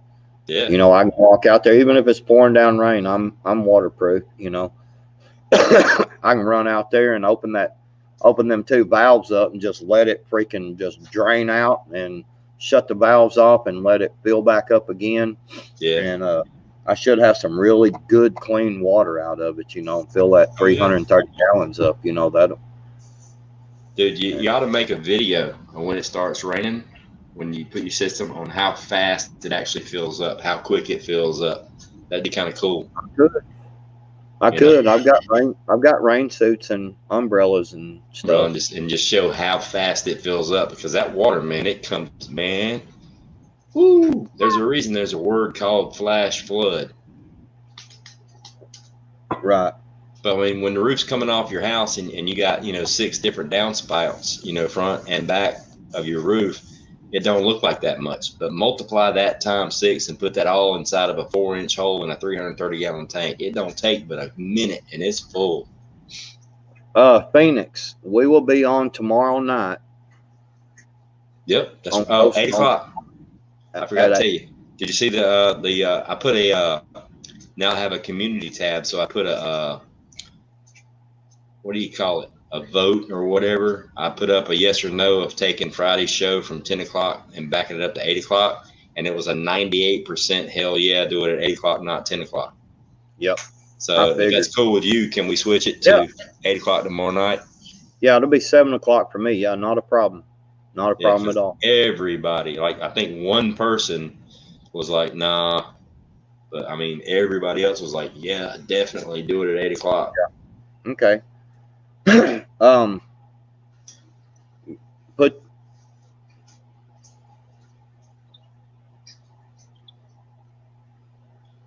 And then Saturday night on your show, or are you wanting to go ahead and switch that to Sunday?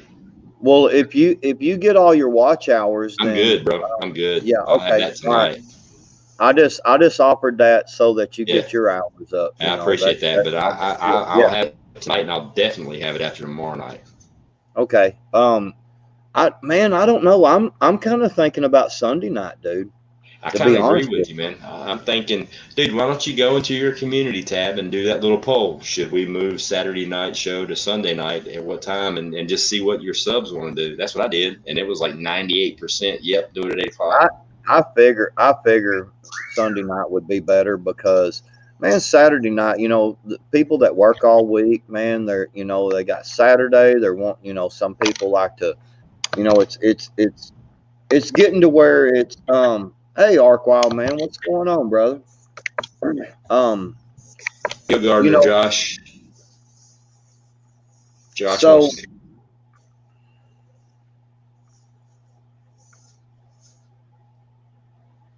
So the thing about Saturday night, people are, they're grilling. It's staying daylight longer. They're, they don't have to work the next day, so they're, So I was thinking, man, if we move to, how did we get back to Friday again? Well, we do the show Tuesday night for, what would we do? Where we send in the scenarios. Then Friday night we do the prep rally, and Saturday night we were doing prep rallies. So what we're going to do is do the Tuesday, what would we do? So we go over scenarios that people send in, and then Friday night we're going to do prep rally, and then Sunday night we're going to do prep rally. I figure, Sunday evening, 7:30, somewhere in there, to where, people's kind of done their stuff. They got to go in. They got to rest for the next day. They can't stay up real late. We go 7:30, go a couple of hours, give somebody to do on somebody, gives people something to do Sunday evening. Right. I thought would be better. What's up, hey, Backwoods. Josh? Hey, Ghost. What's up, Gardner Jock? I was thinking of like all these ways I could give you my number, and I was like, why don't I just jump up there and put it in the private chat so you both have it? Oh, I see it. There you go. Okay. I'll stick that in my phone real quick. Oh, 7 more minutes and I get to go home. You working? Yeah. Yum.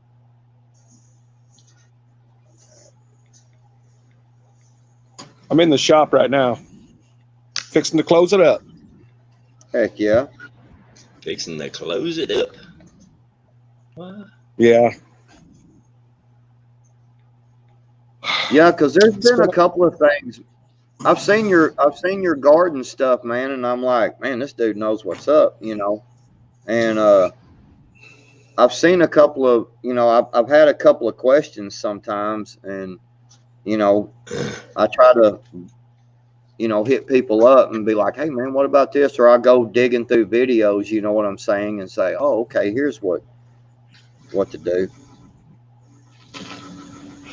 I try. I mean, I've been doing it for so long. I mean, I've been farming since I was 5, so you kind of learn a little bit if you're doing it.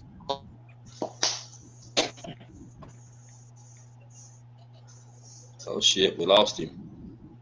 He locked up. Uh-oh. Oh, there he is. He's back. Kinda. Can't go inside the metal building. I forgot. Yeah, it locked you up quick. Yeah, it does. I think he's got some kind of cell blocker in there because he doesn't like us on our phones, but oh well. That'll come in handy during an EMP. Right. This damn thing, you can't get anything out at all. Oh, where did the wheat go? Hoot out. I got you on that. Okay. Yeah, I agree. Man, the week goes by fast, man. I mean, time. Boy, I could so dig into that one too, but I'm not going to go there. But yeah, time is flying by. Yeah, it is, man. Definitely is. I'll save that one for another. My last daughter's graduating this year, and I'm, you can just think back. He was changing their diapers, and now, boom, they're graduating high school, and one's fixing to get married. It's crazy. Yeah. Hell, I've got a daughter that's married and I've got 2 grandbabies, and then I've got another one that is getting like a bunch of letters from colleges because of the SAT thing that she just did. That's awesome. Dude, she scored, is it 35? 36 is perfect, right? She scored 1 under perfect, whatever the number is. She definitely adopted. She got it from my wife, man. She got all that smarts from my wife. Yeah, both my daughters are going into culinary. They really like it. My daughter last year, the set of twins, but one of them got held back. Her sister graduated last year, top of class, won state, and now her sister this year graduated top of class and won state. So they like it. They're going into it. Yeah, that girl of mine even when she was like in the 4th, 5th, and 6th grade, she was like on an 8th and 9th grade level, and they actually was like telling her, why don't you help us tutor the kids in your class so that we can keep up with you? Man, she is freaking, dude, she is crazy smart. It like scares me sometimes, the stuff that she knows already, man. I'm just like, wow, All right, boys. Well, I'm going to jump off of here and go lock the rest of the shop up. So I just wanted to jump up there and give you guys my number. So, all right, brother. Thank you so much, man. I got you. Anytime, man. You know me. I'm a night owl too. So whenever you need anything. See you later, Josh.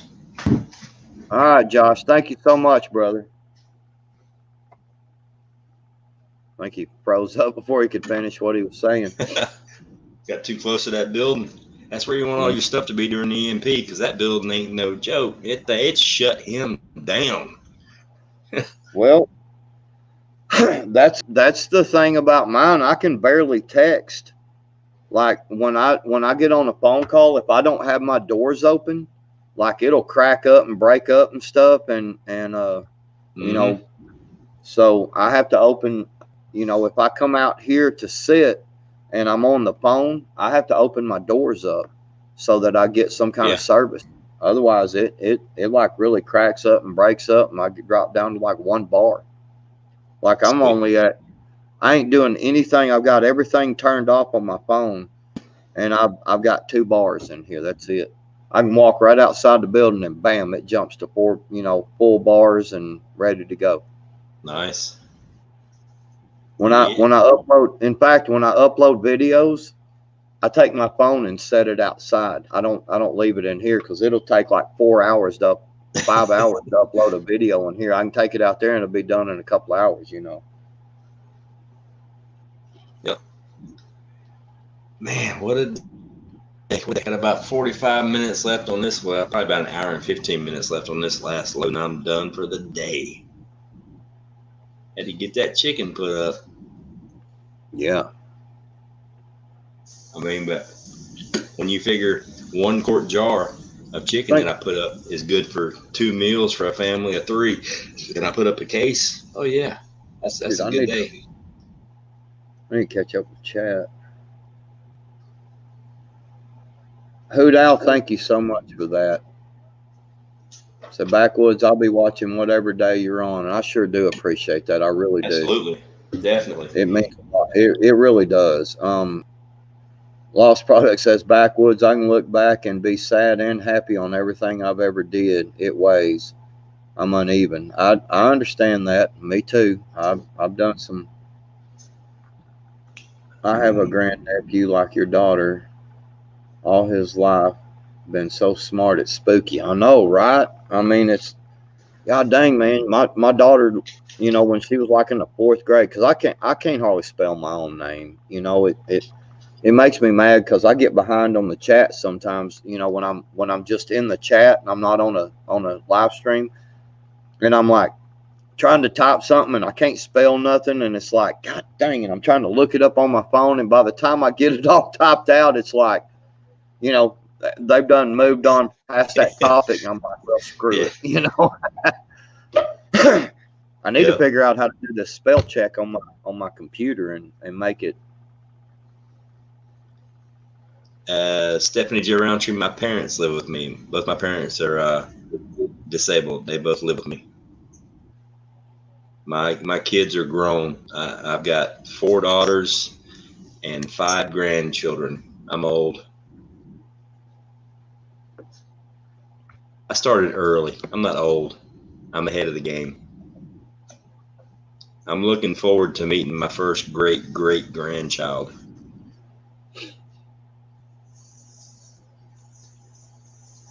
Yeah, I wish my grandkids lived closer, man, but me too. They live about 5.5, 6 hours away. It's with daily life and trying to keep this, everything done around here. It's when you commit, man, to having animals and meat animals. And, you can't leave, man. It's just, it's something you every day. Every day. Yeah. Every day. Me too. Whether it's aquaponics, meat rabbits, chickens, whatever, somebody's got to be watching your stuff every day. Yeah, I've got 2 daughters and a granddaughter in Mississippi. I've got a daughter and 2 grandkids in upstate New York, and I've got a daughter and 2 grandkids in Fort Campbell, Kentucky, and I'm in North Carolina.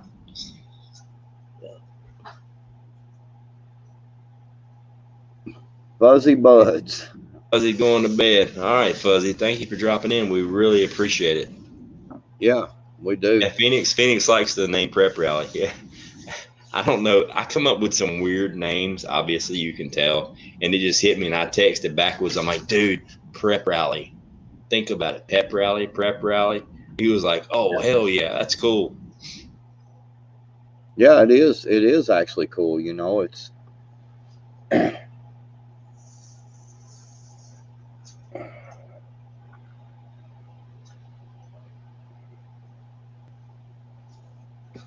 I was reading the chat over here.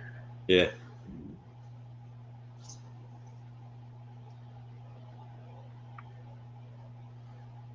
I was looking back at I seen that, and when I kind of looked over, and I want to say something to everyone in chat and panel. I love this dude. My stupidness last time was because I don't like people that don't help. I jump to conclusions, and I apologize formally. Well, thank you, Lost Product, man. I mean, it does take a big man, and we Hey, man. appreciate that, man.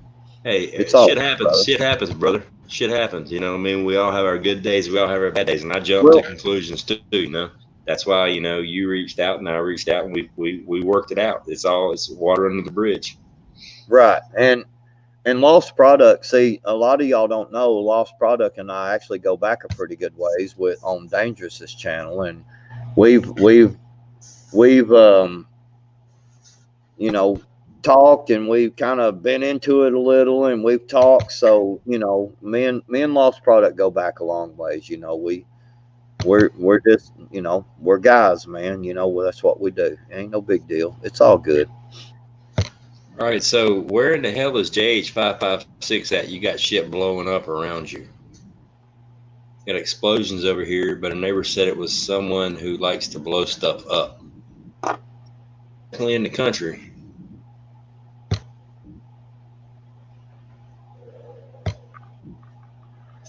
Yeah. Well, here's the thing.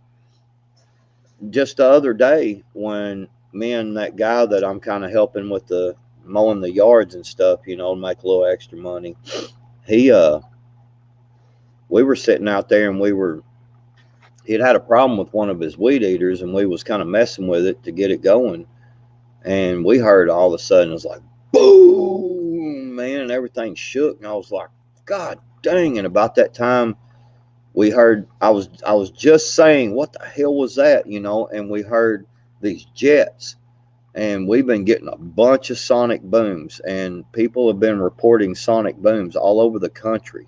Our military is real. So our last person in charge, to try to keep it, you know, without getting strikes and getting slapped around on YouTube, our last person in charge did a lot to rebuild the military, and the military is playing, and they're practicing. I've heard more sonic booms probably in the last 6 months than I have the whole time I've been here. And we don't live too far from an Air Force base, the way a jet flies, the way crow flies, you know. We don't live very far at all from a military base. Yeah, so you're gonna hear it, especially if they're doing live fires, armor and air. I mean, if they're doing live fire exercises, you're gonna hear it, especially at night. Oh, dude, man. It's been several years ago. And I'm sitting, this before I had my shop and all that. I'm sitting out on the carport, and I had me a little chair set up out there, and kind of look back this way, because that's, you know, there's a lot of woods back this way. So I was just kind of looking and everything, just sitting back there, just chilling, you know what I'm saying? Mm-hmm. And man, all of a sudden I see this light go across the sky, man, and I see these other two. You know, it's like, just, you know, it's dark, but I can see these other lights like dive towards it, and they're like, and I hear it like, you know, and I was like, what the hell is that? You know, I freak out, man, and I run in there and grab my wife. I'm like, look at this. And man, we seen another light, you know, take off, and we seen these jets. You could hear them kicking them afterburners, you know, and take off towards this light and dive towards it. And I was like, are we under attack? Are they freaking fighting in the air? You know what you know? And she's like, well, I ain't gonna say his name, but she's like, let's call brother-in-law, because he's Army, you know, intelligence. And like, hey man, what the hell is this going on? You know, are we under attack? What's up? He goes, He goes, what is it? And I told him. He's like, oh man, hell, they're just doing their flares. They're shooting flares off, and then the other planes are going towards them, you know. And I was like, oh, okay. He was explaining it all to me, and I was like, man, I was already locked and loaded. You know what I'm saying? Like body armor and up and shit. You know, like, damn, it's happening, Wolverines. You know. So yeah, the sonic booms and stuff, man. They've been like I've heard more sonic booms just here in the last 6-7 months than I have I've been here for 17 years where I'm at right now, and I've heard more in the last 6 months than I had the whole time I've been here. So it's really ramped up. We can go off into that in a little bit if you want. I tell you, one of the coolest sounds you've ever heard when I was in Iraq back in 05, 04, and 05 is actually being under an F-18 or another fighter jet, actually popping a sound barrier above you. Man, it looks cool on TV. It sounds cool on TV. When you're standing under it and watching that shit happen, that's a whole different kind of what the hell is that? It's I bet. You can feel it in your bones, man. You can feel your teeth rattle. It's crazy. Susanna, I did that one night. I said that exact thing to somebody who was really digging real deep down in this conspiracy. The chair's against the wall. The chair's against the wall. I told him that. I said the chair is against the wall. The chair is against the wall, and there is a blue piece of ribbon on the doorknob. Man, he freaked out, man. He was like, what, wait. And he's all texting me and shit. He's like, man, what's going on, brother? What are you trying to say? It's like, I'm kidding, man. Man, don't do that to me. That's how you can tell old people are when they know where that term comes from. The chair's against the wall. The chair. Right. Wolverines. Ghost is in Cleburne. Where? No, that's not me whistling. I can't. I ain't with. That's Ghost whistling over there. That's my phone. No, yeah. Robert, I am not. I don't even know what a Cleburne is. I'm in North Carolina. Cleburne, North Carolina, I guess. Is there a Cleburne, North Carolina? Possibly. I don't know. That's my phone, Stephanie.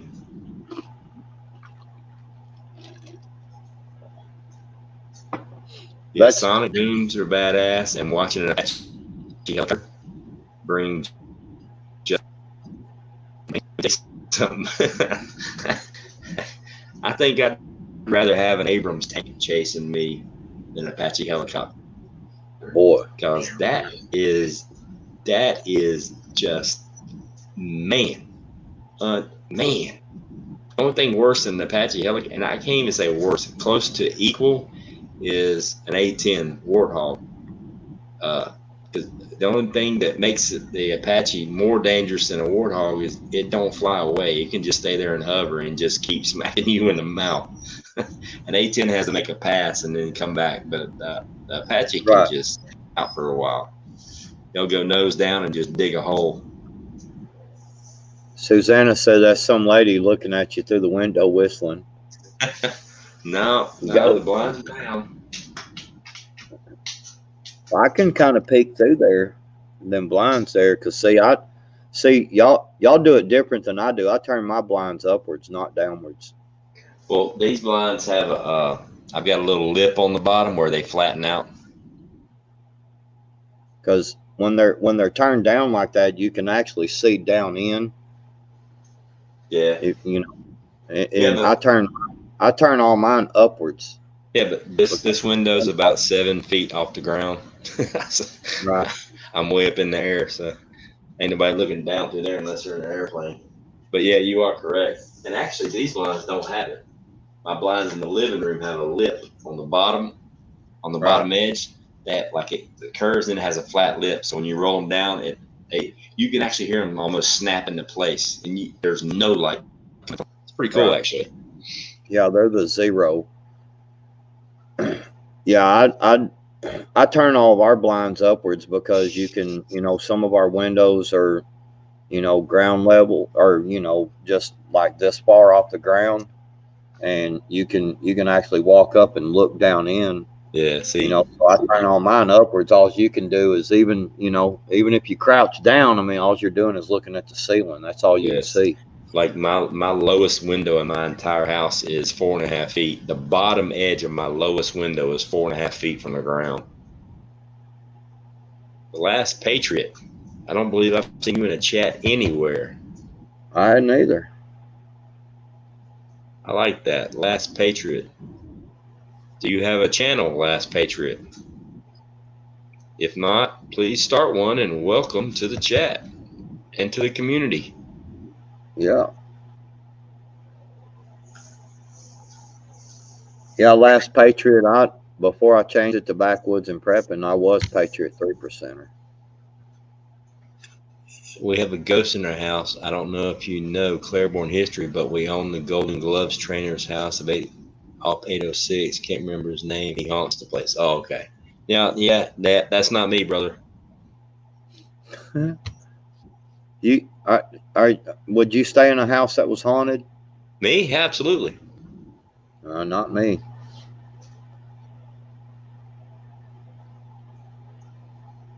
Yeah, I'm not worried about that stuff. Let me go check my chicken. Choke your chick? What? Yeah, Last Patriot. I was Patriot 3%er on here because, I did Patriot shit, but I don't anymore. Well, I will, but things have calmed down where I live, so we don't have all that stuff going on. But anyway, I watched that right before I left boot camp.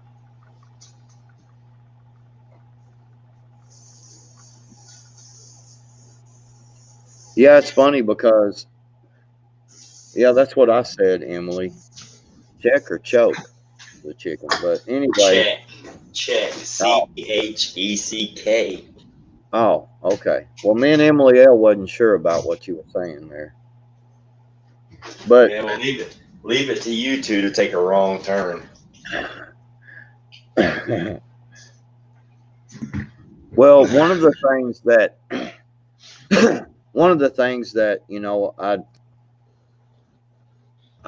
I don't play around with haunted houses and stuff, man. Grandma Markle says she'll do the dishes. I wish somebody would around here, man. I have to get on to my kids all the time, man. They don't like doing dishes, and I start taking that PlayStation away, and they start changing their mind real quick. I actually like doing dishes. I wash them by hand. I have no desire to have a dishwasher. They don't work, and you end up having to wash them again anyway. Well, the thing about it is that if you do have a dishwasher, if you will, when you first take your plate in there, if you will run a little water over it, you know what I'm saying, and knock off the fresh stuff, the dishwasher works really well. And people still don't do it, they don't do it. I like to wash my stuff by hand. I'm a stickler. If I'm gonna put food on it, I just I can wash a sink full of dishes 10 times. Knock the dirt off, put it in the dishwasher, run the cycle, and it uses like a fraction of the water, and I know shit's clean. I just like washing them by hand. I grew up that way.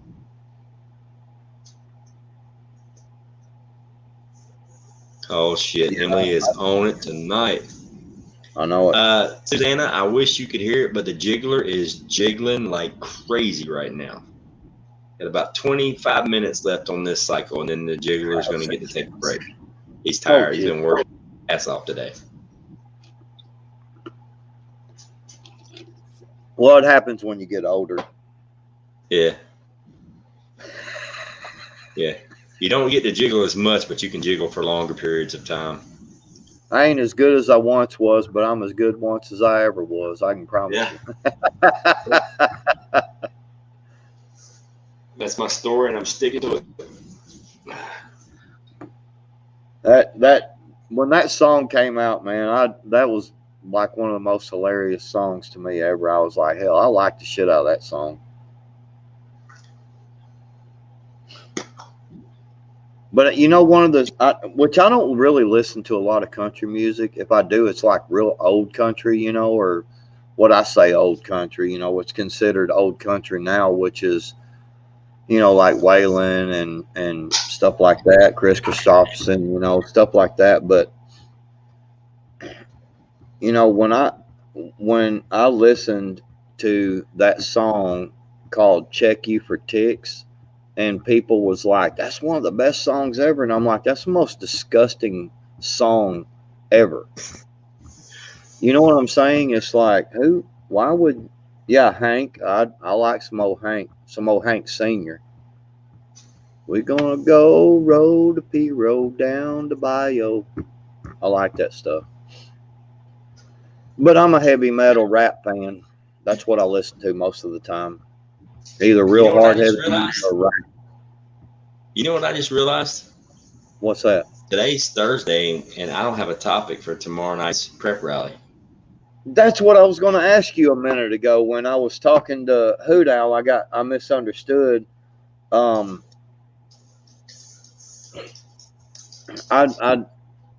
I misunderstood what Hoot Owl was saying of just how fast the time flew by, I was going to say, what is the topic for tomorrow night? Well, let me address fish sticks first. Fish sticks, I just filmed the video today of me doing the chicken and the chicken broth. It'll be uploaded tomorrow. But yeah, I'm thinking tomorrow's topic. Let's see. How about let's go with alternative power sources in a grid down scenario. How's that sound? No, Suzanne, I can't do it on twerking. Twerking is not a legitimate SHTF prepper. Well, I mean, maybe it is. I mean, if you twerk good and your wife likes it, I mean, then I guess it would be part of a mental prep, you know, keeping the morale going. I guess maybe I would have to learn to twerk, you know, for morale. But I don't know if YouTube's ready for that.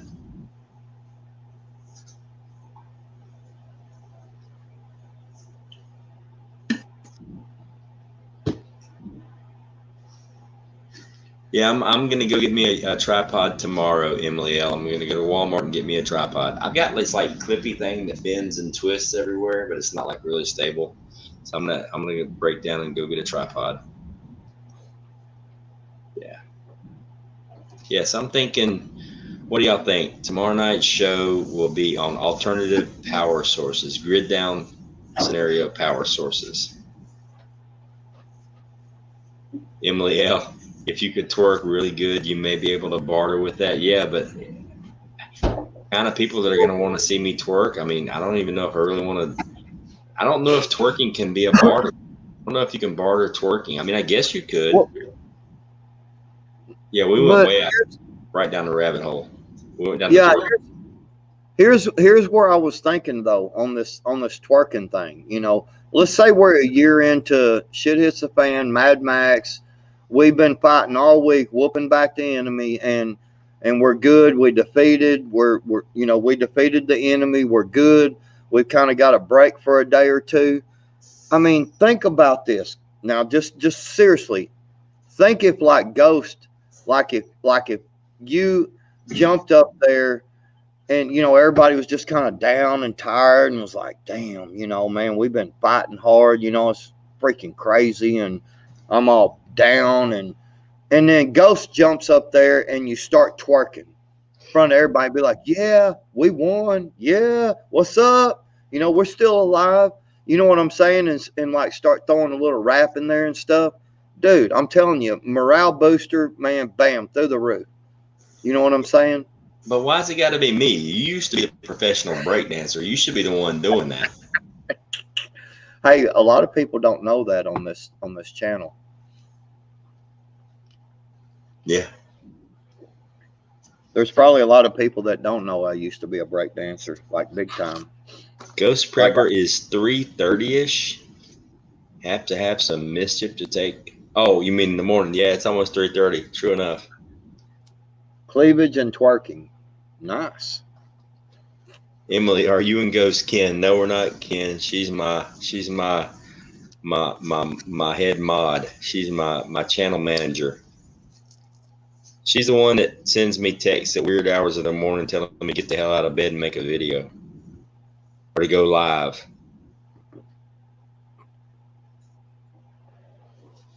I guess you'd say she's the boss.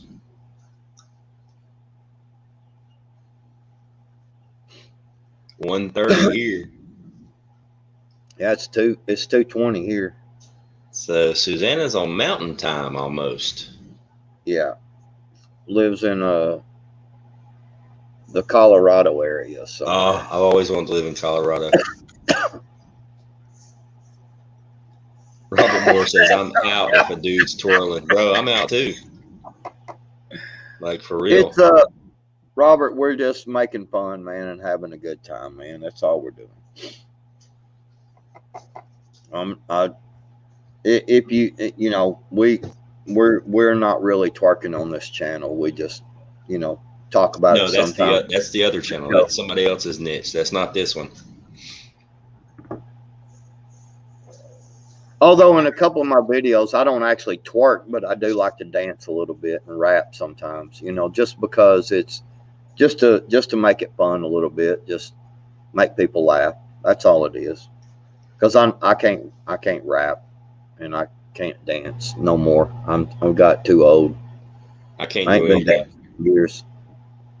I ain't been dancing in years. This beard model. All I do is I stroke my beard and I check on my jiggler from time to time.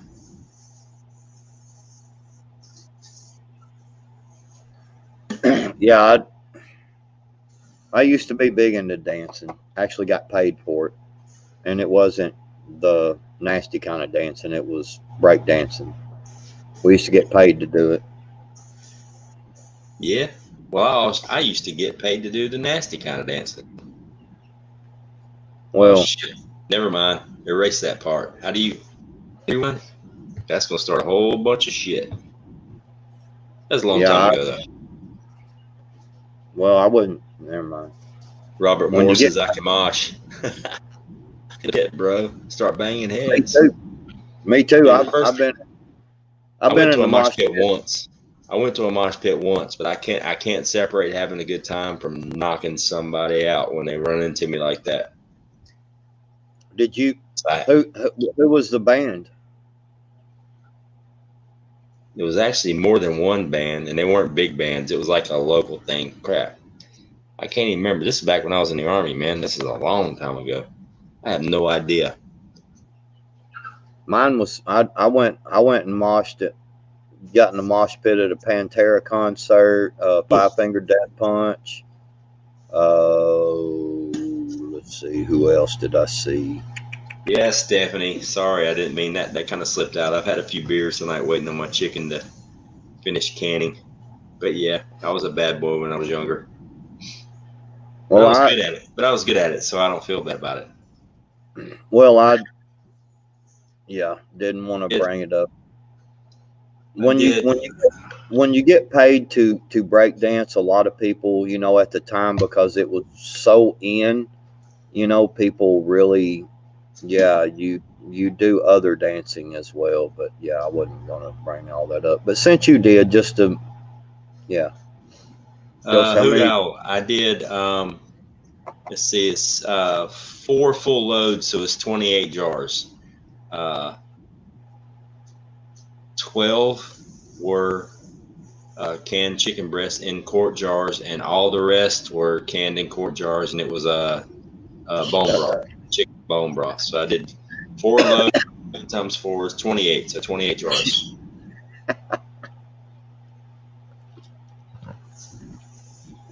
You done started something, Ghost. No, I knew it when I said it, and I couldn't shut up fast enough. It was a long time ago.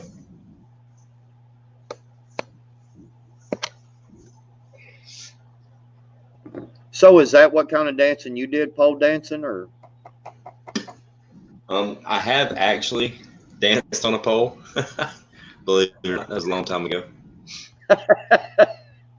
It's amazing what'll happen when they start cheering for you, and it's amazing the things you'll do, huh?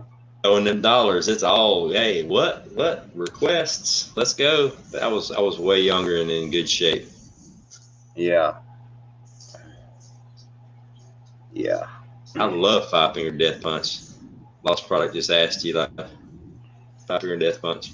Hell yeah, I love 5-finger death punch.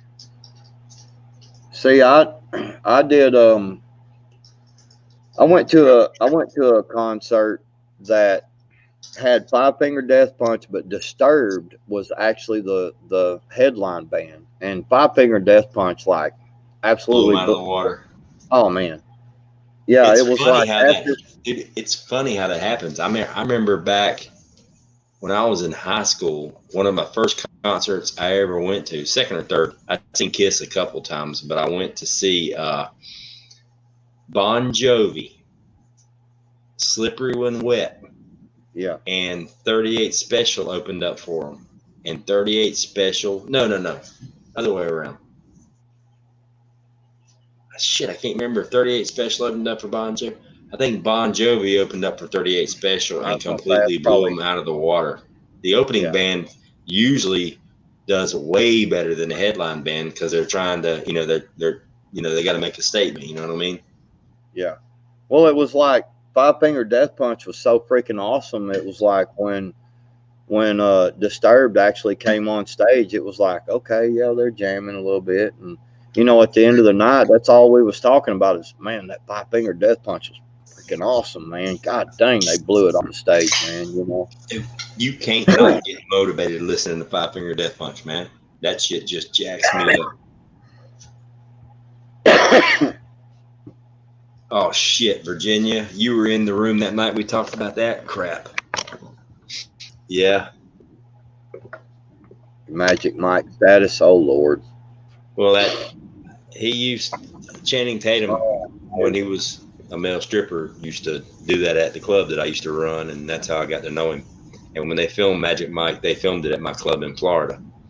Oh Lord. So I know he's an awesome dude. He's really cool. I knew him back before he was famous. Yeah, I love Slipknot, Iron Maiden. I love all that stuff, man. But see, and I like rap too. That's what's funny. When I wasn't on the phone or whatever today, actually, which wasn't very much. I was on the phone a lot today, just trying to get stuff done and some business deals and so forth. But yeah, so it was like, man, I actually got to turn on a little music, and I actually turned on some rap and listened to some rap today. I've got stereo systems in both my vehicles out there, like subwoofers, amplifiers, and like distort your vision type shit. Slayer works. I can deal with Slayer fish sticks. Oh yeah. On and on south of heaven. Yeah. Hold it down. Be right back. Well, what am I supposed to do with this? They're going to start asking me a bunch of questions.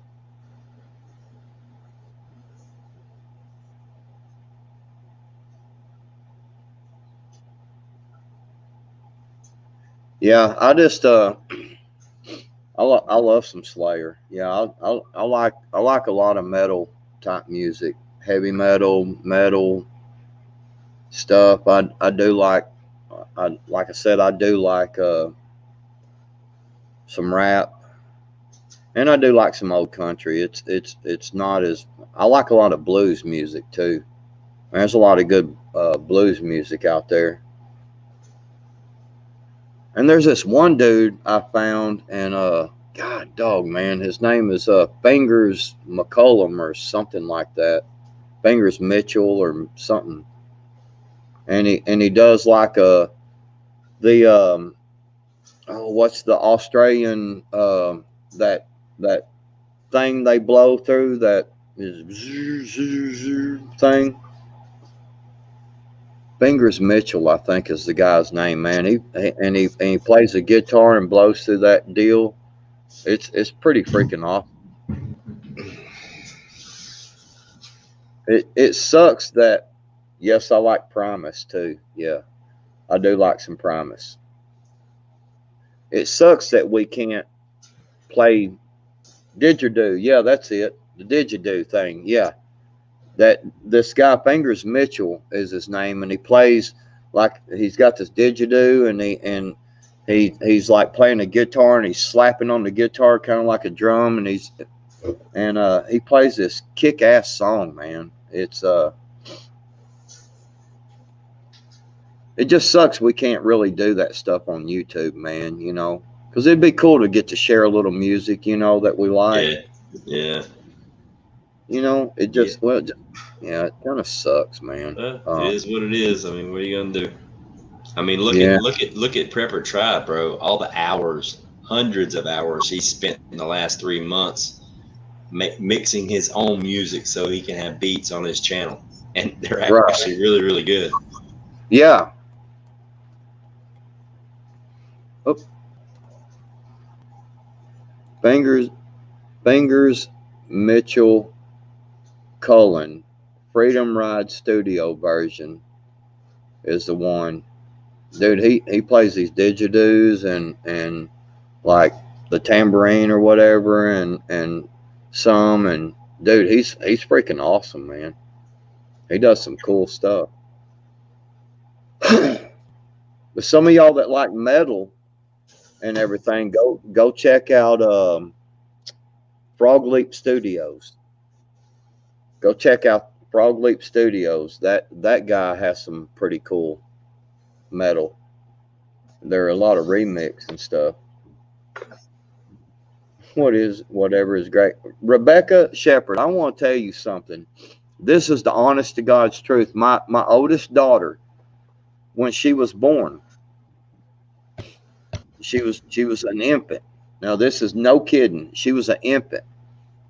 And she, like, I'd be trying to get her to go to sleep, and she'd be crying, and I'd check her diaper and make sure, she was fed, everything, everything was cool, but she would whine. And so somebody would tell me, to put on classical music. So I put on some classical music.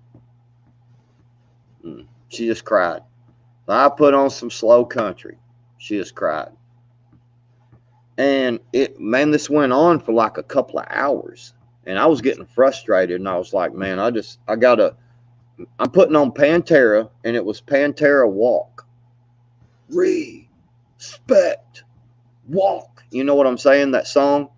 Mm-hmm. And I was like, I've just got to get some frustration out. I'm just like, because I couldn't get my girl to sleep, my baby girl.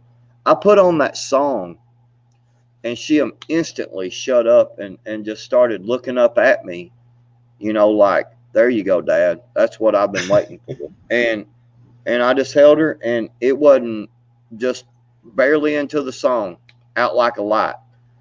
And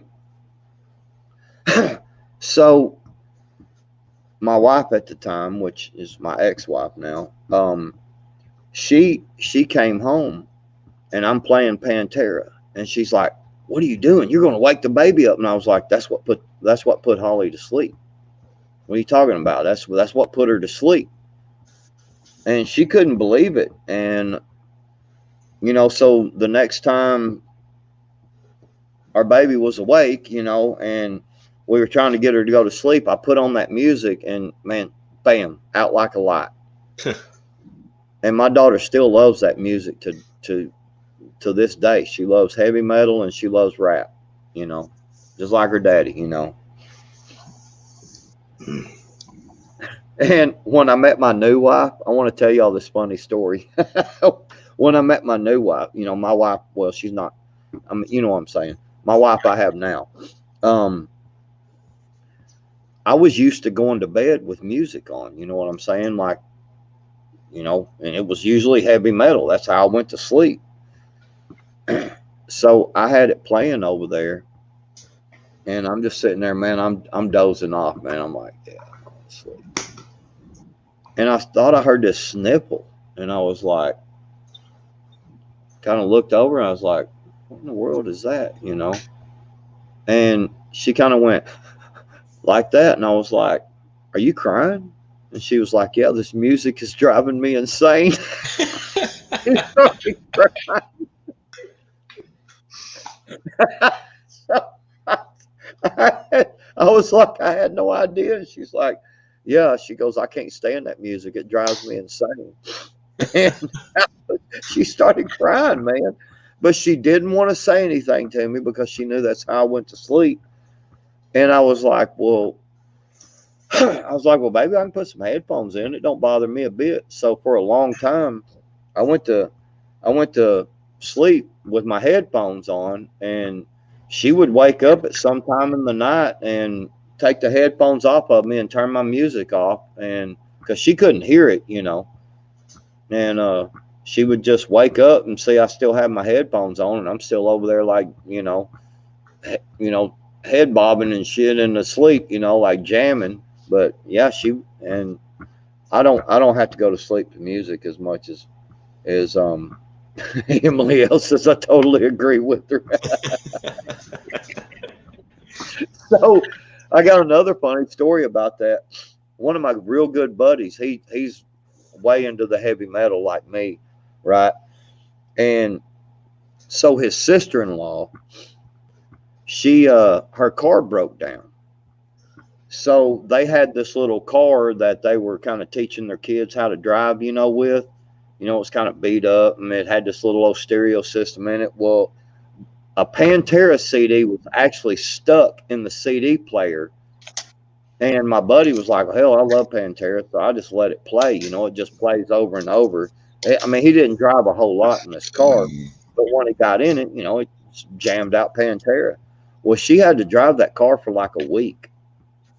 And she came to him like the third day, and she was like, all right, you got to take the fuse out of this stereo. I'd rather not listen to stereo. She said, I'm about to go insane listening to Pantera over and over and over again. She said, I don't even like heavy metal music. She got all butt hurt, and like, he's like, well, hell, I was just letting you borrow the car. Yeah, she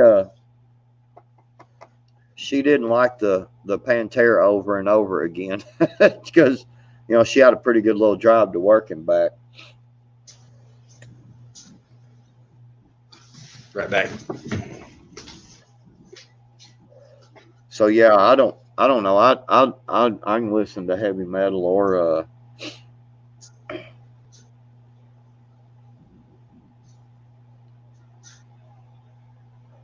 what?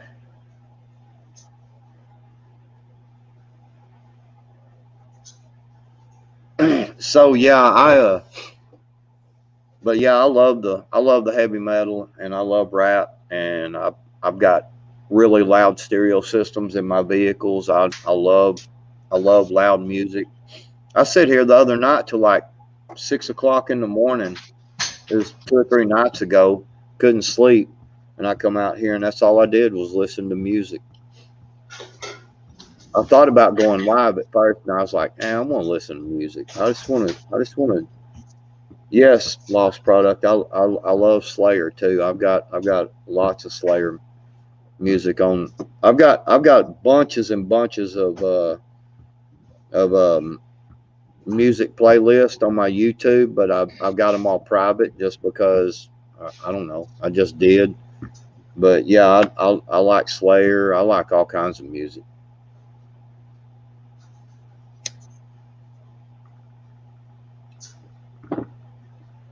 Susanna, you really don't want to know what Ghost was doing. Yes, she does. Susanna, I videoed it. I'll be uploading it tomorrow. You can watch me making a crappy ass video of me canning chicken and chicken bone broth because I did it with my phone, and so there's a lot of movement, but I did make a video of it.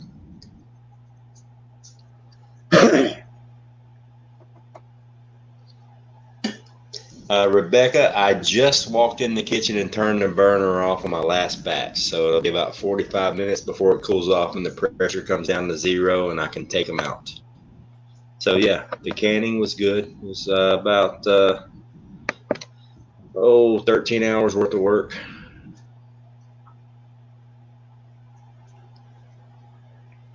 Well, Robert Moore, I never did anything like that, but I did party with David Lee Roth one time. Just so y'all know, honestly. That's a partying son of a gun, I'm going to tell you right now. Oh, yeah. A good friend of... Go ahead.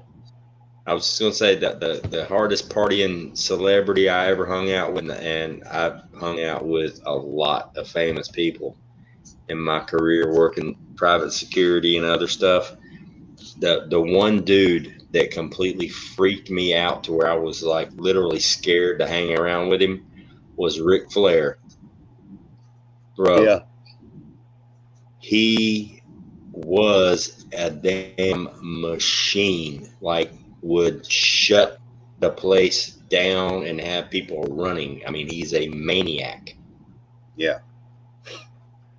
Yeah, I've heard that. One of the guys that I was kind of been friends of some of my uncles and stuff, and I got to be friends with him, was a guy that was one of the tour managers for Black Oak, Arkansas. Dude, and when I used to party with Jim Dandy like nobody's business in Memphis. Well, this guy, we were able to. So David Lee Roth came to town, and it was after he had split with Van Halen, and he came on a tour, you know, and my buddy called me and he's like, "Hey man, I got some backstage passes, tickets, everything, man. You want to go?" And I was like, "Hell yeah, I'll go." And so we went and we was backstage and all that and partied, you know. And when David Lee Roth come through and he looked over at my buddy and he's like, "Got that party going at the suite up there that we normally get. You coming?" He's like, "Hell yeah, we'll be there." And he looks at me, he's like, "You going home or you coming to the party?" And I was like, "Shit, I'm going to the party, man. What are you talking about?" And yeah, we went and partied. They had a big suite, and yeah, it was pretty cool. There was a lot of things I probably shouldn't mention on this channel. Oh yeah. that went on. You know what I mean? Oh yeah. Well, yeah. All the time I spent in Memphis, I got to know a lot of wrestlers real good. I partied with the Giant, Paul White. Yeah. I partied with him and went to dinner with him, and both times were learning experiences. Like man, that's a big dude, man. That is a big dude.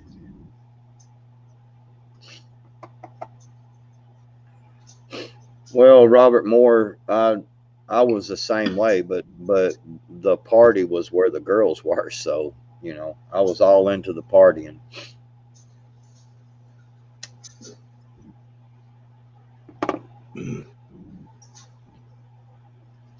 Well, dude, I think I'm gonna go in here and hit the hay.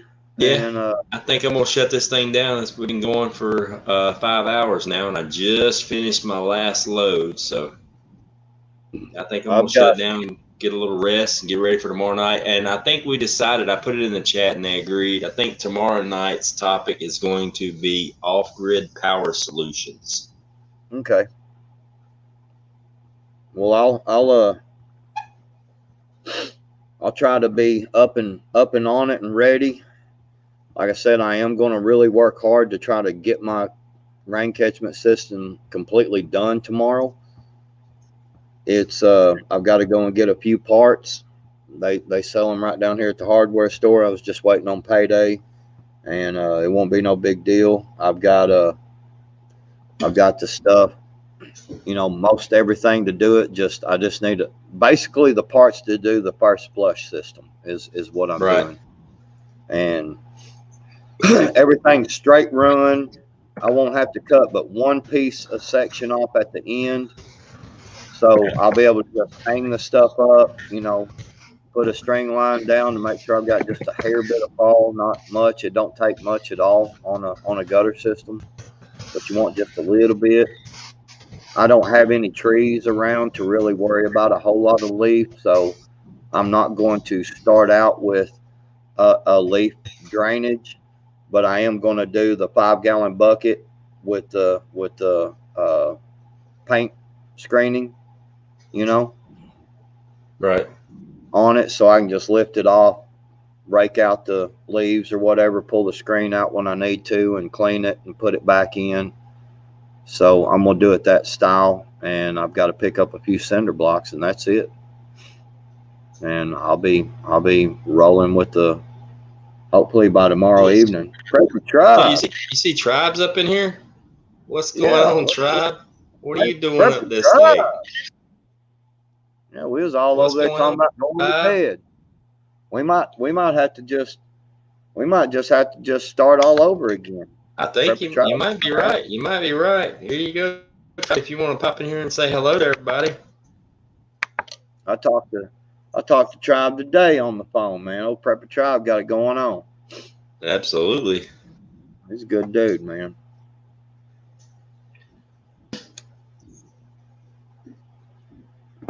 There's a link if you want to say hey. Yeah, you might as well. We don't give a damn if you ain't put your makeup on or not. Tribe. Oh, he's been making fishing rigs. Been watching all night. Well, sweet. Oh,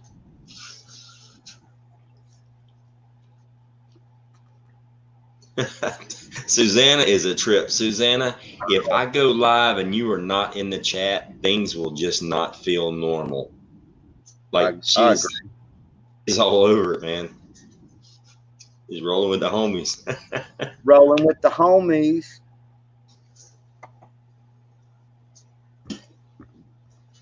Yeah, I want to get that catchment system done, or at least I think I can get it done enough that I can be catching water, you know, when it does start raining. Yeah. Finally. And you know, that way I can be flushing it out a couple of times and make sure I get all that, you know, soap and stuff out of it. And yeah, it'll be. Okay, Tribe, I appreciate you stopping in anyway, man. It's always good to see you. Always good to see you. I think actually, Tribe, this is kind of like poetic justice, because you're the reason I'm on YouTube. You're the reason I ever got 1 subscriber and everything got started. And then now you're in the chat, and I'm pretty sure this live stream is going to put me over the 4,000 mark. I only needed a little over 100 hours, and I'm pretty sure I'm going to get it with this stream. So that's kind of like poetic. Yeah, you're no doubt going to get it off this stream, man. No problem. That's all you needed. And today is the 3-month anniversary, Tribe. The 14th of this 3-month anniversary of me uploading my first video.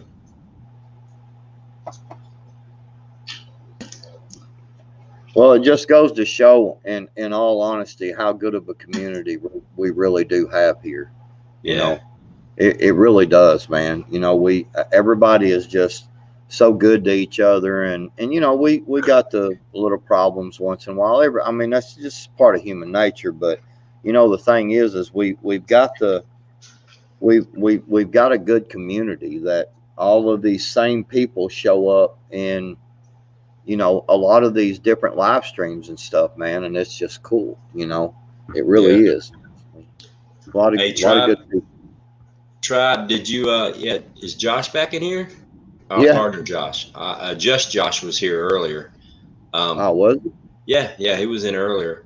I was going to say, Tribe, hopefully you heard what Prep For It and I talked about very early in the stream. Was I want to do a live stream canning tutorial and just put out like a shopping list at the beginning of the week, so everybody gets what they need to can, say, pinto beans. And then we'll pick a day and a time and go live and have like 6, 8, however many people we can get on the panel to go live in their kitchen with their laptops, and we're going to can step by step live.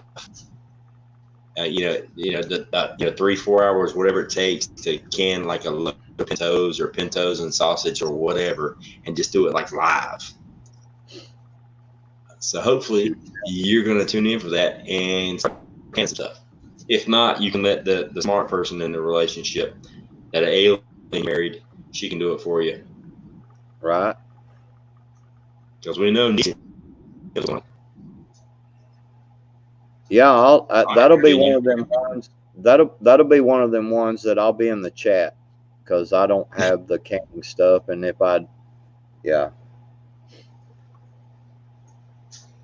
I'm getting there. I'm getting the stuff, but I'm on a limited budget, so I can only do so much. You know what I'm saying? Take your time, brother. You got to do what you got to do. My water catchment system was more important at this time for me to. Absolutely, I completely feel that. Get that fresh water out there. So. All right, then, boys and girls. I guess then we are done for the night. I'm gonna go pull my last batch out of the canner and get everything cleaned up for tomorrow, and get some rest and get all my stuff geared up for tomorrow night. Tomorrow night is at 8 o'clock, not 10. 8 o'clock. We're going live at 8 p.m. on Fridays from now on, and tomorrow's going to be off-grid power sources. 8 p.m. Eastern. Eastern, yeah. 7 Central, 8 Eastern. Yep. And then Saturday's show. That show is shifting to Sunday, correct? Yeah. Yeah, I'm pretty sure we need to shift it to Sunday. Let's just go ahead and make that call now. What the hell? Why not? I mean, yeah. I think you're right. Let's do it Sunday, and let's do it at a reasonable hour, like 7:30, 8 o'clock, and go. Just do it for 2 hours. Yeah, let's just do like we got 3 shows. Let's just do them all at 8 o'clock, so it's uniform and just 8 o'clock Eastern, 7 Central. Yeah, that way it gives other people that a lot of people want to go on live at 9, 10 o'clock and kind of chit chat about different stuff, and that'll kind of give us an hour and a half to kind of go live, and maybe even good 2 hours, and then that gives room for other people that wants to go live later, and that way we're kind of in between the big dogs. Yeah, Hoot Owl, that starts tomorrow night. 8 o'clock Eastern, 7 Central. Yeah, we go in between the big dogs, like Prepper Tribe and stuff, all them big dogs. Yeah, all them big important peoples. Yeah, him and Native and Angry and all them and big important people. You know what I mean? Yeah, we just want to fit in. We just want to fit in where we can. We want to feel special in our own little way. Right. Thank you, Rebecca Shepherd. I appreciate that. All right, guys. Well, I guess we are done for the night. Thank you all for tuning in. I really appreciate it. Definitely. And hopefully we will see all of you tomorrow night at 8 o'clock p.m. Eastern, 7 Central for Prep Rally, and it will be off-grid power solutions. Y'all have a great night, and we will see you later. See y'all. Thank y'all.